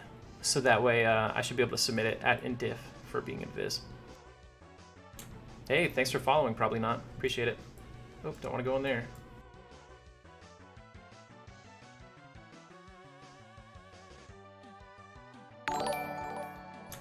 Thanks, Zygour. Appreciate the follow. I could probably use line of sight. Mammoth paths almost the entire time he's up. So it would be tricky. He's only up for like 3 minutes before he despawns.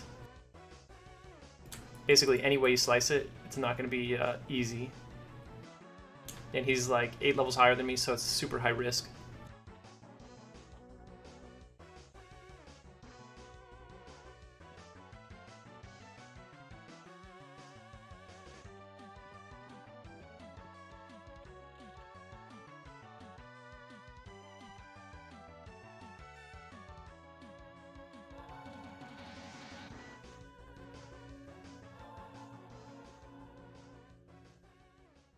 It's not like I have anything else to spend my plat on. Start investing in arrows now.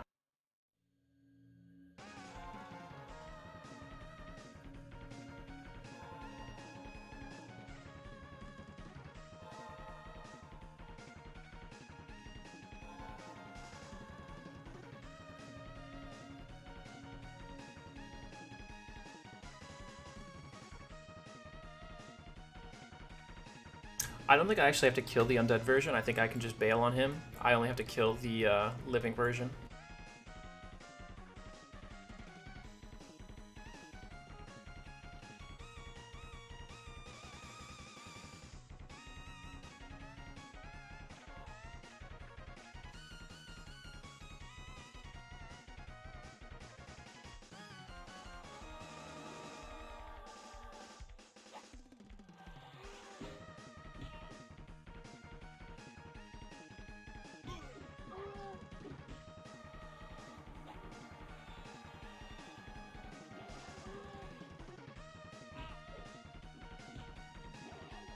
Nah, just for the showmanship, I'll attempt it at 49. Have Lucan be like the kill that puts me at 50. Maybe I do have to do the undead then. Shouldn't be a problem, right, with the Ghoulbane and all that? Unless he'll just resist all my undead stuff because of the MR. Dude, I'm a level higher, and this elite null is wrecking me more than the last one, and he's the same level null. Whoa! Thanks for the raid. It's funny, a very loving robot. I was planning to do the same thing to you in a few minutes here. Are you off for the day?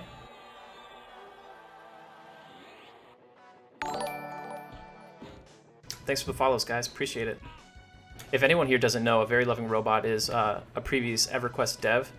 I think he was working on EQ as far back as like Velius as like a design apprentice. He can correct me if I'm wrong, and went all the way up to Dragons of Norath. So he's got a huge pool of knowledge. I like to go in his stream in the mornings and bug him about lore questions.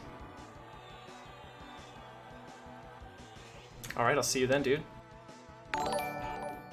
It's very rare that you get to watch a developer stream their own game like after they're no longer in a position where they have to kind of like toe the party line. So you get to ask the real questions and get honest answers. That behind the scenes deep lore and design information would be so cool. Hey, what's up, guys? So for all the people who are showing up for the first time, there's a nice little Zem list. If you're grinding on Aerodune, that is the current Aerodune Zem list. Help you level up a little bit faster.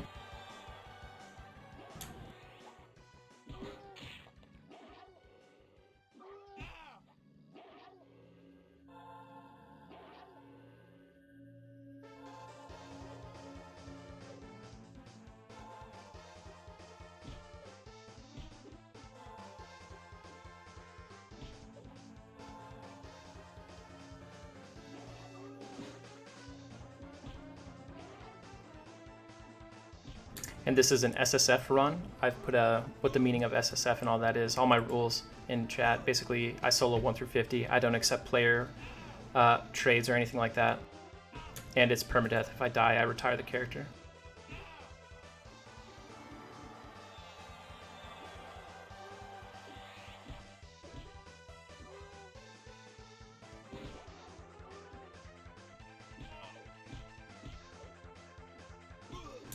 Later, robot. Ooh, that was a big hit. We're cutting it close here. I think we should be good without using lay on hands, though.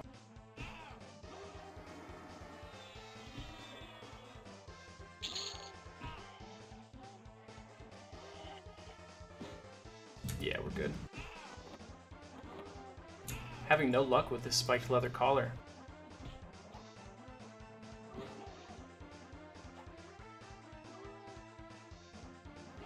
Right. Charm, I stopped playing on cello after we cleared Prophecy of Ro. Daspot, I crafted all this banded. I actually just crafted my last piece of banded on stream maybe like an hour ago.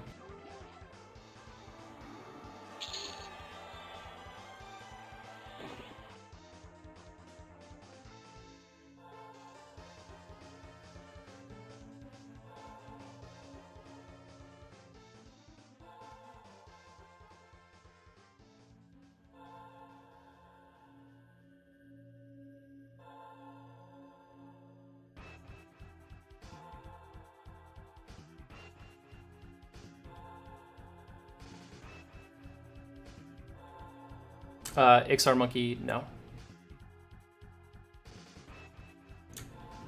Right now I've even been like blocking buffs from people who run by and try to buff me.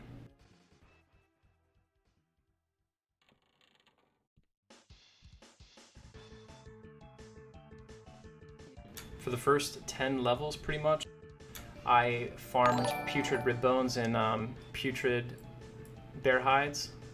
The rib bones were so I could complete the Shield of Knife quest. It took me a huge number of turn-ins. And then the putrid hides were just to build up some plat and stuff. My blacksmithing skill is not really good enough to consistently make banded, but since I'm not selling it, I only have to get lucky one time. So like we did like, I don't know, maybe 8 attempts on the boots and finally got it.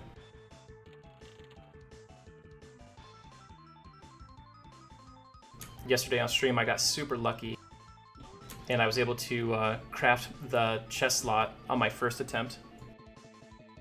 It was pretty hype. Small hype. Thanks for the follow.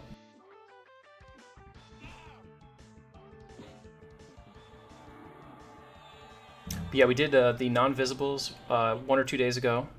Yesterday we did the BP and the arms. Today we did the boots and the legs. For a while I was running around without pants because I sold my leather pants to do my final combined attempt on the boots that worked.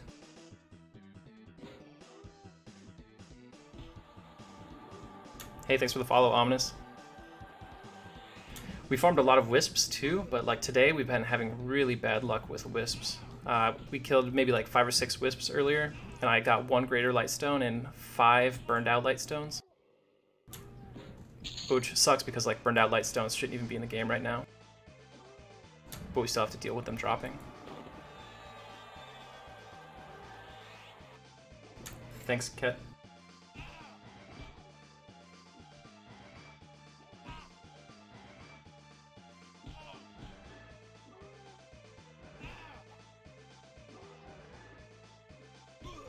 This UI is called Draka Chrome. Right here. It's on the EQ interface website. I recommend it. I like it a lot. It's like pretty minimalist. And it's got a nice little block right here in the center with all your stat information.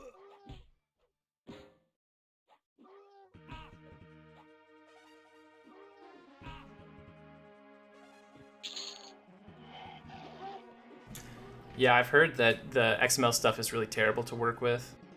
Especially for people who are trying to make like 4K UI. Hey Cubby, I was a server first 50 and my class was mage.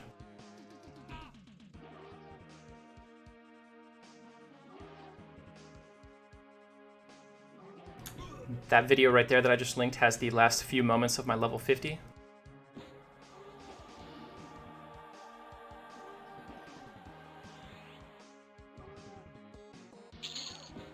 Yeah, it's almost worth going back to town right now just to get it.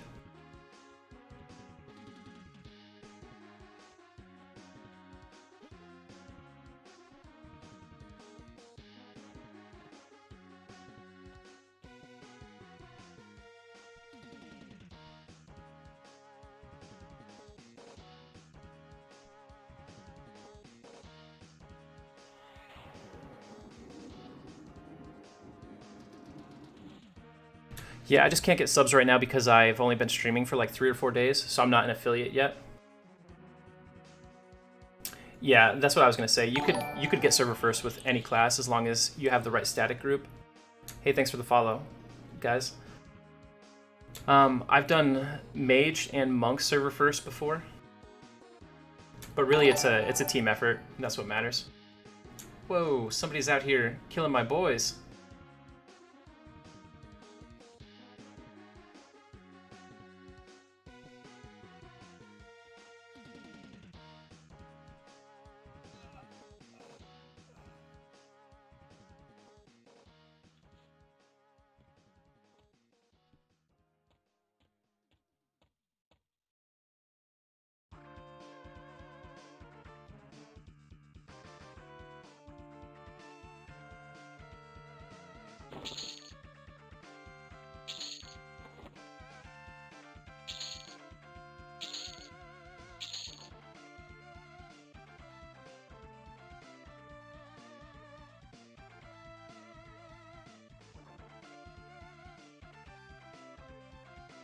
Yeah, very appreciative that they're so cheap. Yeah, so if you guys ever make a Kanos character, you can make a ton of plat doing putrid bear hides by killing the rabid grizzlies. So each time you turn it in, it's about 3 platinum. And there's anywhere between 1 and like 4 up in the zone. They all path like between the guard tower and the ruins usually. So you can kind of just run back and forth across Blackburrow and catch them. You guys are kind of at a good point to jump in. I was level 10 for 3 days while I was like farming plat, basically. We finally had some EXP movement today.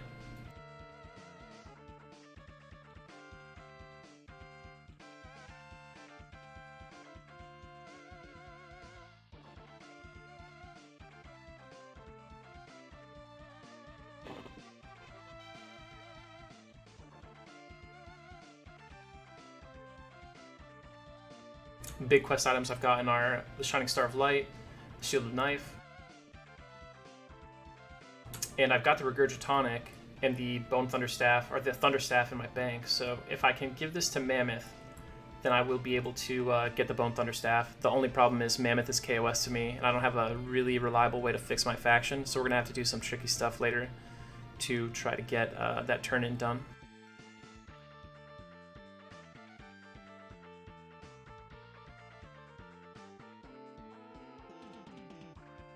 Yeah, you definitely can't solo the Soulfire. Definitely not at level 15. That's just like a super twink. Ixar Monkey, I deleted my character, the 50 Mage, basically just to flex. So I knew coming into the server that like I was just going to be leveling up with some friends. We were going to rush to 50, and then I wasn't going to raid or do anything like that. So I didn't really have a problem with it. I was also the server first level 50 on Agnar in 2017. Our group was the top group, or one of the top groups, I forget. We were the first or second group on Lockjaw in 2014. And that was with us killing the dragons and Finny before level 50. And on Cello, we were the first full group to level 60, though the single first level 60 was Keganon, who was in a different group than ours. Alright, so this could be tricky. I've been slowly whittling down my faction with the Rogues Guild. Some of the guys in here are on that faction. I'm dubious still.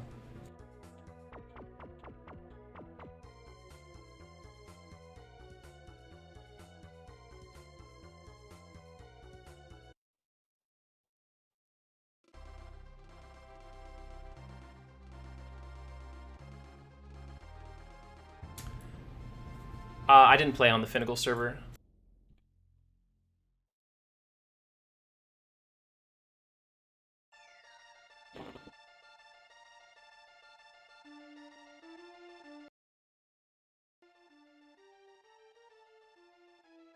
Finny came out like really shortly after Lockjaw had Kunark launch, and we went like almost 5 days without sleep for Kunark launch, so I just was not fit to attempt a grind at that time.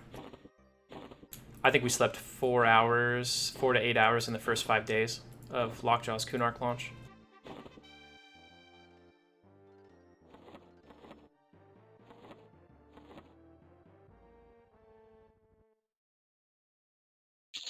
Now, as for how, like what our technique was here, it took me 39 hours to get level 50 on Air and I had a static group of pretty hardcore pals. We practiced a lot. We leveled 1 through 50 probably like 5 times before the server launched. We did it on like Test, on Cello, and once on Mangler. Our group was Cleric, Enchanter, Necromancer, Mage. And as you can see from the Zem list I linked earlier, I went through and I mapped out the Zems for every single zone in Classic that we could. We couldn't do CT and PA because those were revamped on every server except for Aerodune.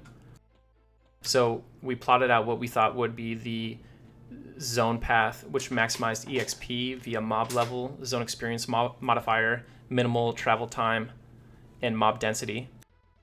Then we parsed out the HP totals of all mobs among similar mob ranges and found the zones that also had the lowest average mob HP. And that became our route. And then just to make sure things were good, because our route was different than what we've done in all previous servers, we went and we did 1 through 25 on our new route, 1 through 25 on the old route, and then we did like 40 to 50 on the new route, 40 to 50 on the old route, and we timed the benchmarks for each level just to make sure that we had truly found a faster route than what we had done before. Yeah, so the number one reason that we had a Necromancer in the group was just because one of my good friends who always levels with us wanted to play a Necromancer. So that was the bottom line. And we intended to do Lower Guck from 31 to 41, but the Necromancer crashed when we were zoning out of Soul A to go to Lower Guck. And she was out for like 4 to 6 hours. So during that time, we just said screw it, and we stayed in Soul B the entire night. So we never did do Lower Guck on the server first 50 grind, though it would have been faster for us to do so, just due to mob density and double charm.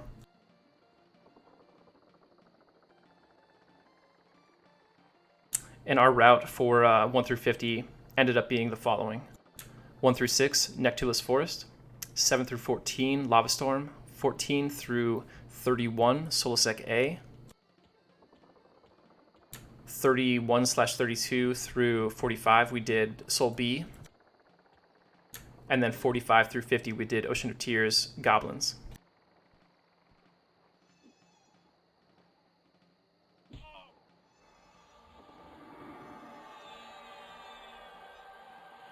So a big thing that most people don't know in the newbie yards is that there's a really strict EXP cap at lower levels, and if you have an EXP pot on, you're gonna hit that cap very trivially.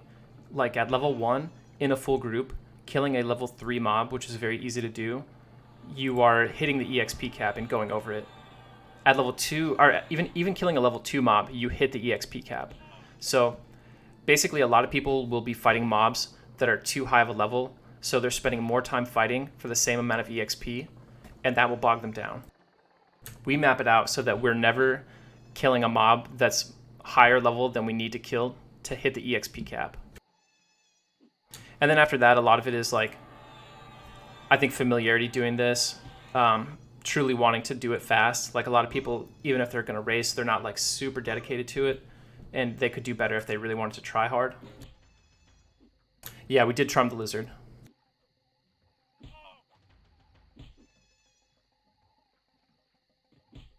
And then we also attempt to break every single camp as early as possible within the confines of that EXP cap. So like we broke into Soleil at level 14. If you ever try to do Soleil at level 14, it's very challenging. I spent like maybe, I don't know, I want to say I spent like 20 hours practicing Soleil before launch. Nice, light stone. And that's mostly because I had never done Soleil before, and I was the puller for our group, so I needed to really familiarize myself with it.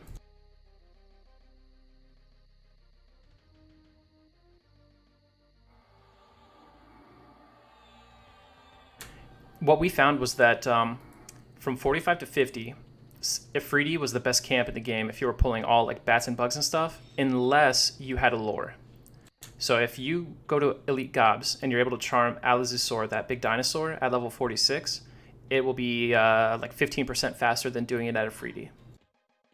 So we left Ifriti at 45.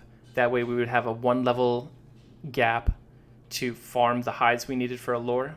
It worked. We got a lore right as soon as we hit 46. We charmed Zoo, and then from that point on, we knew that we had occupied the optimal EXP camp, and no one could catch us. Yeah, because the lizard is OP. They should definitely nerf your ability to charm that. Ixar, what I do outside of EQ, I'm in the military.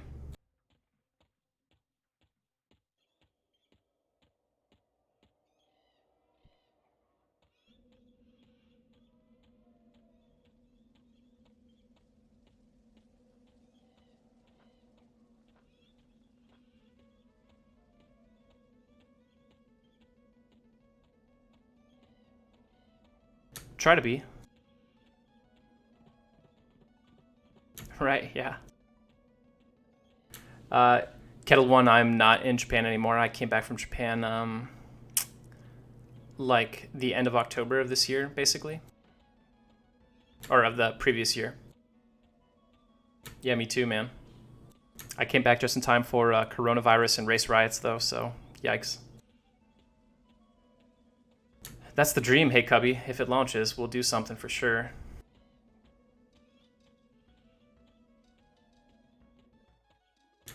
Yeah, Bruzy, I did P99 green. That was my first time playing P99. I leveled up there.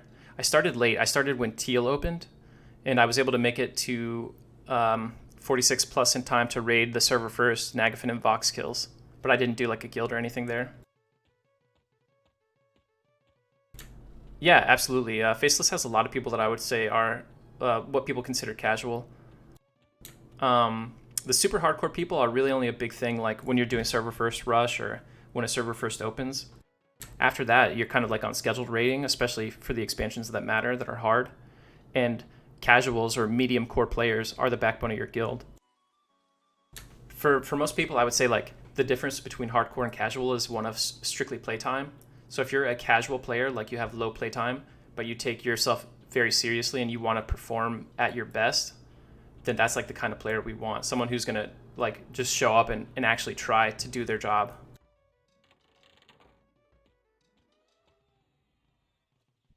No, I was not on Mayong.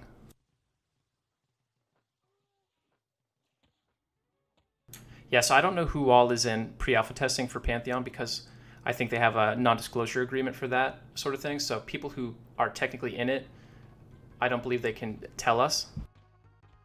Though I do know a lot of members have what they call VIP pledges, which you can look at on their website. You're able to say, you know, if you have a VIP pledge. So we know there's like 30 people who pledged in that VIP tier, either since like the Kickstarter or recently. I started playing EQ1 when I was 9 years old.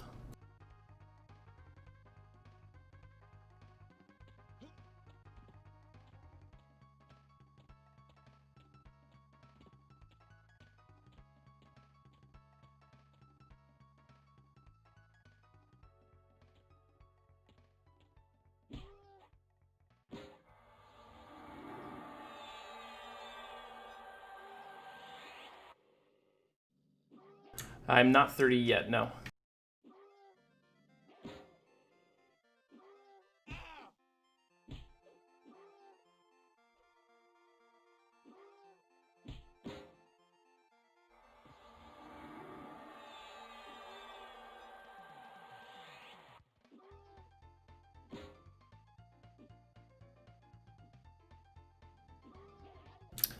Mostly like console games and stuff. The other MMOs I've played, let's see, like way back in the day, I played Daok, Dark Age of Camelot. I played like, you know, a million of those dumb little grinding Asian kind of MMOs, like 12 Sky, that sort of stuff. I've never played WoW. Wonder if we can kill this comm. I played Rift when it came out. That was a ton of fun.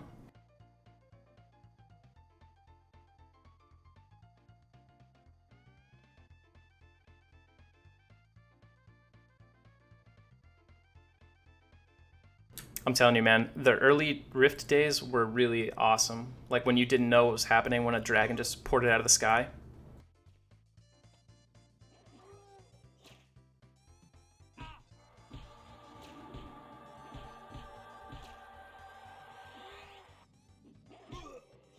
Oh yeah, I played Project Gorgon. Gorgon was fun, but man, it's overwhelming. There's like so many things you can do at all times. I had a hard time focusing myself on one task in Project Gorgon because there was just so much available.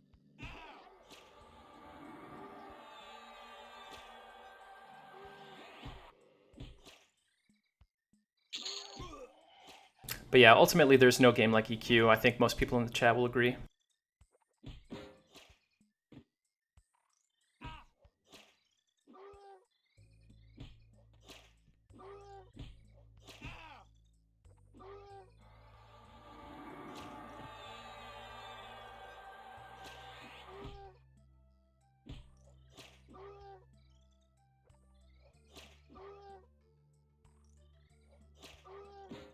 Yeah, this guy's thick. What's going on here? Sometimes it's hard to tell, like, is it just my bad DPS because I'm a paladin? But I think this guy's just stacked. We'll get him to 80 and then we'll try to heal up a little bit.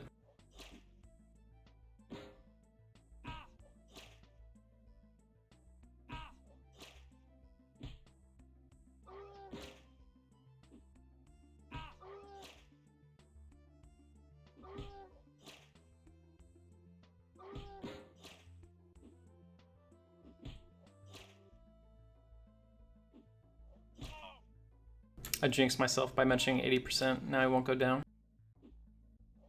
Like, if I could just land a hit, we would be good. He's only one level higher than me.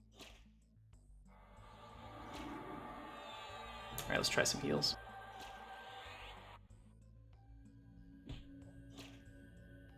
Promptly stunned and interrupted. Ooh, that's a big heal, though.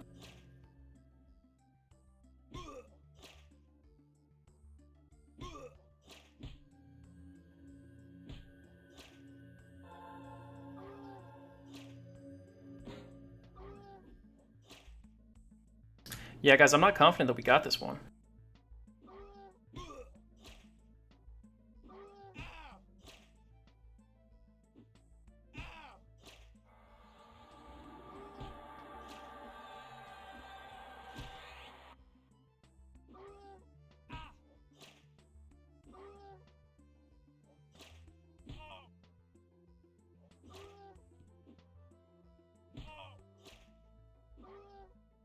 This new heal spell takes a lot more mana.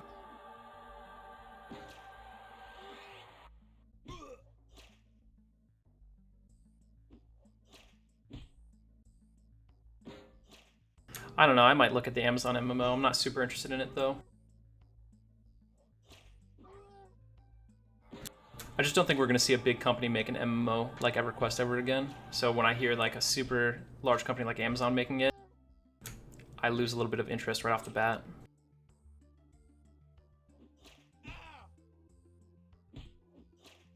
Yeah, we'll see if I can get them to 50 before I mean, like, I have to get them below 50 because I'm going to be out of mana when I drop Lay on Hands. Black Bro, though, so he might puss out and run at like 50 or even 20%. Either one of those would make this pretty doable. But at that point, you're like hedging your bets, you know what I mean? If he doesn't run, it's just like, enjoy your new character.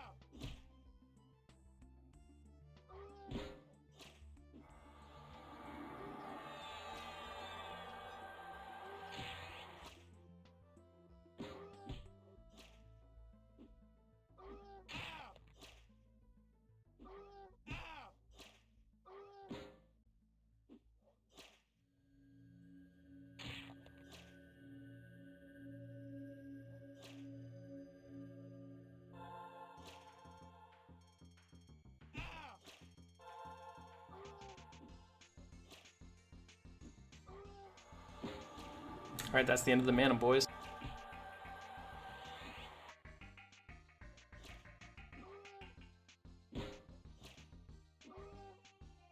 I've got enough to keep Yelp up, that's it. I'll let the chat vote on my next character if I die. And I will encourage them to vote Ranger.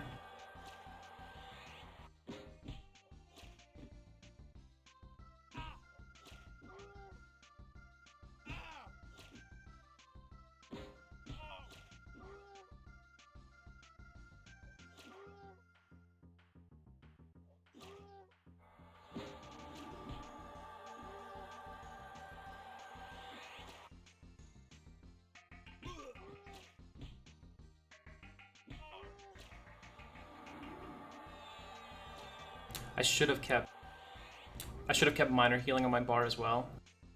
I didn't think that the new healing would take so much mana. I think odds are in our favor right now, unless we have a real bad string.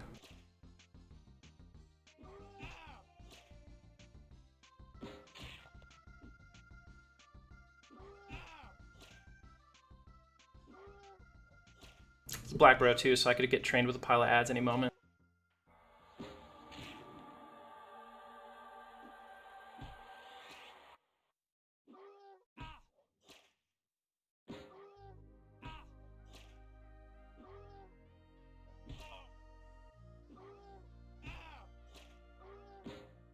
At least you guys know I'm not holding back, right?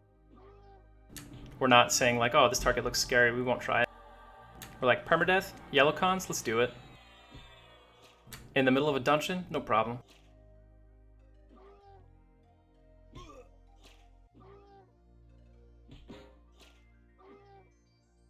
This isn't some Permadeath Farm North Karana stream.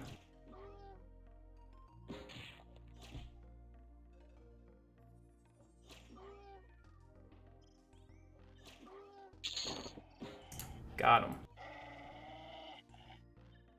All that for a leather whip.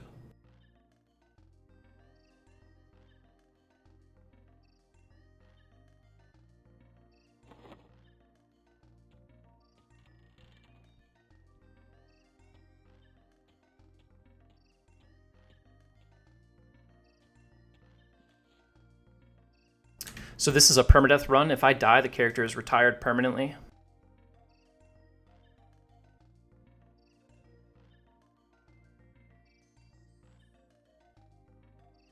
Yeah, dude, it's crazy. In the beginning, he was like really wrecking me, and then as the fight wore on, he got easier and easier.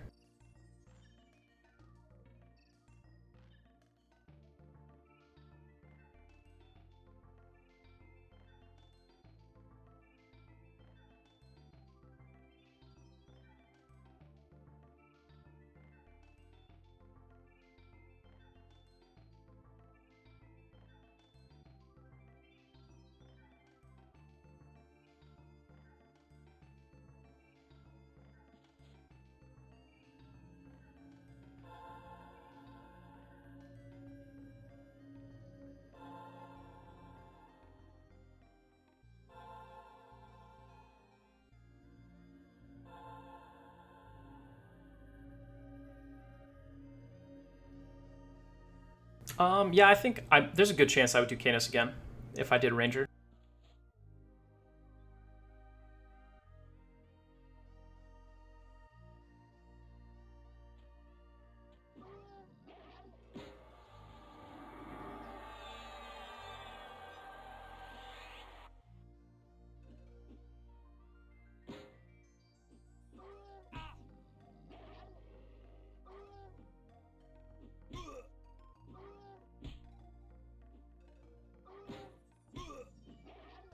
There's so many things I want to do with this character right now. Like, I want to finish the Bone Thunderstaff.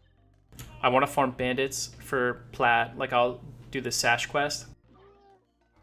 That'll make me a ton of plat, so I can keep pushing smithing up. I want to try to level on some undead because I'm a paladin.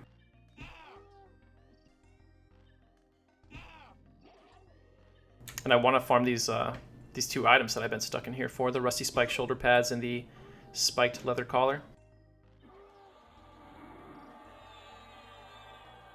Yeah, dude, that's my goal. I've never done blacksmithing before, so I don't know, like, you know, what kind of expenditure we're looking at. But once I get to where bandit is trivial, my plan is to just, like, pick a piece of fine plate, and I'm just going to keep trying it until I succeed. You know what I mean? The same thing I did with bandit. So it's not going to cost as much as it might for normal people who are trying to triv. Like, maybe I'll be 40 points below, and I'll just happen to land a success on, like, a fine plate visor kind of deal.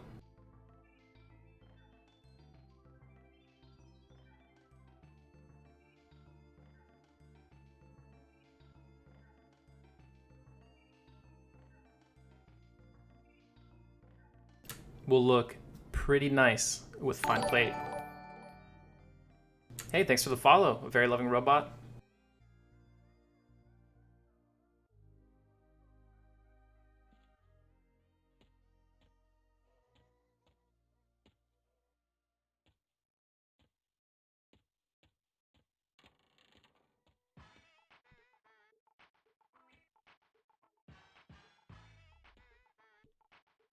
This scythe will sell for a few gold.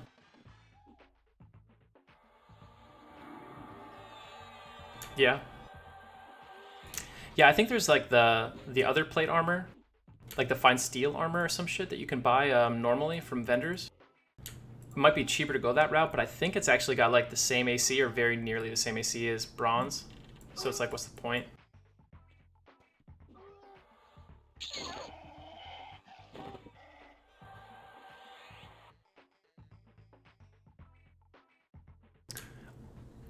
Honestly, I think 3,500 platinum is doable. I think that's doable. Yeah, I think you can dye it. You need a shaman to create the dyes, though.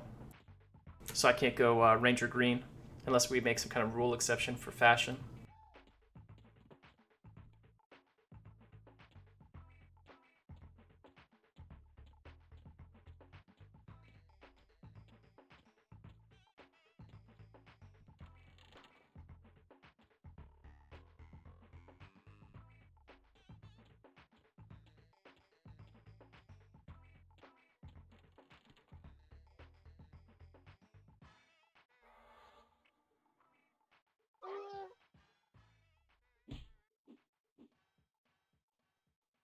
Yeah, I'm gonna... Oh, jeez, that's not good.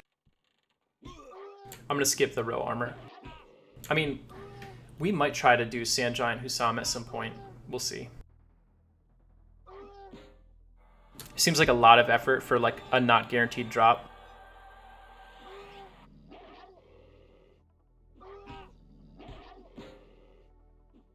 Yeah, the thing is, like, Sand Giants, despite their level, have just a ton of HP, and they hit pretty hard, and they run pretty fast, so it's, like, super high risk to even try one.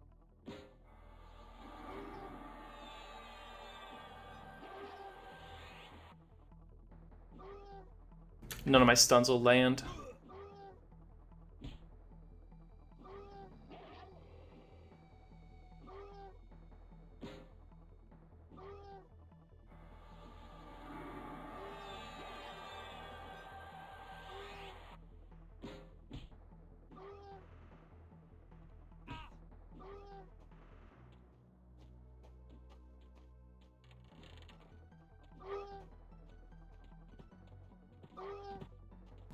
This is the scariest place in the zone right now.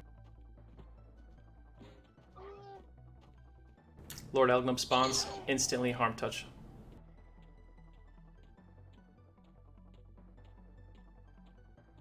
AC on Bandit Chest is 15.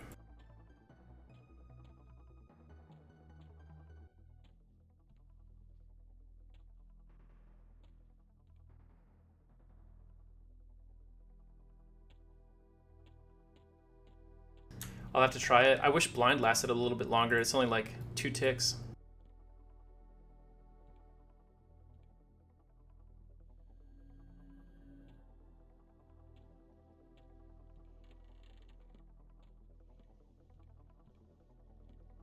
Got a commander back there.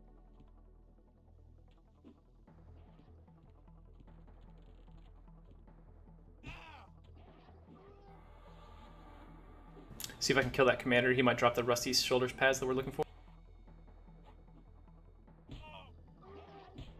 I'd say my overall favorite class to play is a monk for sure. I've made a monk for like 20 years now, and I just love pooling. I love min-maxing the DPS and kind of like seeing what you can do with a monk.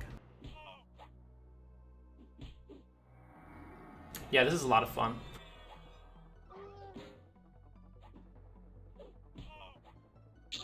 Gonna see if we can really push the Paladin class to the limit during this stream. Not this particular episode of it, but you know, eventually.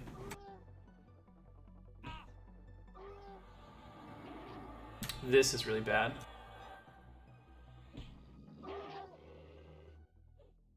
Alright, for some reason that commander's at 56%. This could be doable. I wish I had a little bit more mana, but we're gonna give it a shot.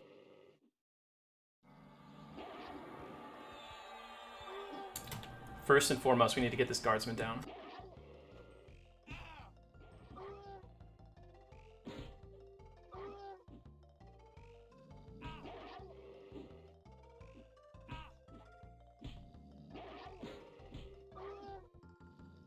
I can't get the Soulfire in the endgame because I can't kill Lucan solo.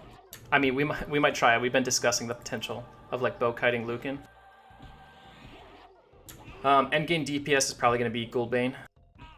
It's probably about the best I can do solo, and that even is going to be tough. Honestly, this weapon is like really great for my level. It's just, you know, limitations of the class, I suppose. In 8 more levels, we'll get a big upgrade. We'll do the Deepwater Harpoon quest. Once we get level 20 and break the damage cap. Screaming Mace is a worse ratio than this.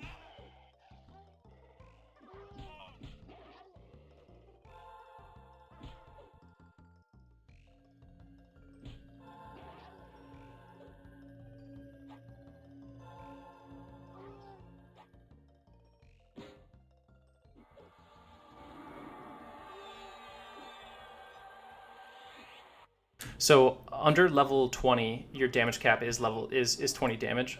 I think actually under level 10 it's 20 damage. It goes up to 30 damage at level 11 plus.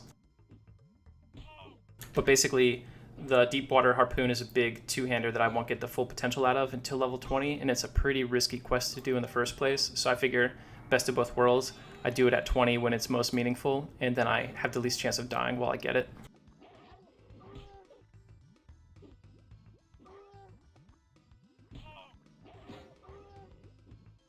Isn't the Screaming Mace a fear proc? Or is it Yawp?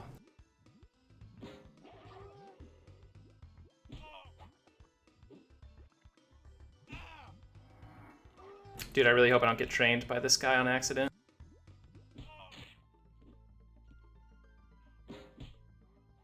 I appreciate him taking the time to like check and make sure he didn't train me.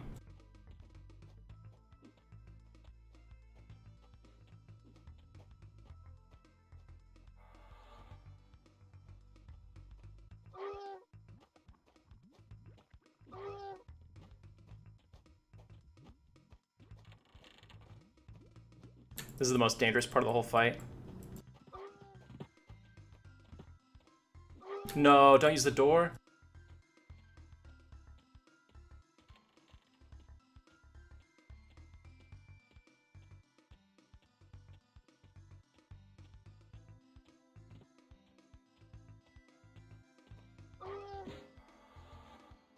Such a dirty trick. That door can't open by players.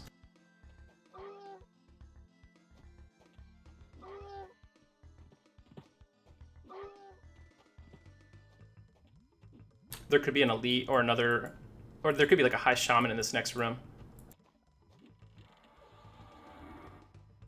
Elite. Elite was about the best roll we could get on what was going to help in here. Oh, look at that, boys.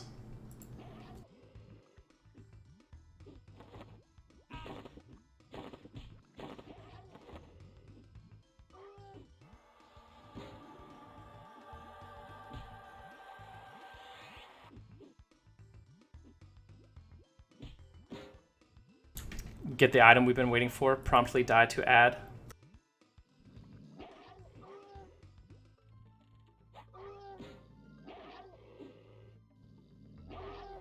If he knocks me below 50, I'll stop and heal a little bit so nothing jumps in.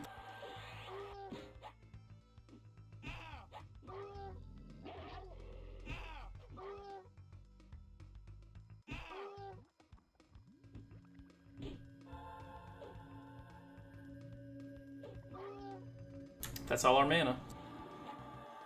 I'm pretty sure I got this even without lay on hands now. So our MR is 15, but we don't have a lot of mobs that cast on us yet. Strength is up to 102, which is really nice.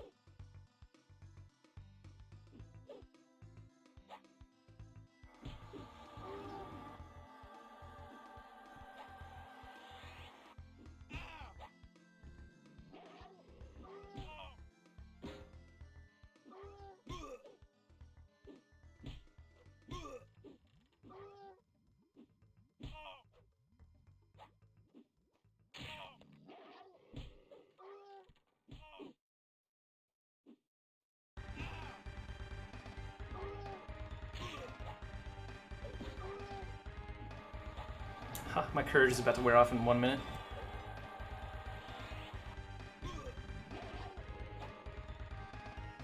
Get some minor healings on myself.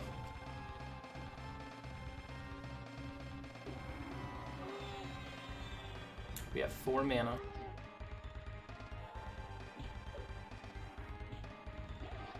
This guy's trying to buff me, I think, but he can't because I have my blocked buffs. Yeah, he tried to give me clarity.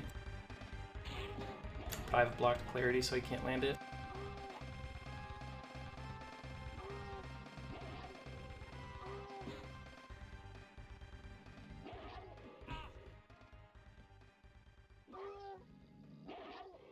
Hey, Valeth. You're Valeth from P99 Green, right? Guys, we have P99 Greens, server first, level 50 in the chat. What's up, Valeth?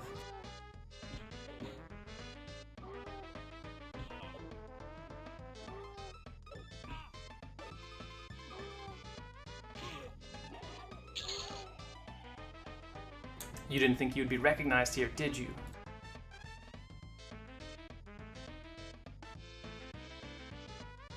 Alright, boys, we survived.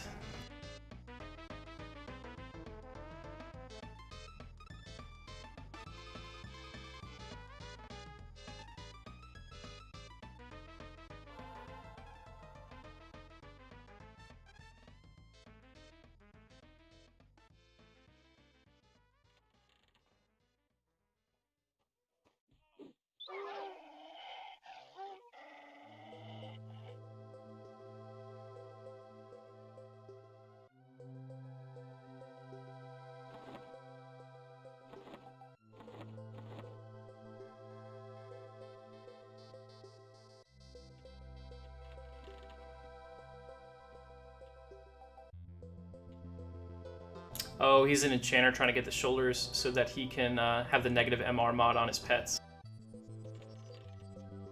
I was wondering what he was doing here. Alright, we'll met here for a minute. Valeth, do you still play on green at all or no? This is a nice safe spot.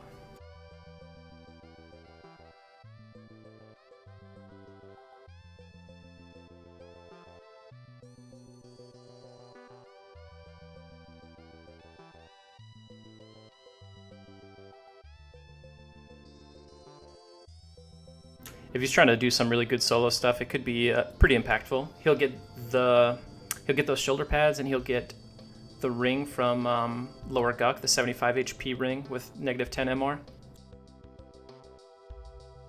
Yeah, I feel you there, Valeth.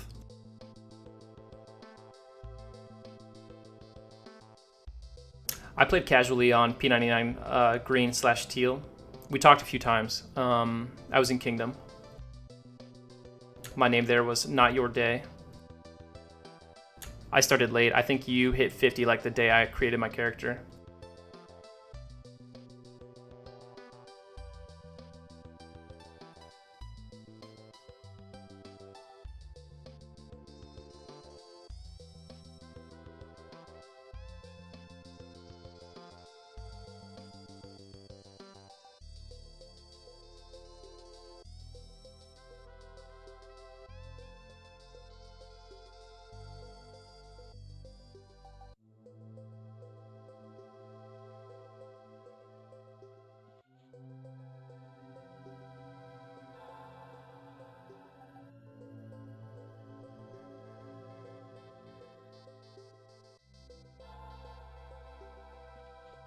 Alright, so we really only need one more item from this zone, the Strength Neck. I think they drop an Agility or Dexterity earring here too. That could be pretty good. I mean, it's probably better than 5 HP, right? But I'm not super set on farming those out.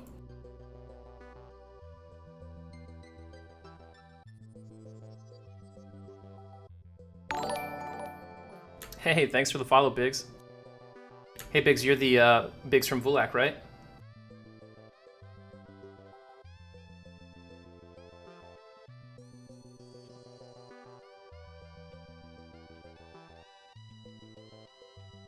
Oh, hey Caves, I didn't realize you were the Biggs from Vulak. Shit.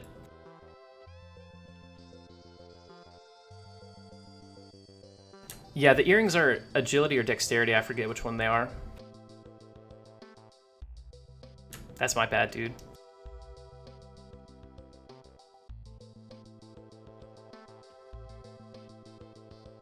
Alright guys, I've been streaming for like almost like 5 hours right now. I'm gonna take a break, get some breakfast or something. Hey Sethrick, sorry you just dropped in like right as we were closing up shop here. What we're gonna do is we're gonna raid Bobby Bick really quick before we go.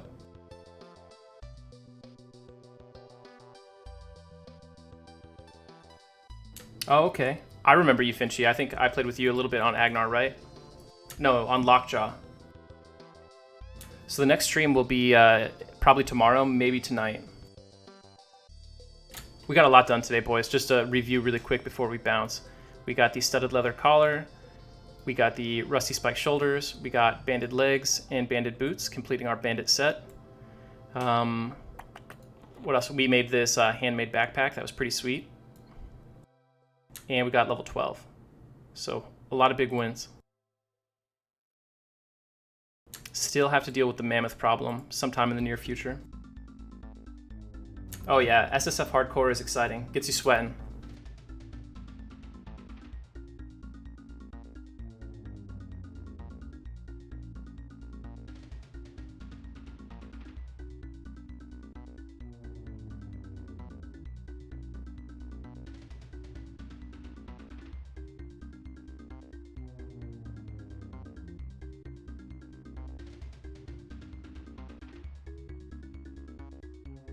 I think that's how it works, right? I just type /raid.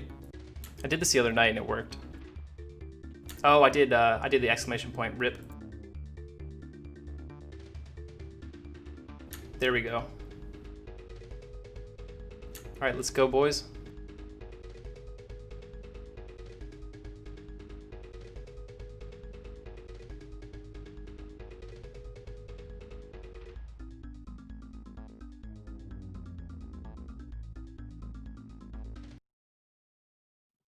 soot on the ground, and I was very sad. Oh shit! Hey Zaide, in Zaide's chat. You guys are pretty much just in time. We're almost ready. Zaide, thank you so much for the raid. Where did Enit go? Where did Enit go? I just saw him. People blowing up the Discord because of my comment? Which Discord? Which comment?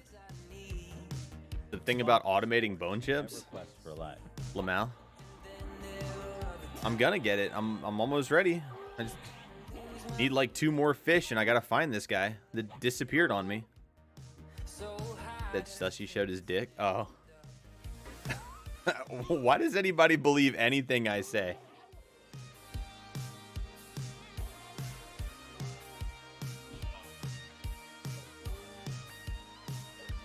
Anyway, welcome again, Zaide stream.